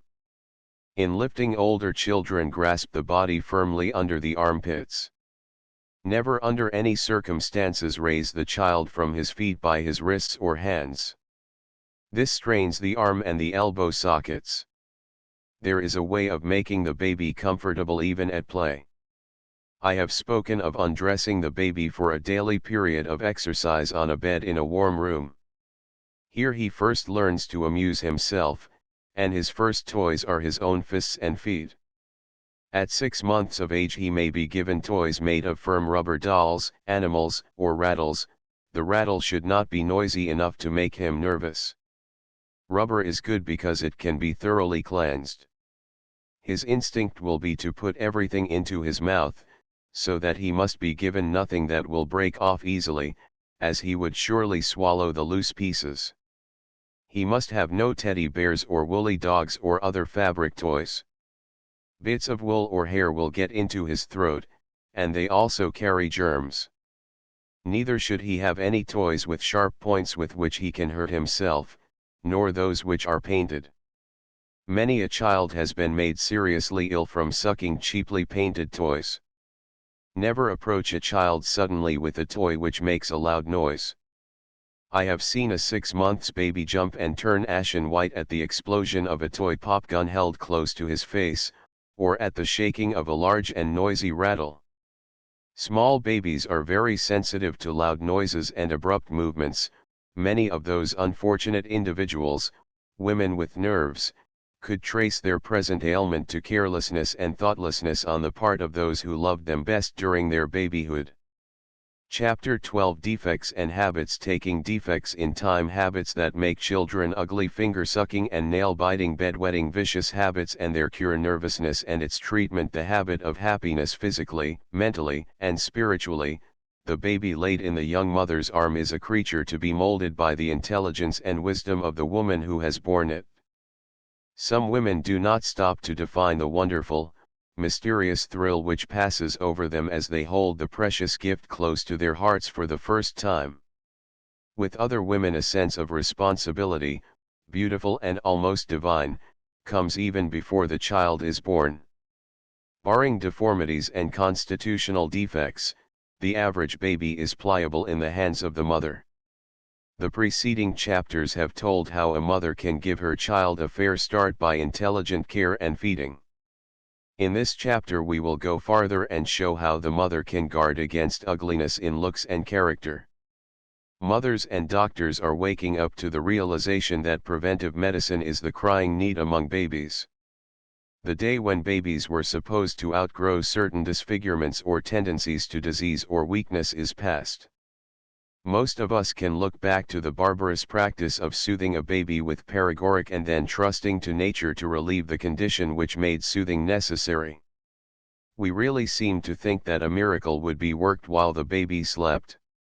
If a baby had any terrible deformity or acute disease we turned to a surgeon or physician, but we took long chances when the baby was merely good. We never stopped to figure that a good baby could be made a better baby by intelligent care, a better baby transformed into a well-nigh perfect baby. And yet parents owe to the children they bring into the world precisely this care. One of the most interesting features of the Better Babies contests which I have visited has been the amazement of some mothers when they discovered that, with a little care and attention, they could work such wonders in their babies. As an example, in one city near New York, the physicians in charge of the examinations at a contest asked me if I would attend a meeting or dress rehearsal of the examination a few weeks before the contest. They wanted a demonstration of just how babies are examined by a scorecard. So all the arrangements were made, the physicians agreeing to have a real baby on hand for a model, to undergo the full examination. The baby was scored precisely as if a regular contest were underway, and was penalized 5 points for a rough skin and 15 points for an eruption. The mother protested vigorously. The doctors showed her a fine eruption over the abdomen and under the armpits. She declared that the child had always had the marks, they were a sort of birthmark. The doctors explained that such an eruption indicated overfeeding. Here was a bottle-fed baby getting too heavy fare. The mother admitted that she knew nothing about modifying the milk. The doctors told her how it should be done. The roughness of the skin was due to mosquito bites, numbers of them. The mother said that she couldn't help that, and neither could the baby. That was the fault of the mosquitoes. The doctors did not agree with her. They explained that a careful mother protected her child from the mosquitoes with a netting, that mosquitoes carried disease, that the itching sores made the baby nervous.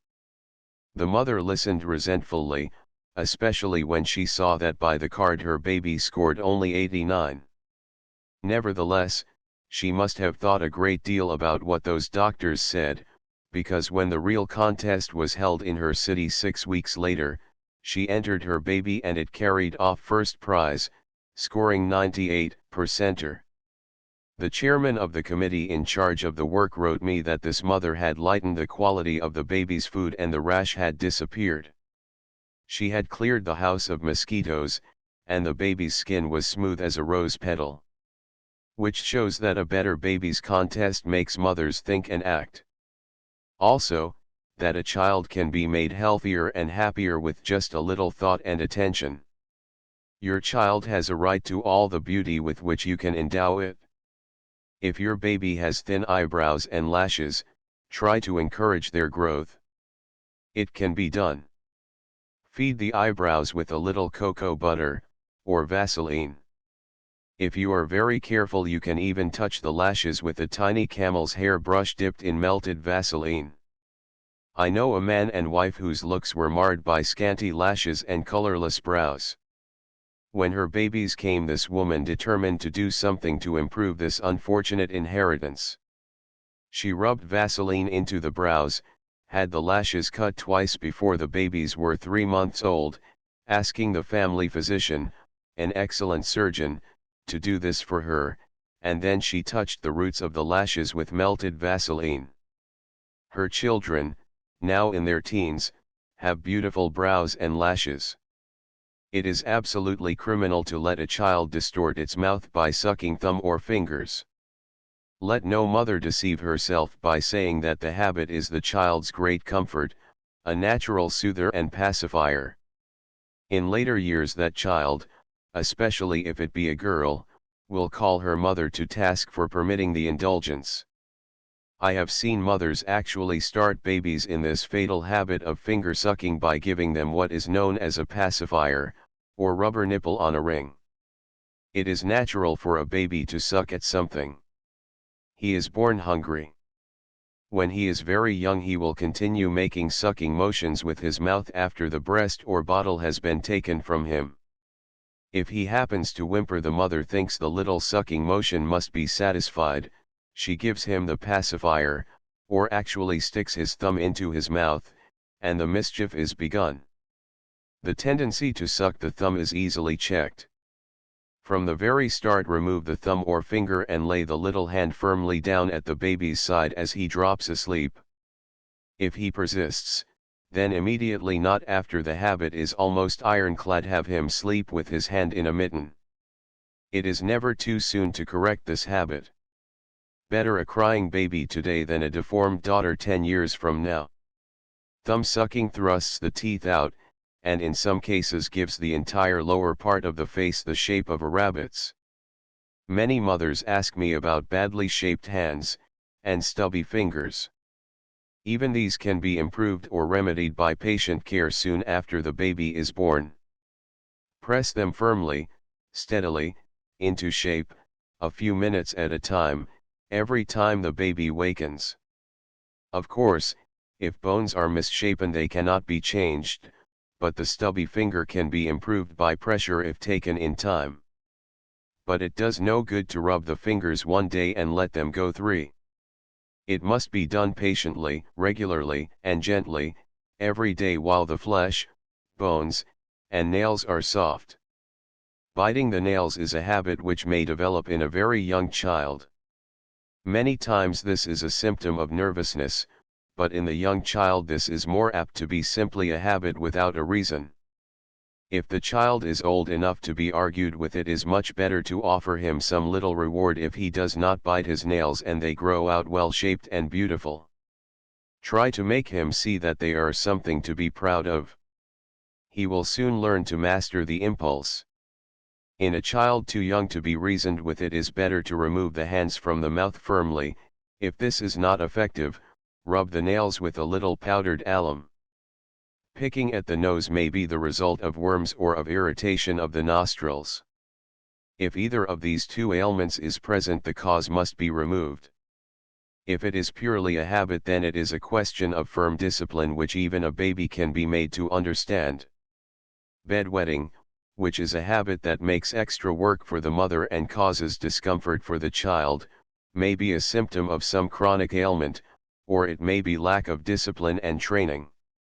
It sometimes comes from incorrect diet, constipation, ringworm, irritation about the genitals, enlarged tonsils, or adenoids. The doctor will decide whether one or more of these defects is present. If not, then it becomes a matter of discipline, which, however, is not achieved by punishment. Only careful training will overcome this habit. I have spoken in another chapter about setting the child on a little chamber every hour throughout the day from the time he is 8 or 9 months old. By following this practice, the baby soon realizes that to be wet is to be uncomfortable and wretched, and he will cry out against it. Moreover, he will soon exercise his will to retain the urine until time to sit on the chamber.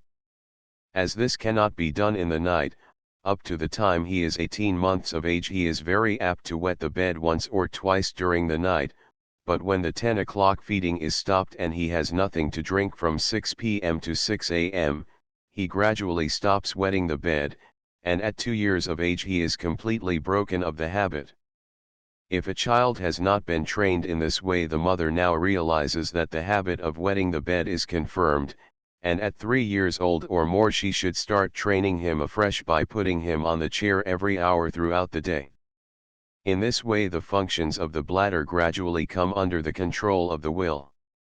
At the end of 2 or 3 weeks, instead of placing the child on the chair every hour, the intervals are lengthened to 1½ hours, then to 2 hours, and the mother suddenly wakes up to find that her child is dry all during the day. At first he may have to be taken up 3 or 4 times at night, but soon this can be reduced to 2, and finally to 1. When he is 6 years old he will be broken of the habit and will sleep soundly and be dry for 10 or 12 hours. If the habit is well grounded, the diet may be changed to effect a cure. The last evening meal of the day should be almost dry, with just an occasional sup of water to allay thirst. No liquids should be served after 4 p.m. Butter may be served with a cereal, and applesauce used to moisten the meal of bread, toast, or crackers. Never give a young child tea or coffee. These are not juvenile beverages, and they are especially bad for bedwetting children. If the habit has grown on the child, discipline alone will cure it. If, however, it amounts almost to an acute disease, overtaking the child suddenly after it has passed its 2nd birthday, the baby should be examined by the family physician. Masturbation is a habit which every mother should dread. But she should consider this, also, in the light of a symptom first and foremost. I do not believe that average children, of average parents, are born into the world depraved or with vicious tendencies. The terrible habit of masturbation, which breaks down the child's physical, mental, and moral nature, and often turns a healthy, normal child into a defective, may be caused by carelessness on the part of the mother. The genitals are extremely sensitive and easily inflamed. If the parts are not kept immaculately clean, there is discomfort, which the child tries to relieve by scratching the genitals, by rubbing them against the leg of a chair or table, or by rubbing the thighs against each other.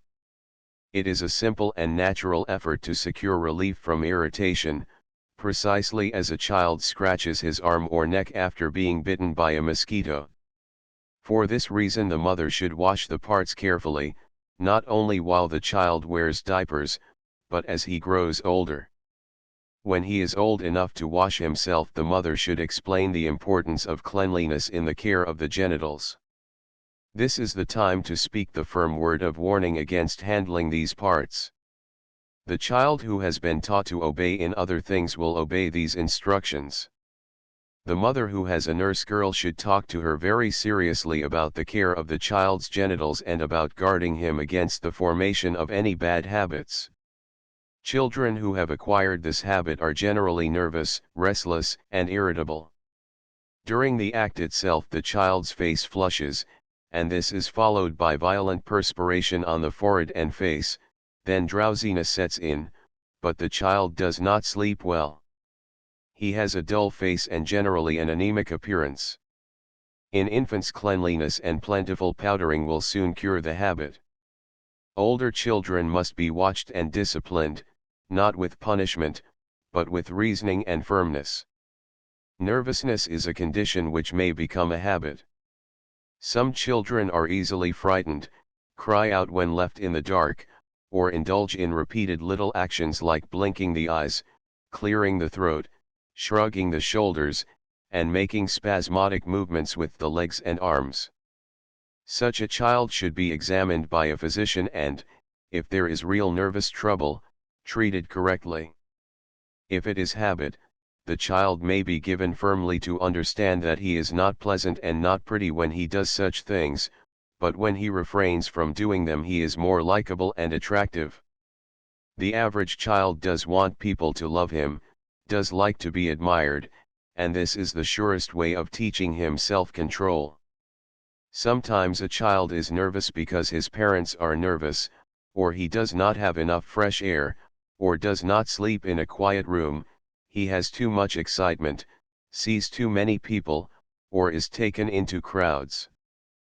Plenty of fresh air and sleep and regular habits will cure this form of nervousness.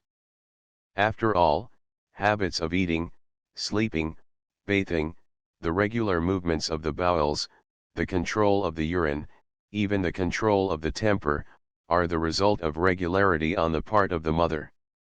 She starts her baby in life by establishing a regular routine for feeding, sleeping, bathing, clothing, and exercise in fresh air.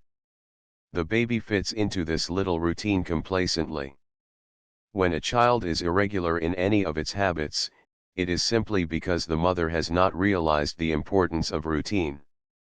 The mother waits on the child when she has time, and neglects him when she has not.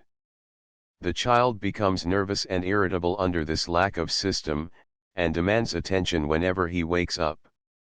The child who has never known any habit except that of going to bed at 6 at night and waking up at 6 in the morning follows this course with little variation until he is old enough to learn from other children that one may sit up till all hours if one cries for it. Up to this time he has been very comfortable in his habit of early retiring. Now he demands the privilege of sitting up with his elders, and if he is allowed to do this he is started on one very bad habit, fretting and fuming until his wishes are granted. A very good routine which will establish the baby in regular habits is this: first bottle at 6 o'clock in the morning, after which baby is quite content to lie in his crib, drowsy and cozy, or amusing himself with fists as his only toys. After the mother has dressed and had her breakfast in comfort she gives the baby his bath, and at 9 o'clock feeds him again. Then, if the day is pleasant, she tucks him into his carriage or outdoor crib and lets him have his morning nap outdoors. This gives her time to do her morning work, and, if the baby is fed partly or wholly on the bottle, to prepare the modified milk for the day's use. At 12 comes another feeding while mother is having her luncheon. Baby sleeps again while mother dresses, and then both go out for an airing. At 3 comes the fourth bottle for the day, after which baby has his real recreation while lying on the bed, or on a comfortable on the floor in warm weather. Just before he has his 6 o'clock bottle he is made comfortable for the night, and he is not taken out of bed again until morning except to be changed and fed. Sometimes it is almost as hard for the mother to maintain a routine as it is for the child, but it is certainly a worthwhile investment of time and energy to train the child to live up to this regime. Good looks and attractiveness in a child depend a great deal upon his way of eating. He should be taught to eat slowly from the time that his little teeth break into solid food. Carefully masticated food is an aid to digestion. When food is half chewed, or the child is permitted to bolt his food, indigestion is sure to follow, the child looks anemic or sallow, and he even has unsightly eruptions, pimples, etc., while still very young. Fresh air is a great beautifier. When the child cannot be taken outdoors because of the severity of the weather, the ventilation in the nursery should be perfect, and at least once during the day the baby should be dressed in all his outdoor raiment and allowed to stay out of the draft in a room where the windows are wide open. Little habits of cleanliness in the care of the nails, the teeth, and the hair not only make the child attractive to those around it, but yield big returns in comfort for the child himself. It is good discipline to see that the child picks up his clothes as they are taken off, and his toys should be placed in the closet when he is through playing with them.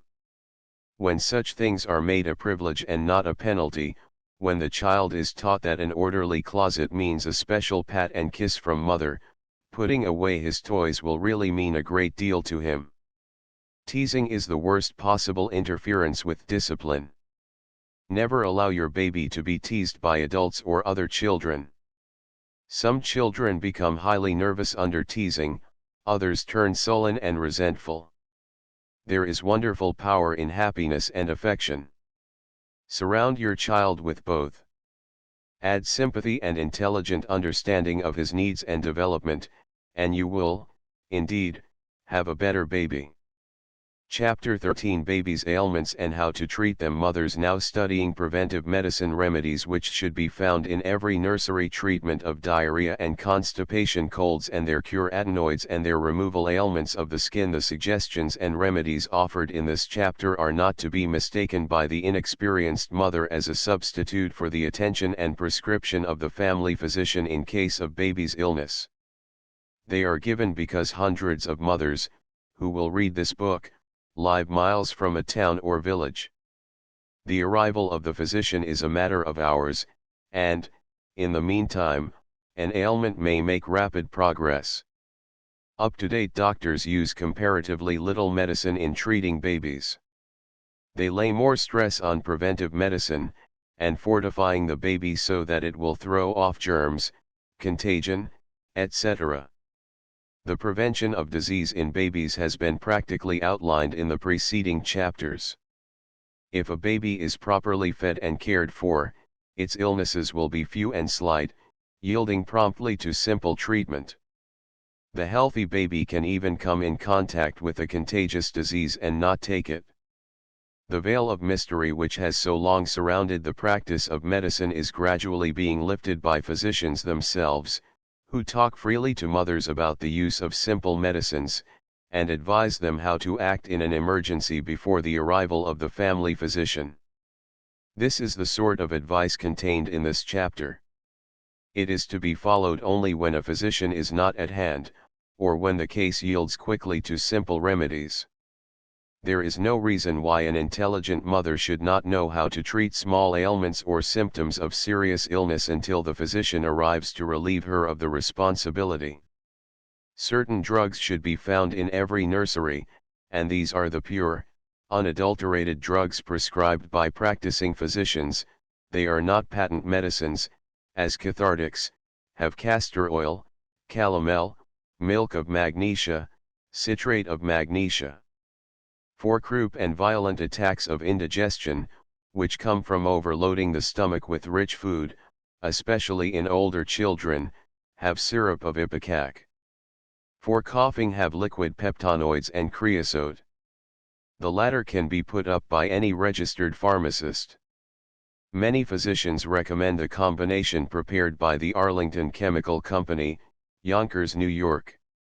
Of all the remedies named, castor oil is, perhaps, the most important, as it is the safest laxative for children of all ages. Phillips milk of magnesia is recommended for very young babies, but castor oil is the all-round dependable cathartic. Perhaps the most common ailment in the average home is indigestion, accompanied by looseness of the bowels. This trouble has been discussed in Chapter 6, Guarding the Baby's Diet, but it is repeated here for that mother who, in a moment of alarm, turns to the chapter on ailments for immediate help. If the attack is not severe, with perhaps 3 loose passages a day, it may be corrected through the diet of the mother, or, in a bottle-fed baby, by changing the modification of the milk.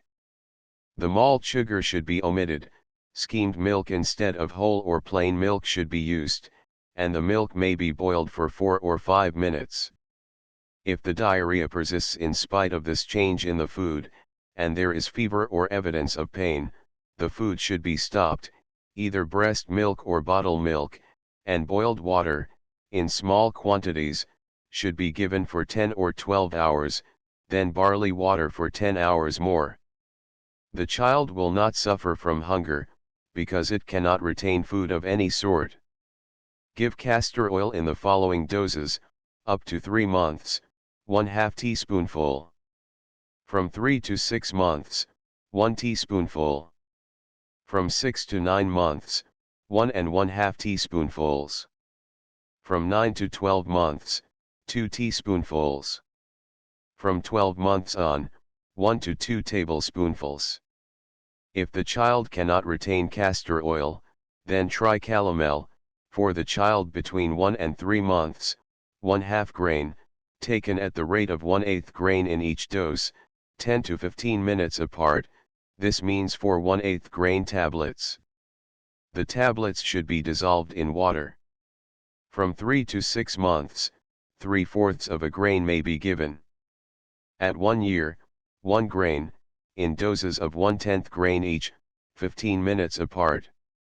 For the infant, calomel followed by a warm enema will carry off the poison in the intestines. For an older child the calomel must be followed by half a glass of citrate of magnesia, given early in the morning, to thoroughly cleanse the intestines. Severe vomiting is treated exactly like intestinal indigestion, by the use of cathartics. If either diarrhea or vomiting does not yield to this treatment within 24 hours, a physician should be summoned.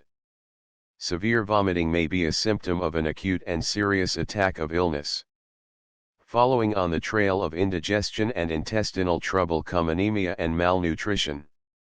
The anemic child, suffering with malnutrition, as the result of improper feeding, loses weight steadily, has vomiting and diarrhea, sleeps badly, is listless and pallid.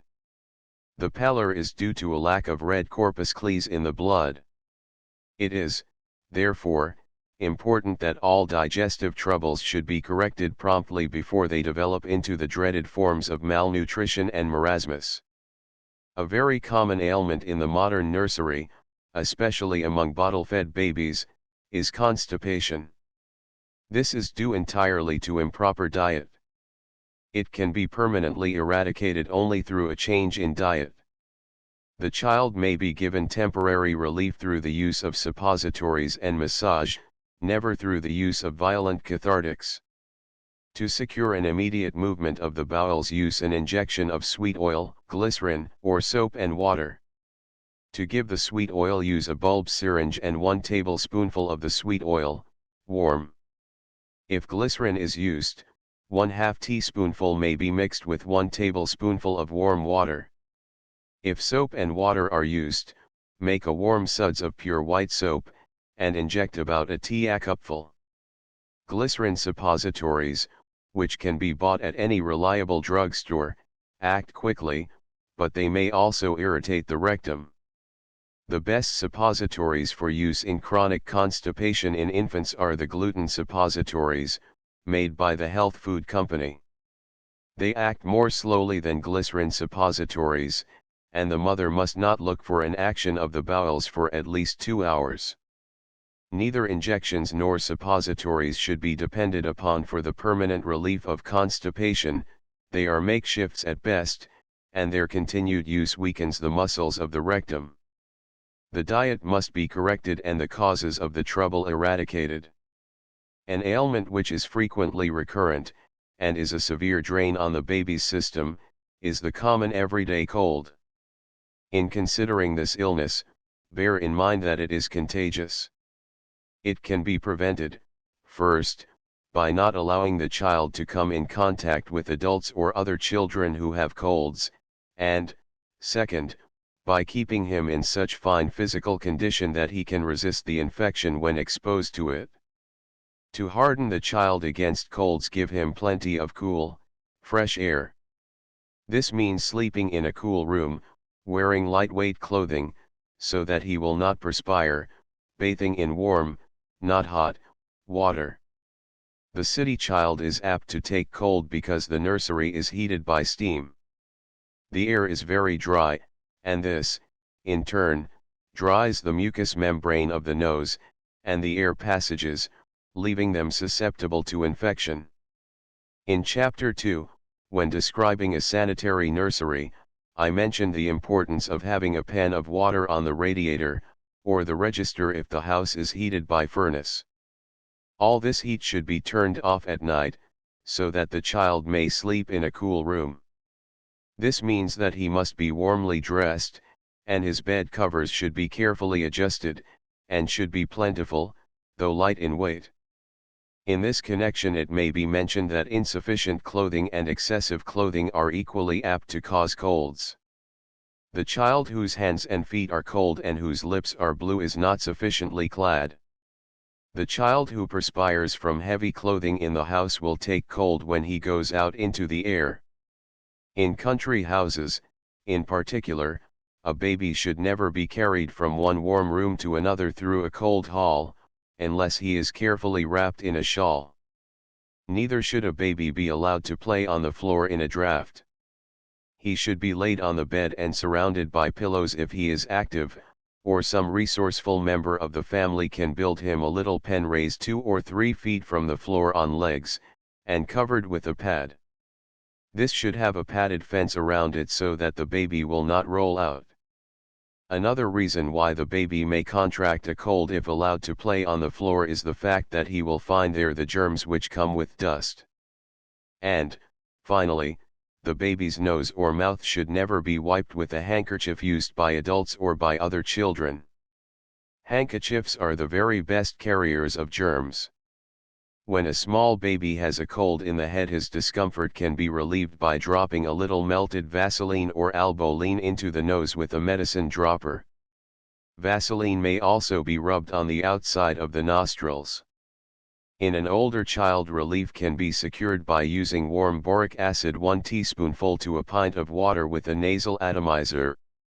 Generally a cathartic, like castor oil or calomel, will help to work off a cold. It is not wise, however, to make any violent change in the baby's daily habits. He should not be loaded down with heavy clothing.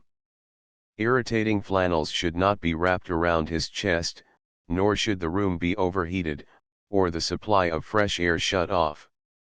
None of these things will relieve a cold. They will make the child more uncomfortable. If fever develops and the child does not throw off the cold, a physician should be summoned. If the throat is sore, no time should be lost in sending for a physician, for the mother cannot tell the difference between tonsillitis and diphtheria.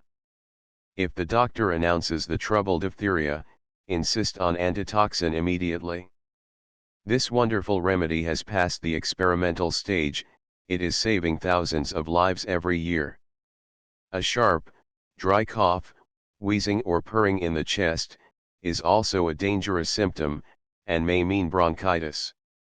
Send for a physician at once, and, until the doctor arrives, the child should be kept in bed, the room should be warm, the temperature moist.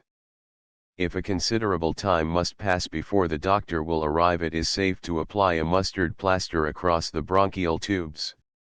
Be very careful in mixing this plaster, because the child's skin is very tender and easily burned. Mix 1 part of English mustard with 5 or 6 parts of flour, and sufficient warm water to make a thin paste. Have ready a piece of old muslin or linen cut square and twice as large as the chest of the child. Spread the mustard paste in the center and fold up the four corners so as to close tightly. Rub the baby's chest lightly with sweet oil or melted Vaseline to prevent blistering.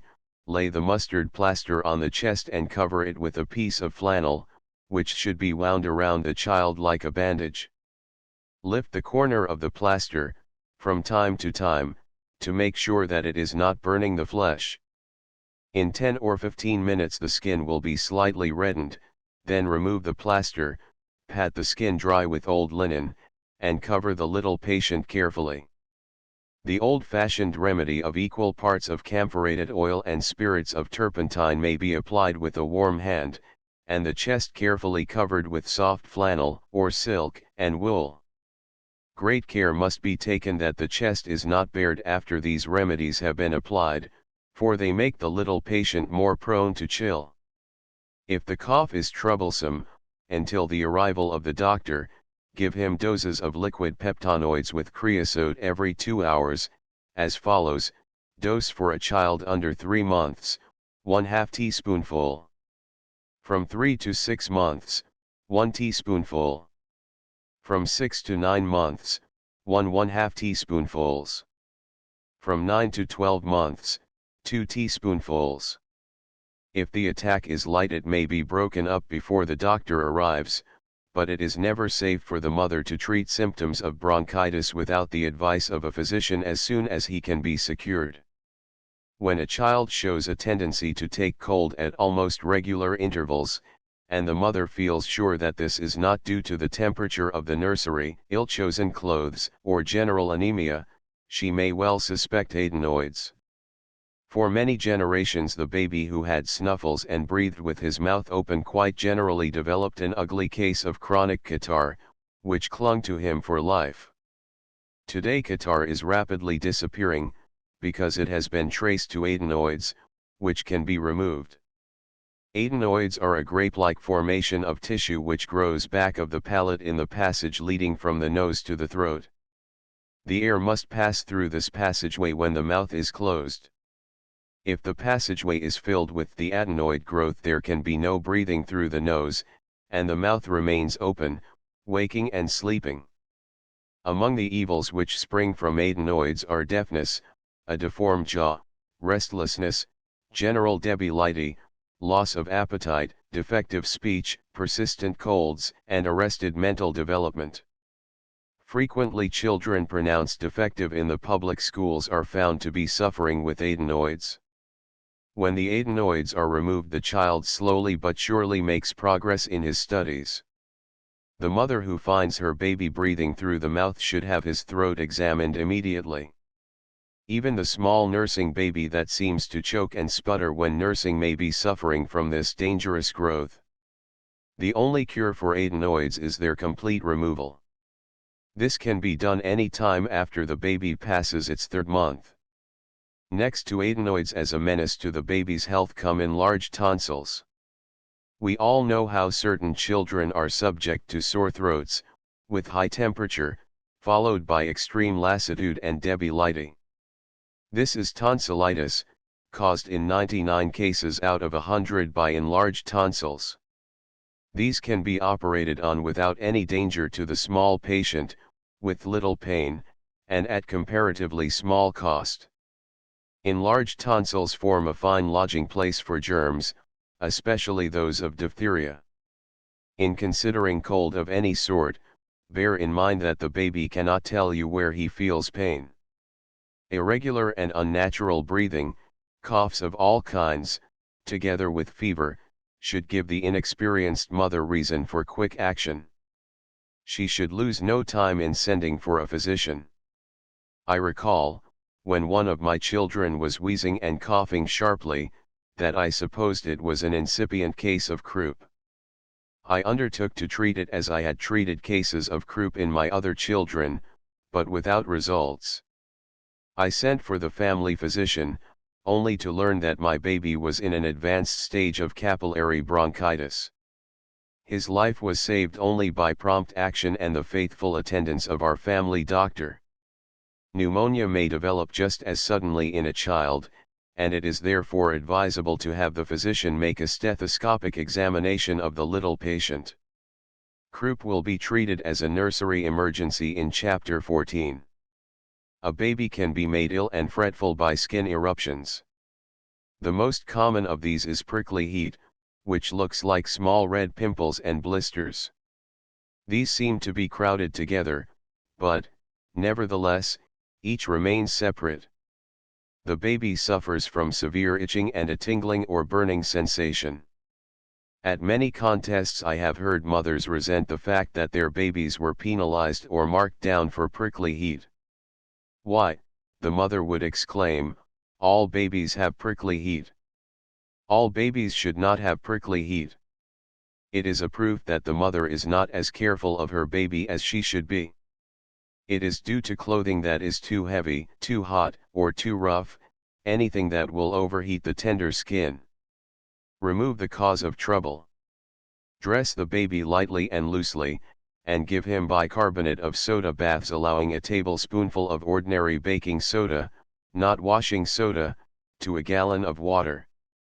Pat the skin dry, and powder the little body freely with talcum powder and boric acid mixed. Allow 2 teaspoonfuls of the boric acid to 1 ounce of powder.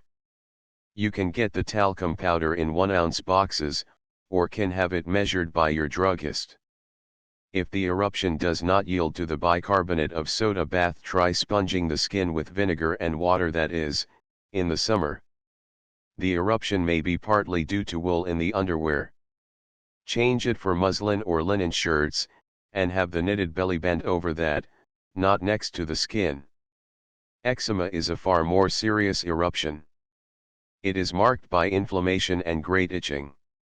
The skin seems to thicken, it becomes moist and shows fissures from which a serum oozes and forms crusts. It is most commonly found on the face and scalp, but it may also be found in the folds of the skin at various parts of the baby's anatomy. It may spread or it may be confined to only a small area. In either case, the child suffers great discomfort and is bound to be fretful and wretched. As eczema generally springs from lack of attention to the diet and hygiene, it is not found among children cared for in an intelligent way. When it does make its appearance, the mother and doctor must set themselves to the task of changing the baby's diet. In the meantime, some relief may be given by the treatment of the skin. Water baths must not be given, but a sweet oil rub is used for cleansing purposes. Ointments will not cure and they give little relief. One of the best recommended by physicians is Lasser's paste, which can be bought at any drugstore. Eczema may be recognized, but it cannot be treated successfully by the mother. She must send at once for the family physician and place the child under his care. Chafing, which results from uncleanliness in handling the diapers, is not dangerous, but it is most irritating to the child and is responsible for much crying and fretfulness in the nursery. This inflammation appears most frequently between the buttocks, on the thighs, and in the folds of the groin. The mother should look to the cause, neglect to change the diapers promptly, washing the diapers with strong soap or washing powders, lack of rinsing. The cure consists of changing the diapers promptly and washing them promptly and carefully. Relief is given by dusting the affected parts with talcum powder and boric acid powder, as for prickly heat. If any eruption does not yield promptly to change of diet or clothing, and the simple remedies suggested, send for your physician. Never take chances on skin diseases. While attending Better Babies contests, I have been amazed at the careless way in which comparatively intelligent mothers discuss worms and their treatment with patent medicines. Young babies, either nursing or bottle-fed, are seldom subject to worms. They more often attack older children, especially country children who drink well water. The symptoms are bad breath, gritting the teeth in the sleep, irritation of the nostrils, which makes the child pick at his nose, loss of appetite, anemia, headache, and dizziness. Many of these symptoms often come from ordinary indigestion. The only way to decide what really lies behind the symptoms is to have the stools examined. The worms themselves will not be found in the stools, but the eggs can be detected by the aid of a microscope. The most common form of worms is the threadworm, which looks like small broken pieces of white thread, from 1/3 to 1/2 inch long. The roundworm and tapeworm are rarely found. No mother should attempt to treat this trouble, either before or after she has learned that the child has worms. She must never administer patent medicines, but must turn her child over to the care of a physician, who will prescribe medicine. Rickets is one of the most serious ailments which attack the young baby. It is not an acute but a chronic disease due to malnutrition. It overtakes the baby gradually, between 6 months and 2 years, and seems to strike chiefly at the bones. The first symptoms are fretfulness, sleeplessness, pallor, and sweating of the head. The child threatened with rickets wears off the hair at the back of the head, in its restlessness, and its pillow is always wet from perspiration. Gradually the abdomen becomes enlarged and out of proportion to the child's other measurements. The teething is delayed, and the baby cannot sit up or walk as early as a normal child should. The little baby is usually constipated and suffers from general intestinal trouble. It is subject to colds, and it may have convulsions. If the condition is neglected, the mother suddenly discovers that the child looks deformed.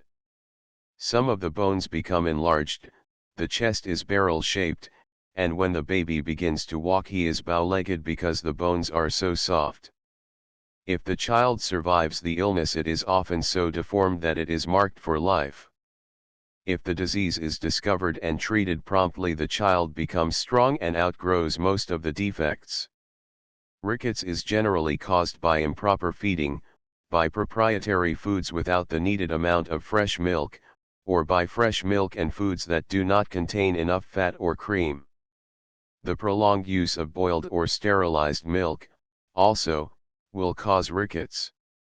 The cure lies with the diet, which should be changed immediately, under the direction of a physician, who will generally stop all proprietary, condensed, and boiled milk, and give whole milk, modified to suit the baby's age. After the child has passed the first year, the physician will order fresh eggs, beef juice, broths, and, possibly, cod liver oil in emulsion. The little invalid must sleep in a well-aired room and be kept out of doors whenever the weather is pleasant. Scurvy is another disease which can be traced to the use of proprietary foods without fresh milk, sterilized, pasteurized, or boiled milk, and it generally attacks a child between the 7th and 10th month. Among the symptoms are these: baby cries when handled, when the diaper is being changed, or, in severe cases, when anyone touches the bed or bedding.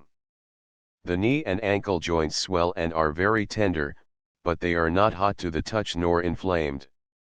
The baby suffering from scurvy will generally lie on his back with the knees slightly drawn up and held far apart. If he has teeth, the gums will swell and turn purple in color, or bleed easily. In some cases there is also bleeding from the nose and from the bowels. A physician should be called at once, but the real treatment is in the hands of the mother, who will give her baby fresh cow's milk properly modified, and strained orange juice or thin applesauce once a day. If the child has passed his first year when attacked by scurvy, he may have potatoes, mashed very fine and beaten light with milk, and other fresh vegetables, cooked very tender and pressed through a vegetable sieve. All this treatment must be given under the direction of the family physician. There are certain ailments which no mother should neglect or attempt to treat.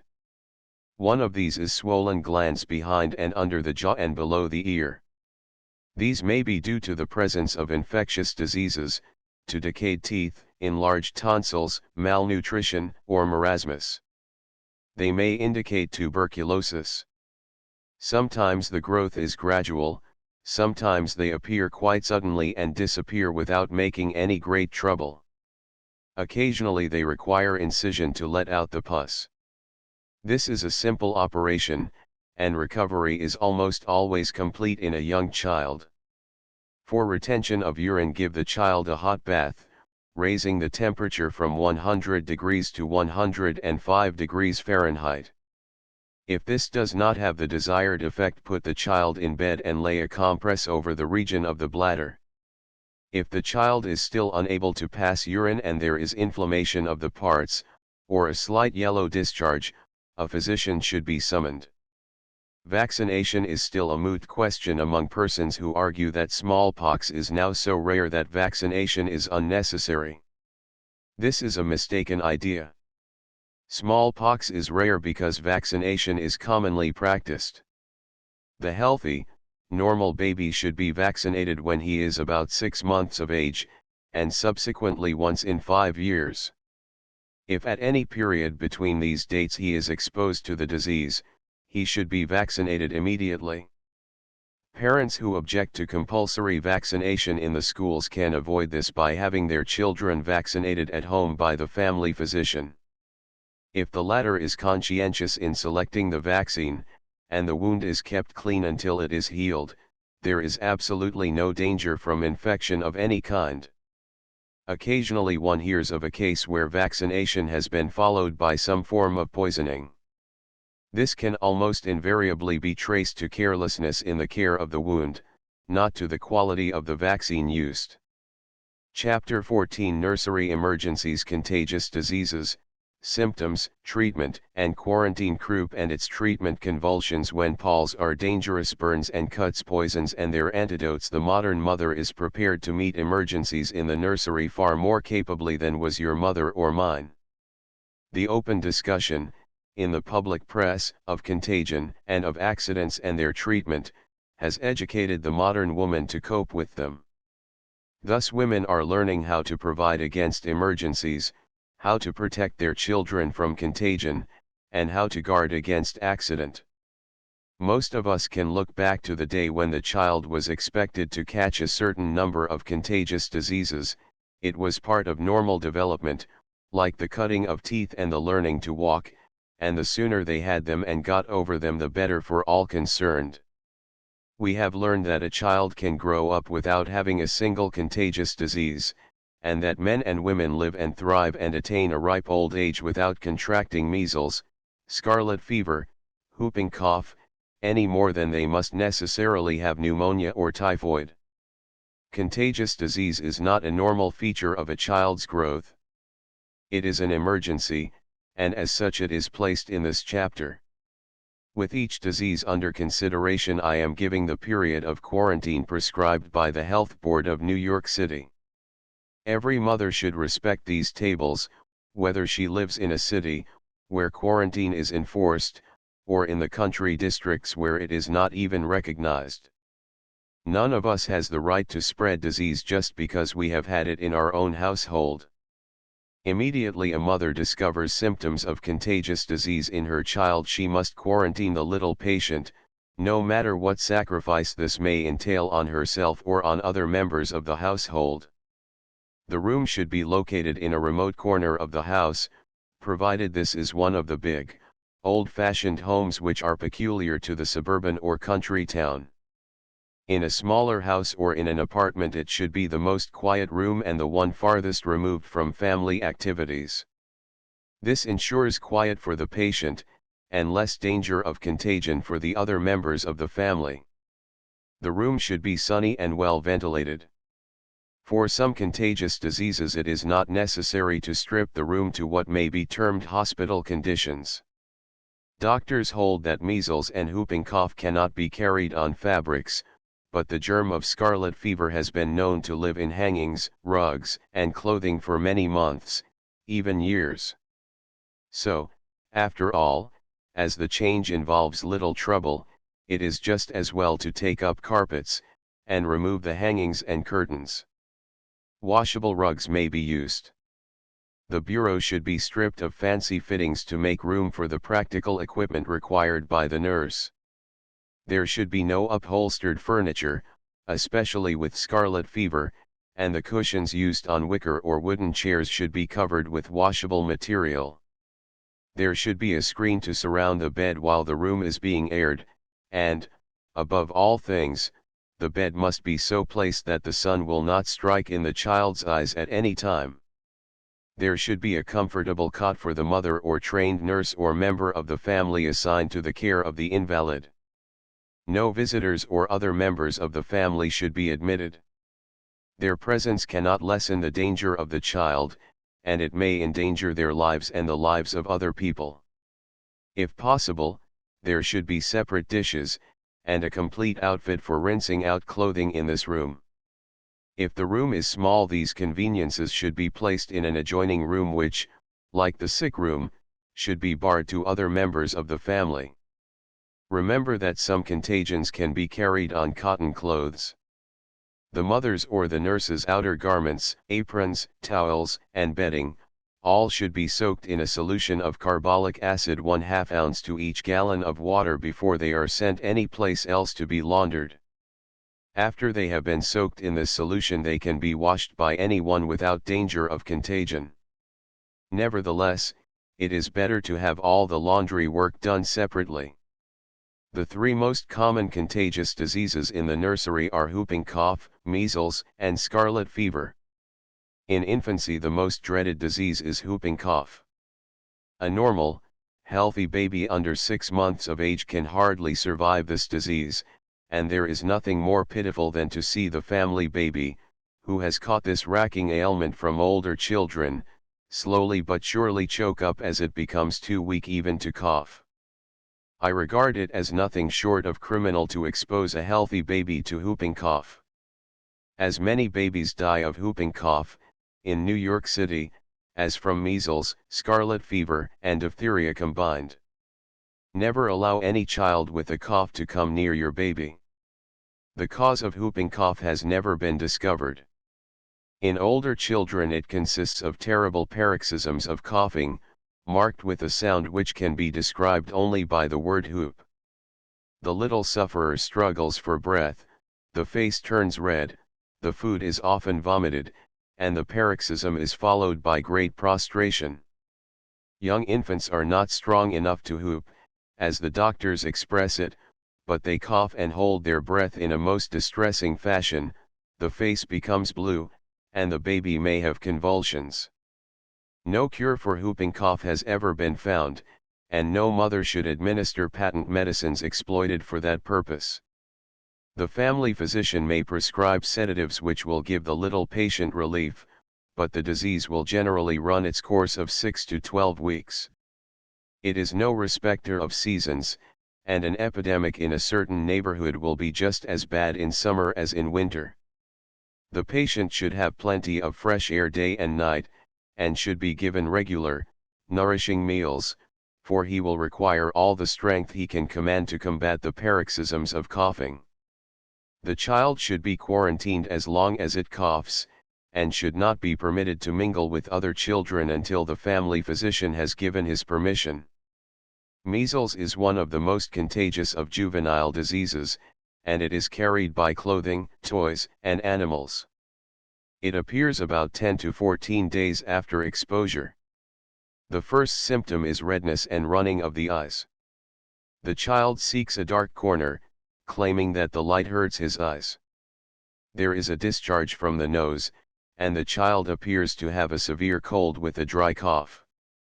He is not hungry, and his temperature may rise from 100 degrees to 104 degrees Fahrenheit. A rash appears on the face and behind the ears about the 3rd or 4th day. It consists of groups of small, dull red, raised spots, accompanied by itching, and lasts about 3 or 4 days in the average case. Upon the appearance of the first symptoms, the baby should be given a hot bath and be put to bed in a well-ventilated room. The shades must be drawn, for the eyes are extremely sensitive to the glare of sunlight. Artificial light should be carefully shaded. The eyes must be bathed 3 or 4 times a day with warm boric acid solution, 1/2 teaspoonful of the boric acid to 1 pint of water. The bottle-fed baby will need to have his milk diluted. The baby who is eating solid food should be placed on a fluid diet. The bowels must be kept open. If the temperature is very high, an ice cap or a wet compress may be applied to the head. A doctor should be asked to look the child over, but he generally prescribes nothing more than a simple cathartic and the remedies named above. The chief danger from measles, in little babies, is the complication of pneumonia. Therefore, the child should be kept in bed at least 3 days after the temperature has dropped to normal. Quarantine should last for 2 weeks after the temperature becomes normal. Scarlet fever is another contagious disease which can be carried by clothing or any article that has been in contact with a patient. The child exposed to this contagion may be taken ill within a few hours after coming in contact with it, or not for a week. The symptoms of scarlet fever are more violent than in measles. There is immediate loss of appetite, with vomiting, constipation, restlessness, sleeplessness, and headache. The breathing is hurried, the temperature runs up to 103 degrees, 104 degrees, or 105 degrees F, the throat is sore and shows inflammation, there is difficulty in swallowing, the tongue is coated in the center but red at the tip and edges. The rash, which appears within 24 hours on the neck and chest, spreads rapidly all over the body. It starts with small red points, which may be isolated or blended into a dull red flush. It lasts from 5 days to a week, then the skin peels off in fine flakes, which are seen especially on the palms of the hands and the soles of the feet. This peeling, which marks the most contagious stage of the disease, may last from 2 to 6 weeks, during which time nobody must be permitted to come in contact with the patient except the nurse and the doctor. The doctor only is qualified to raise the quarantine in the case of scarlet fever.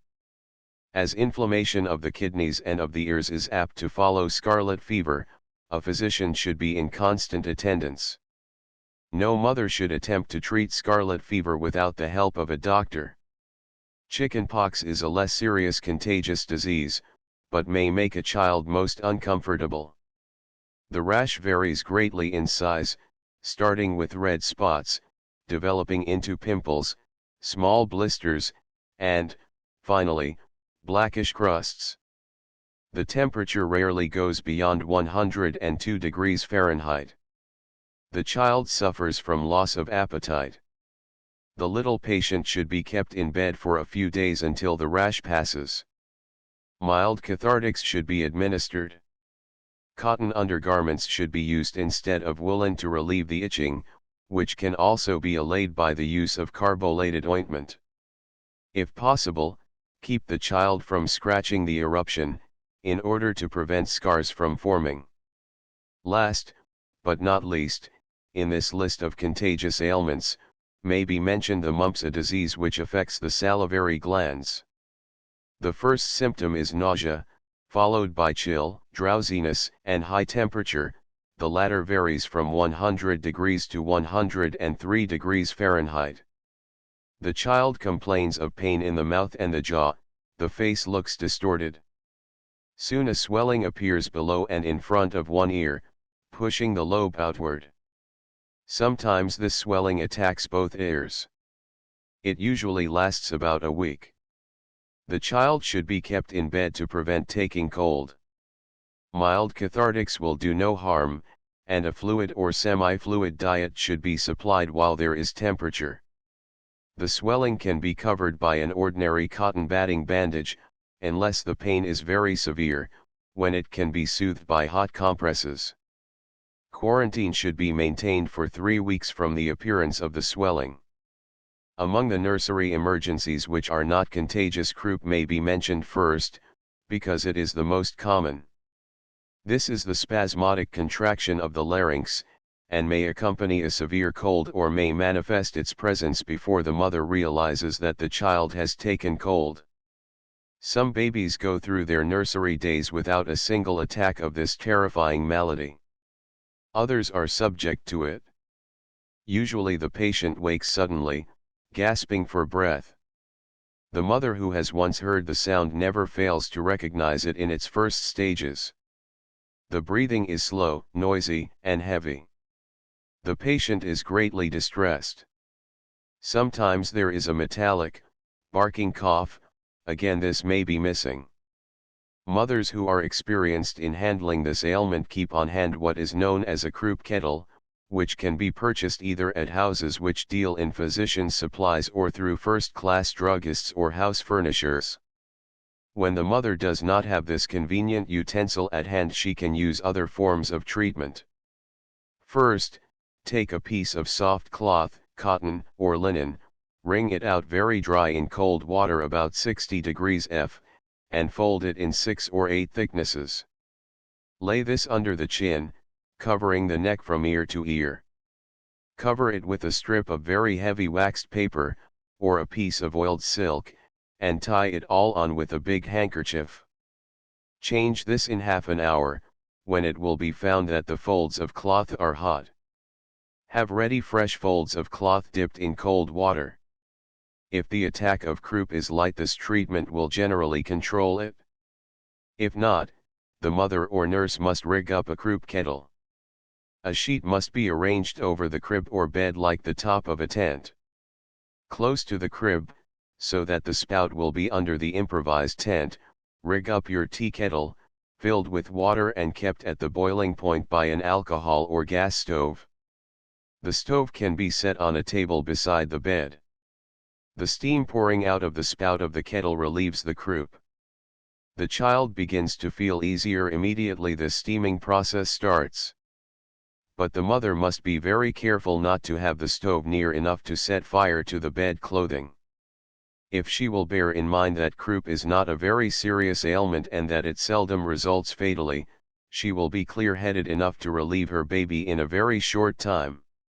If neither the cold compresses nor the steaming process bring relief, then the mother may give syrup of ipecac from 1 to 2 teaspoonfuls, according to the age of the child.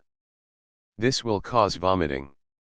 It is especially effective if the ordinary croup is accompanied by indigestion, as it is frequently. The next day the mother should have a doctor look the child over and decide on what treatment she shall use during another attack. There is no emergency so terrorizing to a mother as convulsions. As the child becomes unconscious, the mother, who has never seen a child pass through convulsions, believes that her baby is dying. In reality, convulsions are a symptom rather than a disease, and the cause is easily traced and removed. They represent, first, an irritation of the nervous system. Back of this may lie disturbances of the digestive organs, rickets, and, in boys, tight foreskin. They occur with whooping cough, and sometimes indicate the approach of an acute fever, such as accompanies pneumonia, scarlet fever, etc. Though it is commonly supposed that both teething and worms will cause convulsions, they can rarely be traced to such causes. If they occur during teething, they are due not to the normal process of teething but to indigestion from which the child suffers, regardless of teething. Convulsions have no preliminary symptoms and give the mother little warning. The first change in the child's appearance is a sudden rigidity, with the hands clenched. The face turns pale, the eyes roll up or back and are fixed, and, although the child is apparently unconscious, the muscles of the face, arms, and body twitch in a way that horrifies the mother. The convulsion may pass in a few seconds or it may last several minutes. In the latter case, the child breathes feebly, the lips take on a ghastly bluish tone, the forehead is moist and chill. After the convulsion passes, the child is greatly exhausted, and often before it has time to react and become normal, a second convulsion follows. To prevent this, the first convulsion should be treated promptly, and it is especially essential that in this emergency the mother maintain her self-control. Many a child in no real danger from a light convulsion has been seriously burned by the frightened mothers plunging it into hot water. A physician should be summoned immediately, but in the meantime the mother will act for herself. A hot bath should be prepared, with water at a temperature of 105 degrees Fahrenheit. If there is no thermometer, the mother must test the water by thrusting her bared elbow into it. If she cannot bear the heat of the water, she may be sure that her child will suffer if immersed in water of such high temperature. If she uses the ordinary bathtub made for infants, she should add to the warm water a tablespoonful of dry mustard, dissolved in a cup of warm water. If there is no small bathtub and she uses the family bathtub, the water should be 6 inches high, and the same amount of mustard should be added to it. The little patient should then be held under the water from 5 to 10 minutes, the water being kept at the same temperature. While the mother rubs his body and limbs under the water, her assistant should dip a small towel or piece of old linen in cold water and lay it on the top of the child's head and forehead. After the bath he should be patted, not rubbed, dry, wrapped in warm blankets, and tucked into bed, with a hot water bottle or bag near the feet. Be very careful that the hot water bag is not hot enough to blister the flesh. The baby, in the state of prostration which follows the convulsion, will not know enough even to withdraw his feet from the surface of the bag or bottle. If the convulsion is a symptom of illness like scarlet fever, where the temperature is high, the baby cannot be put in a hot bath. A cold compress is laid on his head, and the body and limbs are sponged gently with cool water, not hot. If, after the sponging, the feet are cold, a hot water bottle may be placed near them. If the child is fully dressed when the convulsion comes on, be sure to loosen the clothes, and take off the shoes and stockings. If there is an ice cap in the house, use that in place of the cold compress for the head. If the convulsion comes from indigestion, give an enema of warm soap suds, and as soon as the child is able to swallow, give him a large dose of castor oil. When a baby has a fall, this may or may not attain the dignity of a nursery emergency. A child can escape real injury in what may first appear to the mother as a very bad fall. The effect of a fall most to be dreaded is injury to the spine or brain. I recall one particular case where a child was dropped by its nurse and it made very little outcry.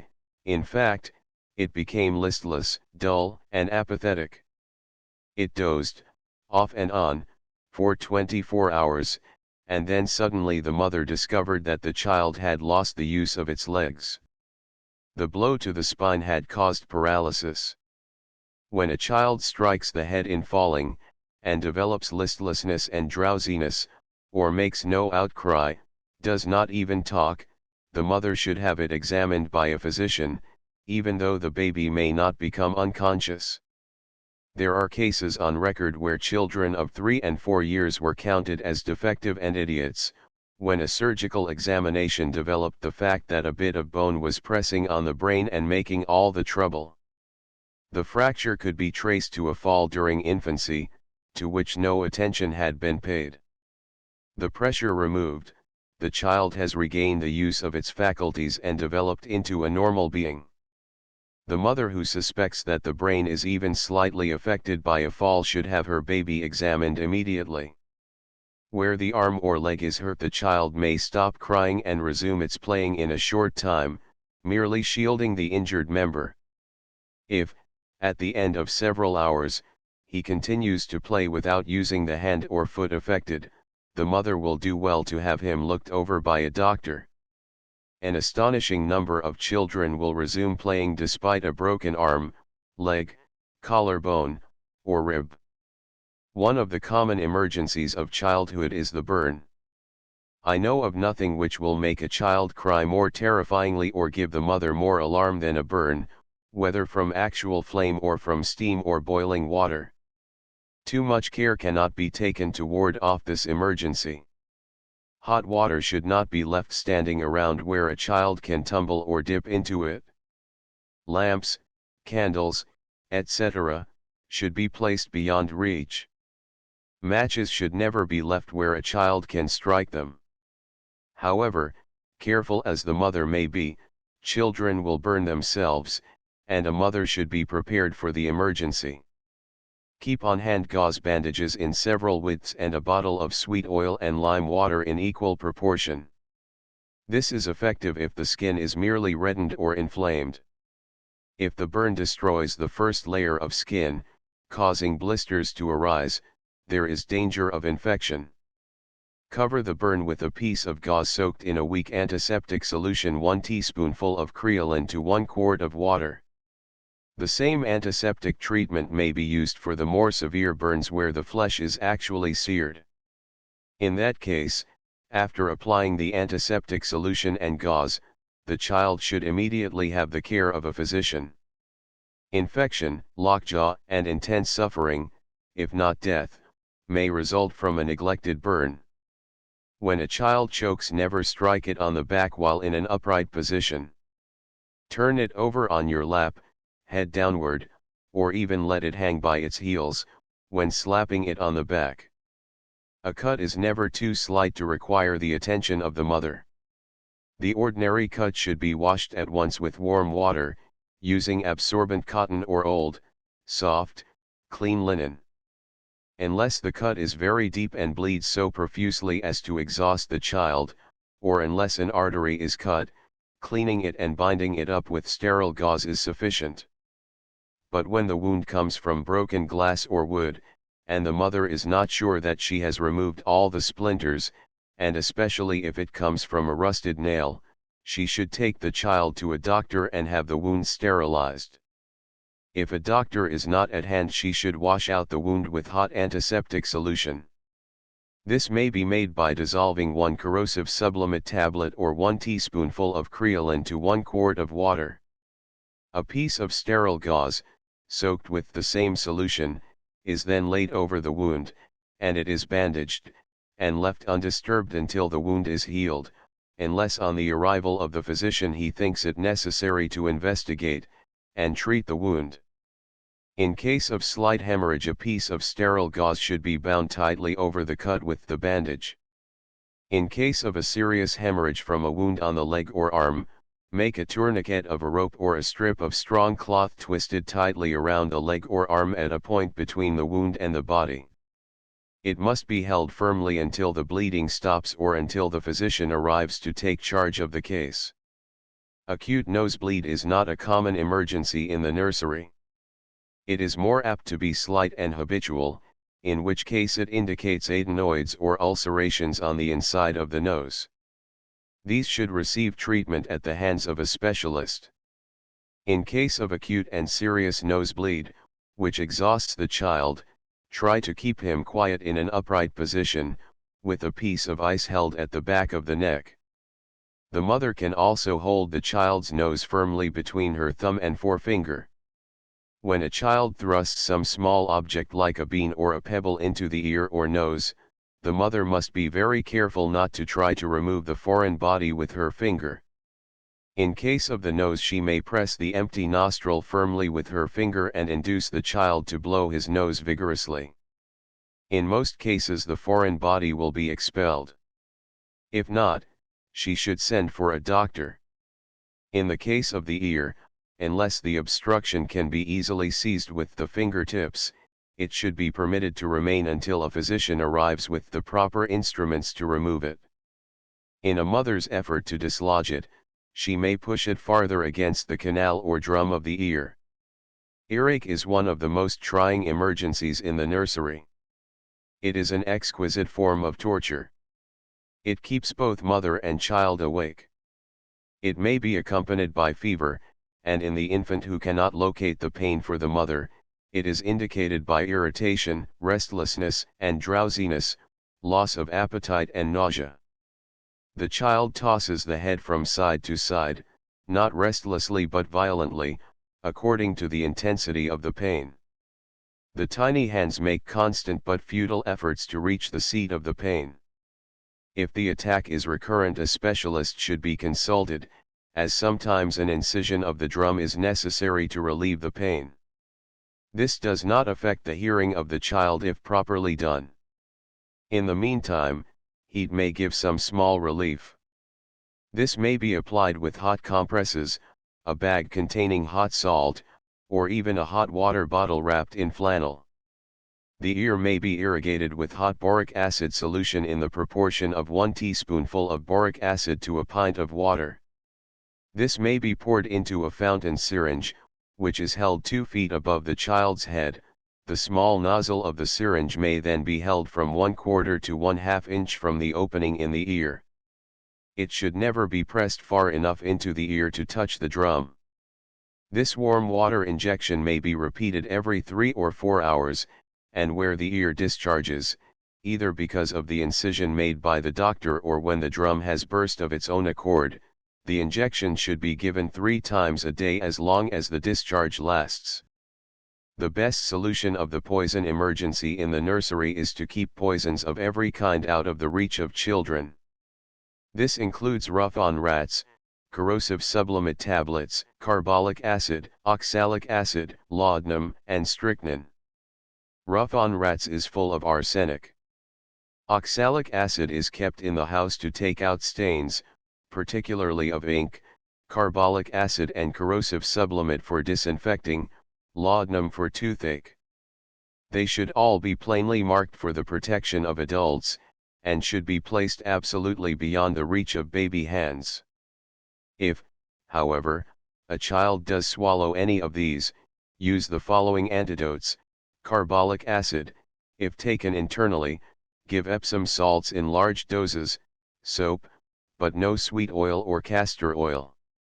For external burns apply alcohol. Oxalic acid, give an emetic, such as tepid mustard water, followed by a dose of chalk or whiting or vinegar. Follow this with soothing drinks, like warm milk. Never give potash or soda in any form. Ammonia, children have been known to drink ammonia with fatal results. Give vinegar or lemon juice, immediately followed by warm milk or sweet oil. Rough-on rats or Paris green, give an emetic of mustard water, chloride of iron, or magnesia, or baking soda, or water of ammonia. Follow this with white of egg, sweet oil, or milk. Later give castor oil to keep the bowels open. Corrosive sublimate, administer emetic of mustard water, followed by white of egg or milk. Castor oil to open the bowels. Try first the emetic of mustard water. If it does not work, send to the nearest druggist for permanganate of potash, diluted. Give a dose of 4 or 5 grains with strong coffee. Matches, give the emetic, and then permanganate of potash, diluted, 4 or 5 grains, following this with Epsom salts or magnesia to open the bowels. Never give milk, sweet oil, castor oil to a child who has eaten matches. In order to meet these various emergencies, the mother should have the following supplies in or near the nursery: package of sterile gauze, 5 yards. Sterile gauze bandages 1/2 dozen in assorted lengths. 1 pound absorbent cotton, in small rolls. 1 bottle corrosive sublimate tablets, 7 1/2 grains. 1 bottle of creolin. 1 bottle of sweet oil. 1 bottle of castor oil. 1 jar of Vaseline, or lard. Mustard flour for making an emetic. The various antidotes mentioned in connection with poisons. This represents a comparatively small investment, yet it is invaluable for the mother to use while waiting for the arrival of the physician. One of the real terrors of the nursery is the realization that the baby has swallowed something more or less dangerous to his digestive organs: safety pins, tacks, pennies, buttons, etc. Nature provides to a certain extent for carrying such things off. Food and juices form a coating around these foreign objects. Do not make the mistake of administering drastic cathartics. It is far better to give the child coarse food, such as bran, whole wheat, gram flour bread, oatmeal, and other coarse cereals, and plenty of potatoes. Watch the stools, and if an object, like a safety pin or a tack, does not pass within a reasonable time, take the baby to an X-ray specialist and the foreign body will be located. This does not always mean an operation. Very frequently, if the object is not passed off in the bowels, it is located in some part of the child's anatomy where it will do no harm. The most careful of mothers have to face nursery emergencies in raising their children. The most important thing to remember is that coolness and courage are as useful in saving the child's life as the remedies named in this chapter. This is particularly true in cases like croup, convulsions, or poisons, when, in the excitement of the moment, the mother may scald her child, or give what she thinks is an antidote but which in reality hastens the fatal action of the poison. Children pass successfully through many of these emergencies. The mother should never give up hope until the family physician has told her that there is nothing more to be done. Chapter 15 Diet for Older Children. Milk for growing children. Eggs, meat and fish, breadstuffs and cereals. Recipes for nourishing dishes. The emphasis laid on correct diet for babies throughout this book has doubtless impressed its readers with the realization that on good digestion the health and happiness of a child are built. The vigilance which guarded the bottle feedings and the diet of the child under 3 years of age should become a guard against indiscretions in feeding between his 3rd year and his adolescence. By the time the boy passes into his teens, he should be thoroughly grounded in good habits of eating, the careful mastication of food, the avoidance of extremes and excesses, regularity in meals, and let us hope that he has learned the folly of eating between meals, especially sweets. He should have a normal taste for normal, wholesome food, and he should still be eating lightly before he goes to bed.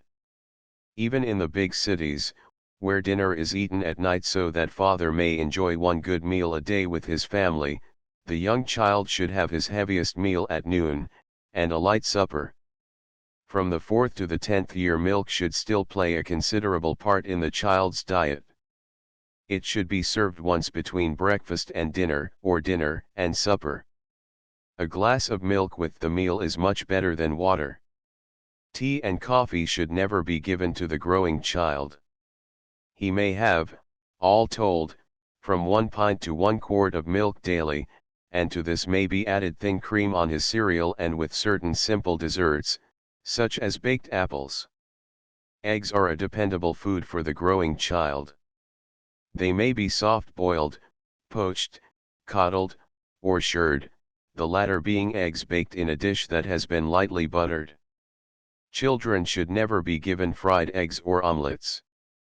If eggs agree with a child, and they agree with nearly all human beings, they may be given twice a day, one for breakfast and one for supper. The best meats for children are beefsteak, roast beef, roast lamb, broiled mutton chop, broiled chicken, roast young turkey. Shad, bass, and other delicate white fish may be given to the child between 4 and 12 years of age. Meats must be cut up fine, and fish must be freed from all bones before it is given to the child. Either meat or fish should be served with the noon meal.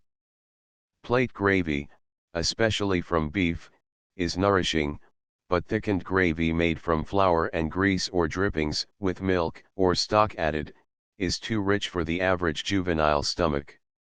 Ham, bacon, pork, sausage, liver, kidneys, dried and salt meat are to be avoided, and such fish as cod, halibut, and mackerel are altogether too strong for a child until he enters his teens. White potatoes are a standby for growing children. They may be boiled, baked, or mashed, but no child should be allowed to eat fried potatoes of any sort. The best vegetables for very young children are peas, asparagus tips, string beans, carrots, squash, spinach, and very young beets. All these vegetables must be well cooked to be easily digested. Baked sweet potatoes, which children like very much, cauliflower, onions, and turnips may be permitted at rare intervals, but, even with a child in good health, they should not be served until he is 6 or 7 years old. A very good combination for children is carrots and peas. The carrots are first boiled in salted water until tender, then canned or fresh peas are added, and, Finally, milk which may be thickened slightly with flour and butter rubbed smooth. Salads, which are considered so important in the diet of grown ups, should not be given to children until they have passed the 10th year. Well-made soup is important in the child's diet. Mutton and chicken broths should be the foundation for most of these soups. After the meat has been strained out, the broth may be thickened with rice, barley, or a little cornstarch or flour. Tomato soup should not be given to very young children, but purees made of peas, spinach, celery, or asparagus, rubbed through a sieve, may be given to children 7 years old or more. In preparing cereals for children, bear in mind that the coarser cereals are the more nourishing. The ready-to-serve cereals do not give out the strength which the old-fashioned foodstuffs do. Oatmeal, cracked wheat, rice, or hominy should be cooked in a double boiler for hours, and even those cereals which are advertised as prepared or partly cooked should be recooked thoroughly, and well salted, and be served with top milk, or cream and milk, or a little butter.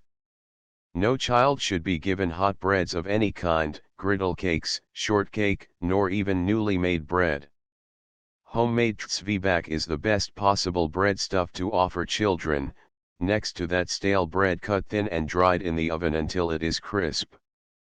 Cornbread, split and toasted or dried until crisp, is very desirable as a luncheon and supper dish. Oatmeal, graham, or gluten crackers are better than plain white wheat crackers. Desserts form a very important item in the dietary of the child, because they contain starch and sugar, important to the upbuilding of the system. Custards, junket, rice pudding without raisins, and an occasional dish of pure ice cream should be the desserts up to 6 or 7 years. These can be varied by stewed fruit, or ripe fruit in season, making sure that all the seeds and stems are removed. No young child should be given pies or pastry of any description, rich preserves, nuts, or candy. The child who has not been given candy in his babyhood grows up with very little taste for it. Food, like fresh air and sleeping, is very much a habit. Fruits form a considerable and important part of the diet. Up to the time a child is 5 years old he should have fruit juices, then solid fruit. Sweet oranges yield up the best juice, but grapefruit rubbed through a sieve, fresh pears, strawberries, and raspberries, crushed through a coarse sieve, may also be used. Orange or prune juice can be given after 7 or 8 months of age. Before the second bottle in the morning 2 teaspoonfuls may be given, gradually increasing to 1 or 2 ounces at 1 year. Apples, baked or stewed, are extremely healthful. Prunes well prepared and rubbed through a sieve, pears stewed or baked until tender, peaches and apricots peeled or stewed, are all worth places in the diet of a child. Pulp in either fresh or cooked fruits should be avoided. Children should never be given green fruit of any kind, and, in hot weather, if they cause a tendency to diarrhea, fresh fruits must not be permitted in the child's diet, but all sorts of stewed fruits can be substituted for them. A word of warning about cocoa. This is an excellent beverage for a young child, but it is a mistake to think that it must be made rich with cream. A good quality of whole milk and just as much cocoa as the recipe on the box demands should be used for young children. Whipped cream on the cocoa is not necessary. If your children want ice cream, cold drinks, treats of any sort, make these at home. Know what your children eat. A few recipes for preparing food that children can easily digest follow. Albumin water. Divide the white of 1 fresh egg in several directions with a sharp steel knife. To this add 1 pint of cold boiled water, and a little salt. Shake well and give cold from bottle or with spoon. Rice water. Take 1 tablespoonful of rice, wash well, soak overnight. Add 1 pint of water and a little salt. Boil until grains are soft 3 to 4 hours. Add water from time to time to keep quantity to 1 pint. Strain through muslin. Baked milk in a jar. Put 2 quarts of fresh milk, cover this with white paper, tied down tightly. Bake 10 hours in a moderate oven. Egg lemonade. Beat the yolks of 2 eggs light, add the juice of 2 lemons, and sugar to taste. Thin slightly with water, and turn all into 1 cup of snow or pounded ice. Whip the whites of the eggs to a stiff froth, and beat all together as quickly as possible. Serve immediately. Eggnog. Separate 1 egg, and beat the yolk and white lightly.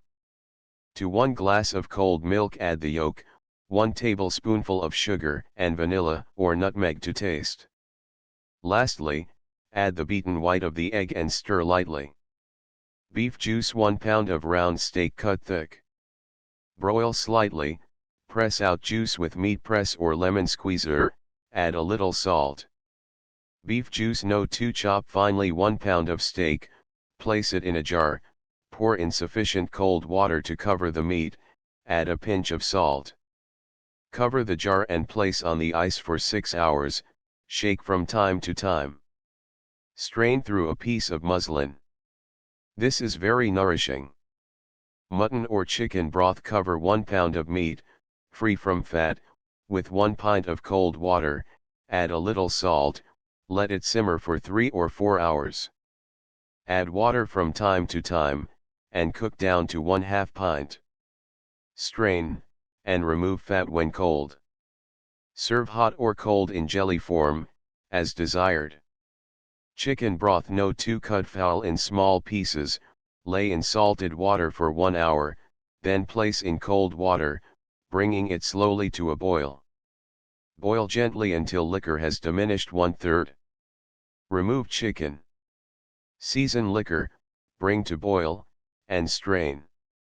Stir cup of hot milk slowly into 2 beaten eggs, add mixture to broth, stirring slowly. Clam broth. For this use 2 separate pots, 1 for clams and 1 for milk.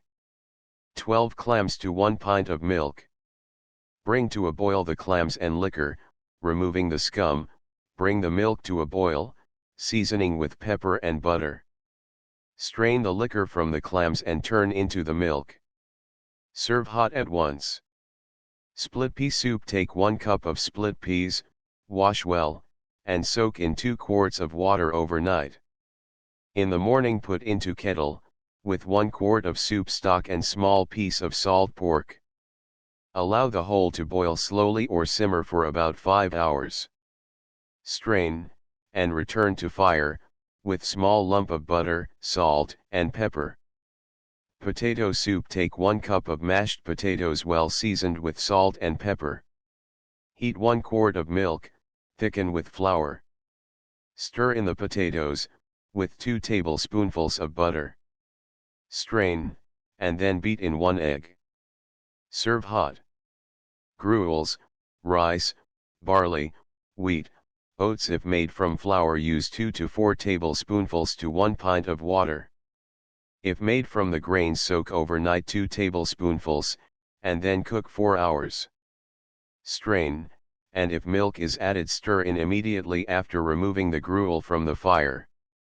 Farina. Stir slowly 4 heaping tablespoons of farina into 1 pint of boiling water or milk. Boil 10 or 15 minutes, salt to taste. This can be served cold or hot, with syrup, sugar and cream or butter and sugar. Chicken jellied. Cover a small chicken with water, boil until meat comes off the bones, and the water is reduced to about a pint. Take off the meat in good-sized pieces, removing fat and bones. Skim fat from liquor, add salt and pepper to taste, together with 1/2 ounce of gelatine. When dissolved, pour over meat. Liquor can be seasoned highly, as meat absorbs much of the flavor. Place mixture in deep bowls to form, and keep cool. Scraped beef. Slightly broil a small piece of sirloin steak. With a dull knife scrape or shred this, taking the pulp only for use. A tablespoonful may be given with salt. Milk toast. Remove the crusts from the toast, slash the edges with a knife, and dip the edges in hot salted water. Make a cream of milk thickened with cornstarch, season with salt and butter. Pour over toast. Serve hot. Poached eggs. Break an egg into a cup, taking care not to break the yolk. Turn into pan of boiling, salted water and with spoon pour water over egg, until there is a film over the top and the white is firm. Serve on buttered toast. Boiled rice. Wash the rice. Cook in double boiler with 5 times its measure of cold, salted water for about 1 hour and a half, or until tender. Creamed potatoes. Cut freshly boiled potatoes into squares. Cover with milk, and boil up once or twice. Season with butter, salt, and pepper. Thicken with a little flour and water. Creamed macaroni. Boil in 1 quart of salted water 20 minutes. 10 or 12 sticks of macaroni broken into 1-inch lengths. Strain through colander and drain. Add 1 tablespoon of butter and flour rubbed smooth to 1 1/2 cups of hot milk. When thickened, season and return the macaroni to heat. Add a little grated cheese before serving. Desserts. Escalloped apples. Butter a deep dish. Sprinkle with cinnamon, sugar, and small bits of butter, and cover with layer of peeled, sliced apples. Another layer of the cinnamon, sugar, and butter, adding a little flour sprinkled over. Continue this process until dish is full, cover, and bake 1 hour. Serve hot or cold. Apple tapioca. Take 1/2 cup pearl tapioca, 3 apples, pared and cored, 1/4 cup of sugar, 1 pint water, 1/2 teaspoon salt, cinnamon, and grated nutmeg. Cover tapioca with 1 1/2 cups warm water, and soak 5 or 6 hours. Pack apples in deep dish, filling cores with sugar, and pour over them the tapioca, water, cinnamon, and nutmeg. Bake 1 hour, or until apples are soft. Serve hot, with cream or hard sauce. Apple snow. 1 large apple, peeled and grated, sprinkle over it 1 cup of powdered sugar. Into this break the whites of 2 eggs and beat in large bowl constantly for half an hour. Heap in glass dish and pour over it a fine, smooth custard. Baked custard. Beat 4 eggs light and mix well with 1 quart of milk. Add sugar and salt to taste, 1 teaspoon vanilla, and grate nutmeg on top. Bake in moderate oven until a rich brown. Chocolate blanc mange. Heat 1 quart of milk in a double boiler with 1 ounce of gelatine, dissolved first in cold water, add 4 tablespoons grated chocolate and 3/4 cup of sugar, mix all until smooth. Cook until dissolved, then boil 5 minutes and strain into mold, adding 1 teaspoon vanilla. Serve with whipped cream. Individual molds are very pleasing for children. Floating island. Heat 1 quart of milk in a double boiler, stir in 2 tablespoons of cornstarch dissolved in a little cold milk.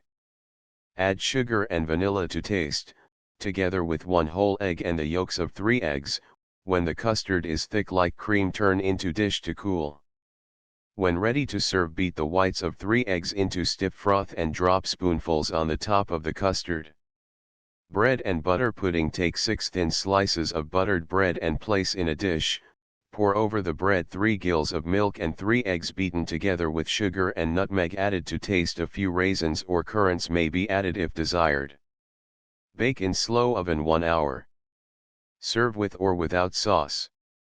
Prune pudding. 1 pound of prunes cooked until tender. Remove stones and pick into small pieces. Dissolve 2 tablespoons of gelatine and 2/3 cup of powdered sugar in 1 cup of cold water, and stir into prunes. Add the whites of 4 eggs beaten to a froth.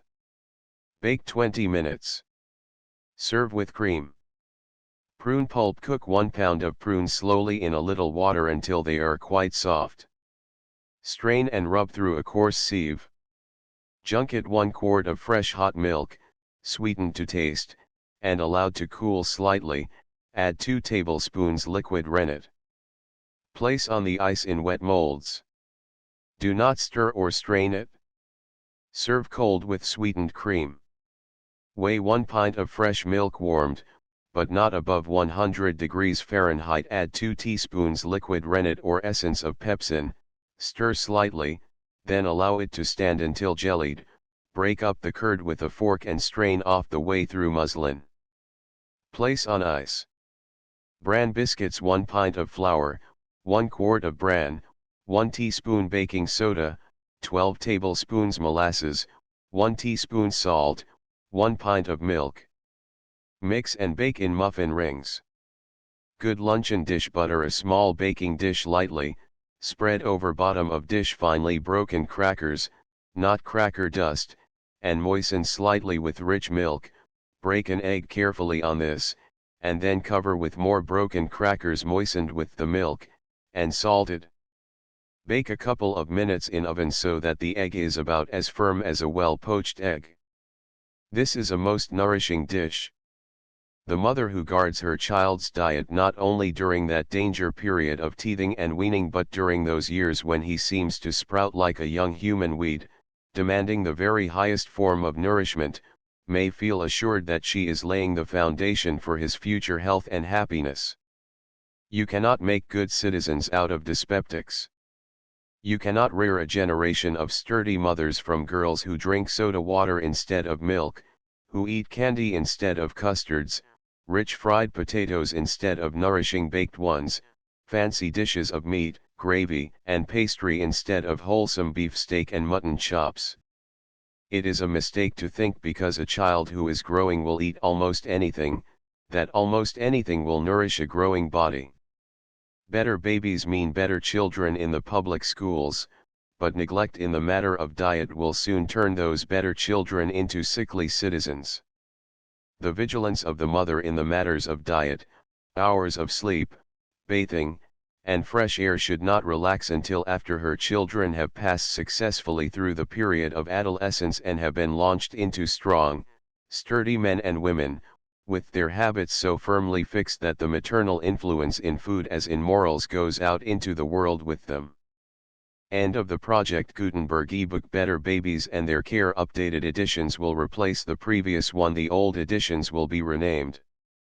Creating the works from print editions not protected by U.S. copyright law means that no one owns a United States copyright in these works, so the Foundation, and you, can copy and distribute it in the United States without permission and without paying copyright royalties.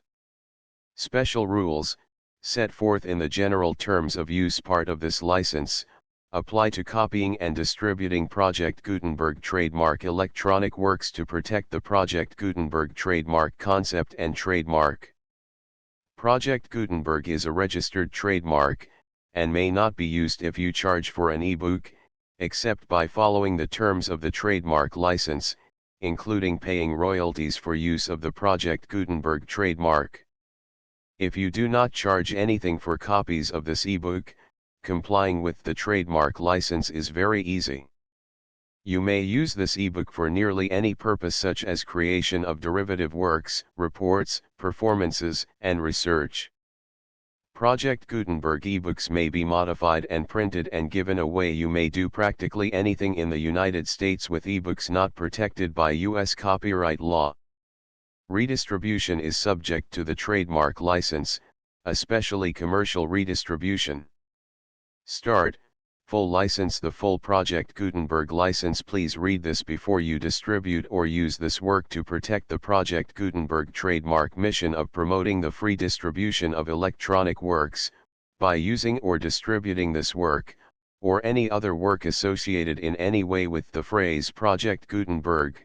You agree to comply with all the terms of the full Project Gutenberg trademark license available with this file or online at www.gutenberg.org/license. Section 1. General Terms of Use and Redistributing Project Gutenberg Trademark Electronic Works 1.a.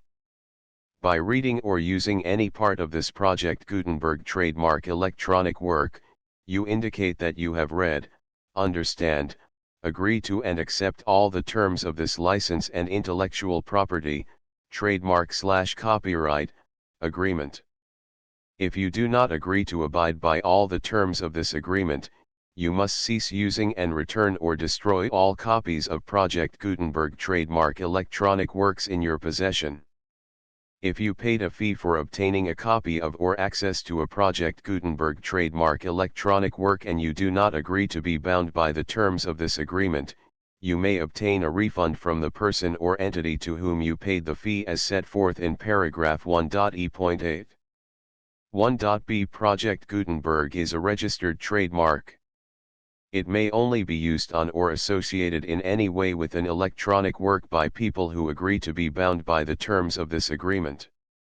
There are a few things that you can do with most Project Gutenberg trademark electronic works even without complying with the full terms of this agreement. See paragraph 1.c below.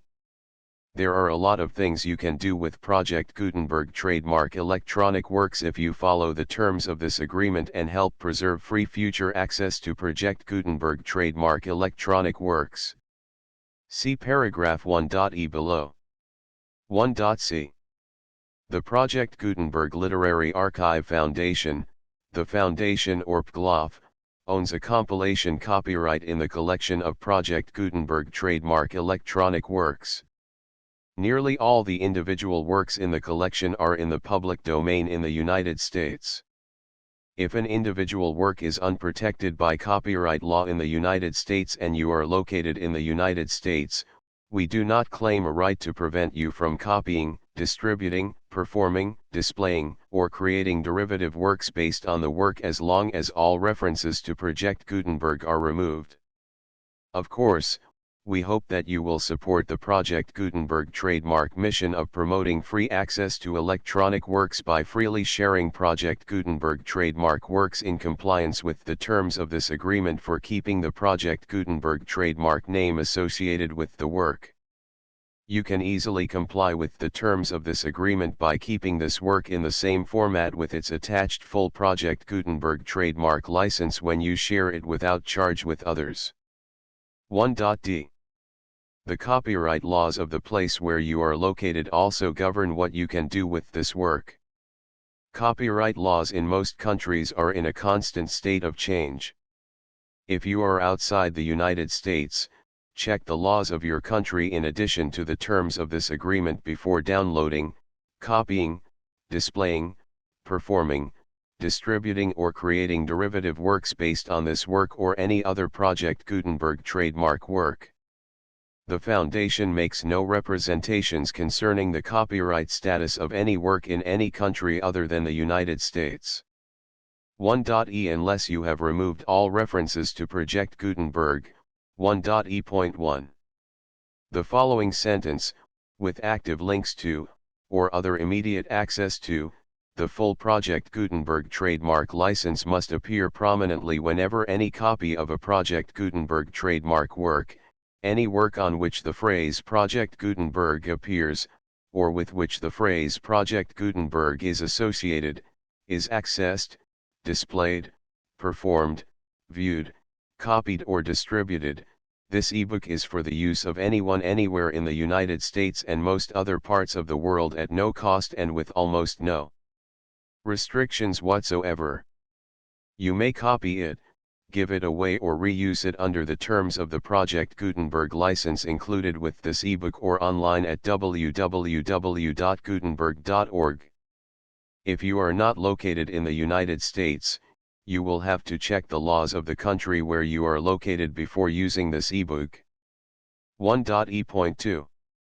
If an individual Project Gutenberg trademark electronic work is derived from texts not protected by U.S. copyright law, does not contain a notice indicating that it is posted with permission of the copyright holder, the work can be copied and distributed to anyone in the United States without paying any fees or charges. If you are redistributing or providing access to a work with the phrase Project Gutenberg associated with or appearing on the work, you must comply either with the requirements of paragraphs 1.e.1 through 1.e.7 or obtain permission for the use of the work and the Project Gutenberg trademark as set forth in paragraphs 1.e.8 or 1.e.9. 1.e.3. If an individual Project Gutenberg trademark electronic work is posted with the permission of the copyright holder, your use and distribution must comply with both paragraphs 1.e.1 through 1.e.7 and any additional terms imposed by the copyright holder. Additional terms will be linked to the Project Gutenberg trademark license for all works posted with the permission of the copyright holder found at the beginning of this work. 1.e.4 Do not unlink or detach or remove the full Project Gutenberg trademark license terms from this work, or any files containing a part of this work or any other work associated with Project Gutenberg trademark. 1.e.5 Do not copy, display, perform, distribute or redistribute this electronic work, or any part of this electronic work, without prominently displaying the sentence set forth in paragraph 1.e.1 with active links or immediate access to the full terms of the Project Gutenberg trademark license. 1.e.6 You may convert to and distribute this work in any binary, compressed, marked up, non-proprietary or proprietary form, including any word processing or hypertext form. However, if you provide access to or distribute copies of a Project Gutenberg trademark work in a format other than plain vanilla ASCII or other format used in the official version posted on the official Project Gutenberg trademark website, www.gutenberg.org, you must, at no additional cost, fee, or expense to the user, provide a copy, a means of exporting a copy, or a means of obtaining a copy upon request, of the work in its original plain vanilla ASCII or other form. Any alternate format must include the full Project Gutenberg trademark license as specified in paragraph 1.e.1. 1.e.7 Do not charge a fee for access to, viewing, displaying, performing, copying or distributing any Project Gutenberg trademark works unless you comply with paragraph 1.e.8 or 1.e.9. 1.e.8 You may charge a reasonable fee for copies of or providing access to or distributing Project Gutenberg trademark electronic works provided that, you pay a royalty fee of 20% of the gross profits you derive from the use of Project Gutenberg trademark works calculated using the method you already use to calculate your applicable taxes. The fee is owed to the owner of the Project Gutenberg trademark, but he has agreed to donate royalties under this paragraph to the Project Gutenberg Literary Archive Foundation. Royalty payments must be paid within 60 days following each date on which you prepare, or are legally required to prepare, your periodic tax returns. Royalty payments should be clearly marked as such and sent to the Project Gutenberg Literary Archive Foundation at the address specified in Section 4, Information about donations to the Project Gutenberg Literary Archive Foundation. You provide a full refund of any money paid by a user who notifies you in writing, or by email, within 30 days of receipt that he does not agree to the terms of the full Project Gutenberg trademark license. You must require such a user to return or destroy all copies of the works possessed in a physical medium and discontinue all use of and all access to other copies of Project Gutenberg trademark works.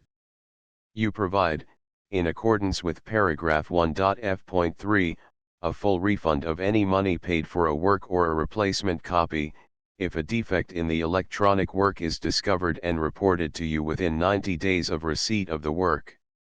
You comply with all other terms of this agreement for free distribution of Project Gutenberg trademark works.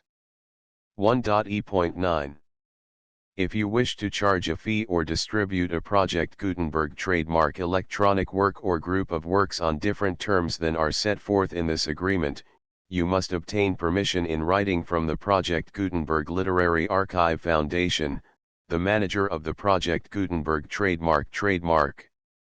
Contact the Foundation as set forth in Section 3 below.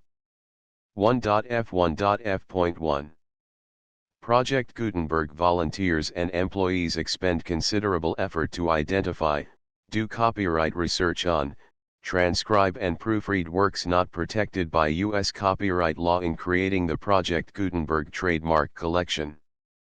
Despite these efforts, Project Gutenberg trademark electronic works, and the medium on which they may be stored, may contain defects, such as, but not limited to, incomplete, inaccurate or corrupt data, transcription errors, a copyright or other intellectual property infringement, a defective or damaged disk or other medium, a computer virus, or computer codes that damage or cannot be read by your equipment.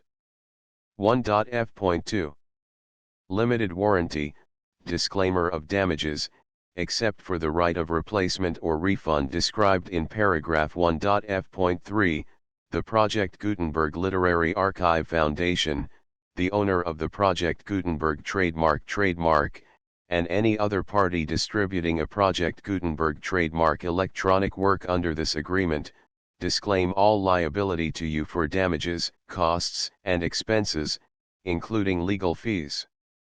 You agree that you have no remedies for negligence, strict liability, breach of warranty or breach of contract except those provided in paragraph 1.f.3.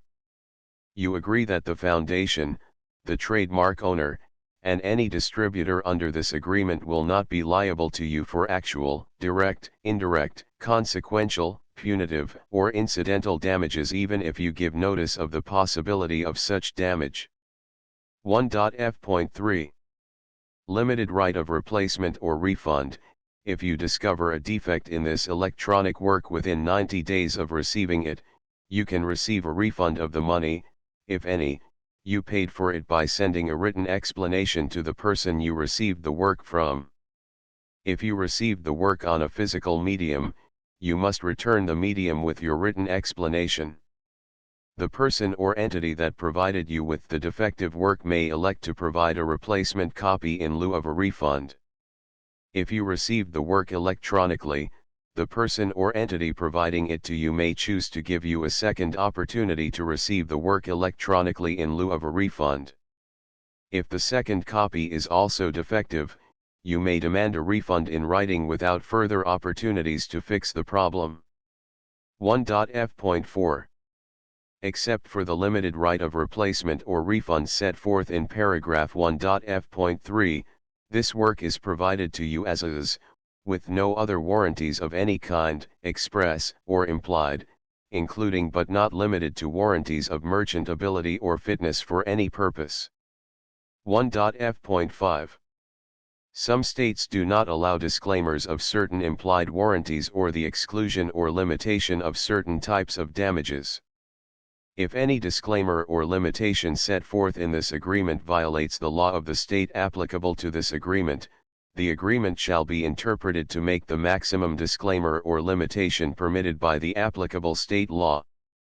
The invalidity or unenforceability of any provision of this agreement shall not void the remaining provisions. 1.f.6 Indemnity. You agree to indemnify and hold the foundation, the trademark owner, any agent or employee of the foundation, anyone providing copies of Project Gutenberg trademark electronic works in accordance with this agreement, and any volunteers associated with the production, promotion, and distribution of Project Gutenberg trademark electronic works, harmless from all liability, costs, and expenses, including legal fees, that arise directly or indirectly from any of the following which you do or cause to occur. A. Distribution of this or any Project Gutenberg trademark work.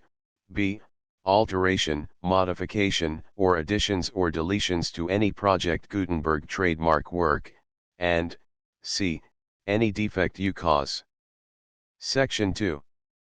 Information about the mission of Project Gutenberg trademark. Project Gutenberg trademark is synonymous with the free distribution of electronic works in formats readable by the widest variety of computers including obsolete, old, middle-aged, and new computers. It exists because of the efforts of hundreds of volunteers and donations from people in all walks of life. Volunteers and financial support to provide volunteers with the assistance they need are critical to reaching Project Gutenberg trademark's goals and ensuring that the Project Gutenberg trademark collection will remain freely available for generations to come. In 2001, the Project Gutenberg Literary Archive Foundation was created to provide a secure and permanent future for Project Gutenberg trademark and future generations. To learn more about the Project Gutenberg Literary Archive Foundation and how your efforts and donations can help, see sections 3 and 4 and the Foundation information page at www.gutenberg.org. Section 3. Information about the Project Gutenberg Literary Archive Foundation. The Project Gutenberg Literary Archive Foundation is a non-profit 501(c)(3) educational corporation organized under the laws of the state of Mississippi and granted tax-exempt status by the Internal Revenue Service. The Foundation's IN or federal tax identification number is 64-6221541. Contributions to the Project Gutenberg Literary Archive Foundation are tax-deductible to the full extent permitted by U.S. federal laws and your state's laws. The Foundation's business office is located at 809 North 1500 West, Salt Lake City, Utah 84116801596-1887. Email contact links and up-to-date contact information can be found at the Foundation's website and official page at www.gutenberg.org/contact section 4. Information about donations to the Project Gutenberg Literary Archive Foundation. Project Gutenberg trademark depends upon and cannot survive without widespread public support and donations to carry out its mission of increasing the number of public domain and licensed works that can be freely distributed in machine-readable form accessible by the widest array of equipment including outdated equipment. Many small donations, $1 to $5,000, are particularly important to maintaining tax-exempt status with the IRS. The Foundation is committed to complying with the laws regulating charities and charitable donations in all 50 states of the United States. Compliance requirements are not uniform and it takes a considerable effort, much paperwork, and many fees to meet and keep up with these requirements. We do not solicit donations in locations where we have not received written confirmation of compliance. To send donations or determine the status of compliance for any particular state, visit www.gutenberg.org/donate. While we cannot and do not solicit contributions from states where we have not met the solicitation requirements, we know of no prohibition against accepting unsolicited donations from donors in such states who approach us with offers to donate. International donations are gratefully accepted, but we cannot make any statements concerning tax treatment of donations received from outside the United States. U.S. laws alone swamp our small staff. Please check the Project Gutenberg web pages for current donation methods and addresses. Donations are accepted in a number of other ways including checks, online payments, and credit card donations. To donate, please visit www.gutenberg.org/donate. Section 5. General information about Project Gutenberg trademark electronic works. Professor Michael S. Hart was the originator of the Project Gutenberg trademark concept of a library of electronic works that could be freely shared with anyone. For 40 years, he produced and distributed Project Gutenberg trademark ebooks with only a loose network of volunteer support. Project Gutenberg trademark ebooks are often created from several printed editions, all of which are confirmed as not protected by copyright in the U.S. unless a copyright notice is included. Thus, we do not necessarily keep ebooks in compliance with any particular paper edition. Most people start at our website, which has the main PG search facility, www.gutenberg.org.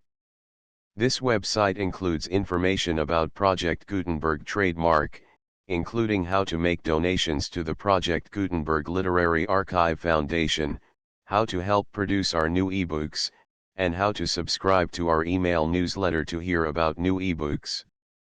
Better Babies and Their Care. Preface. Contents. Chapter I, Preparation for Motherhood. Chapter 2, Baby's Birthday. Chapter 3, The Nursing Baby. Chapter 4, Artificial Feeding. Chapter V, Formulas for Artificial Foods. Chapter 6, Guarding the Baby's Digestion. Chapter 7, Teething and Weaning. Chapter 8, Cleanliness and Health. Chapter 9, Fresh Air and Sleep as Health Producers. Chapter X, How the Normal Baby Grows. Chapter 11, Baby Comfort Through Clothes. Chapter 12, Defects and Habits. Chapter 13, Babies' ailments and how to treat them. Chapter 14, Nursery Emergencies. Chapter 15, Diet for Older Children. Desserts. The full Project Gutenberg license. PGV, PG7, PG8, PG9, PG11, PG12, PG13, PG14, PG15, PG16, PG1, PG2, PG3, PG4, PG5, PG6, PG7, PG8, PG9, PG10, PG11, PG12, PG13, PG14, PG15, PG16, PG17, PG18, PG19, PG20, PG21, PG22, PG23, PG24, PG25, PG26, PG27, PG28, PG29, PG30, PG31, PG32, PG33, PG34, PG35. PG36, PG37, PG38, PG39, PG40, PG41, PG42, PG43, PG44, PG45, PG46, PG47, PG48, PG49, PG50, PG51, PG52, PG53, PG54, PG55, PG56, PG57, PG58, PG59, PG60, PG61, PG62, PG63, PG64, PG65, PG66, PG67, PG68, PG69, PG70, PG71, PG72, PG73, PG74, PG75, PG76, PG77, PG78, PG79, PG80, PG81, PG82, PG83, PG84, PG85, PG86, PG87, PG88, PG89, PG90, PG91, PG92, PG93, PG94, PG95, PG96, PG97, PG 98, PG 99, PG 100, PG 101, PG 102, PG 103, PG 104, PG 105, PG 106, PG 107, PG 108, PG 109, PG 112, PG 113, PG 114, PG 115, PG 116, PG 117, PG 118, PG 119, PG 120, PG 121, PG 122, PG 123, PG 124, PG 125, PG 126, PG 127, PG 128, PG 129, PG 130, PG 131, PG 132, PG 134, PG 135, PG 136, PG 137, PG 138, PG 139, PG 140, PG 141, PG 142, PG 143, PG 144, PG 145, PG 146, PG 147, PG 148, PG 149, PG 150, PG 151, PG 152, PG 153, PG 154, PG 155, PG 156.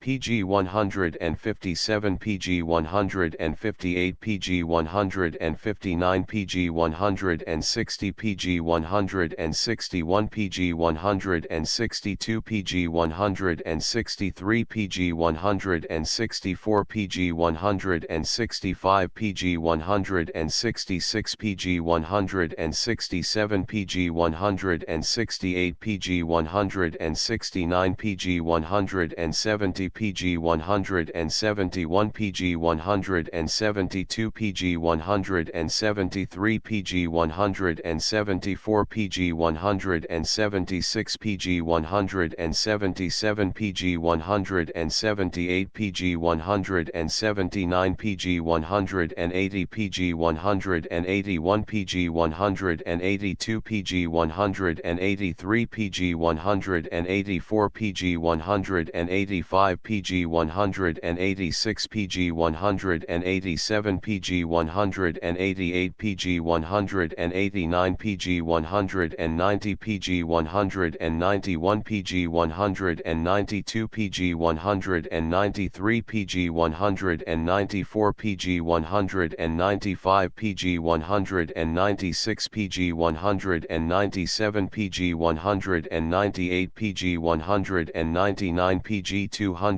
PG 201, PG 202, PG 203, PG 204, PG 205, PG 206, PG 207, PG 208, PG 209, PG 210, PG 211, PG 212, PG 213, PG 214, PG 215, PG 216, PG 217, PG 218, PG 219, PG 220, PG 221, PG 222, PG 223, PG 224, PG 226, PG 227, PG 228, PG 229, PG 230, PG 231, PG 232, PG 233, PG 234, PG 235, PG 236, PG 237, PG 238.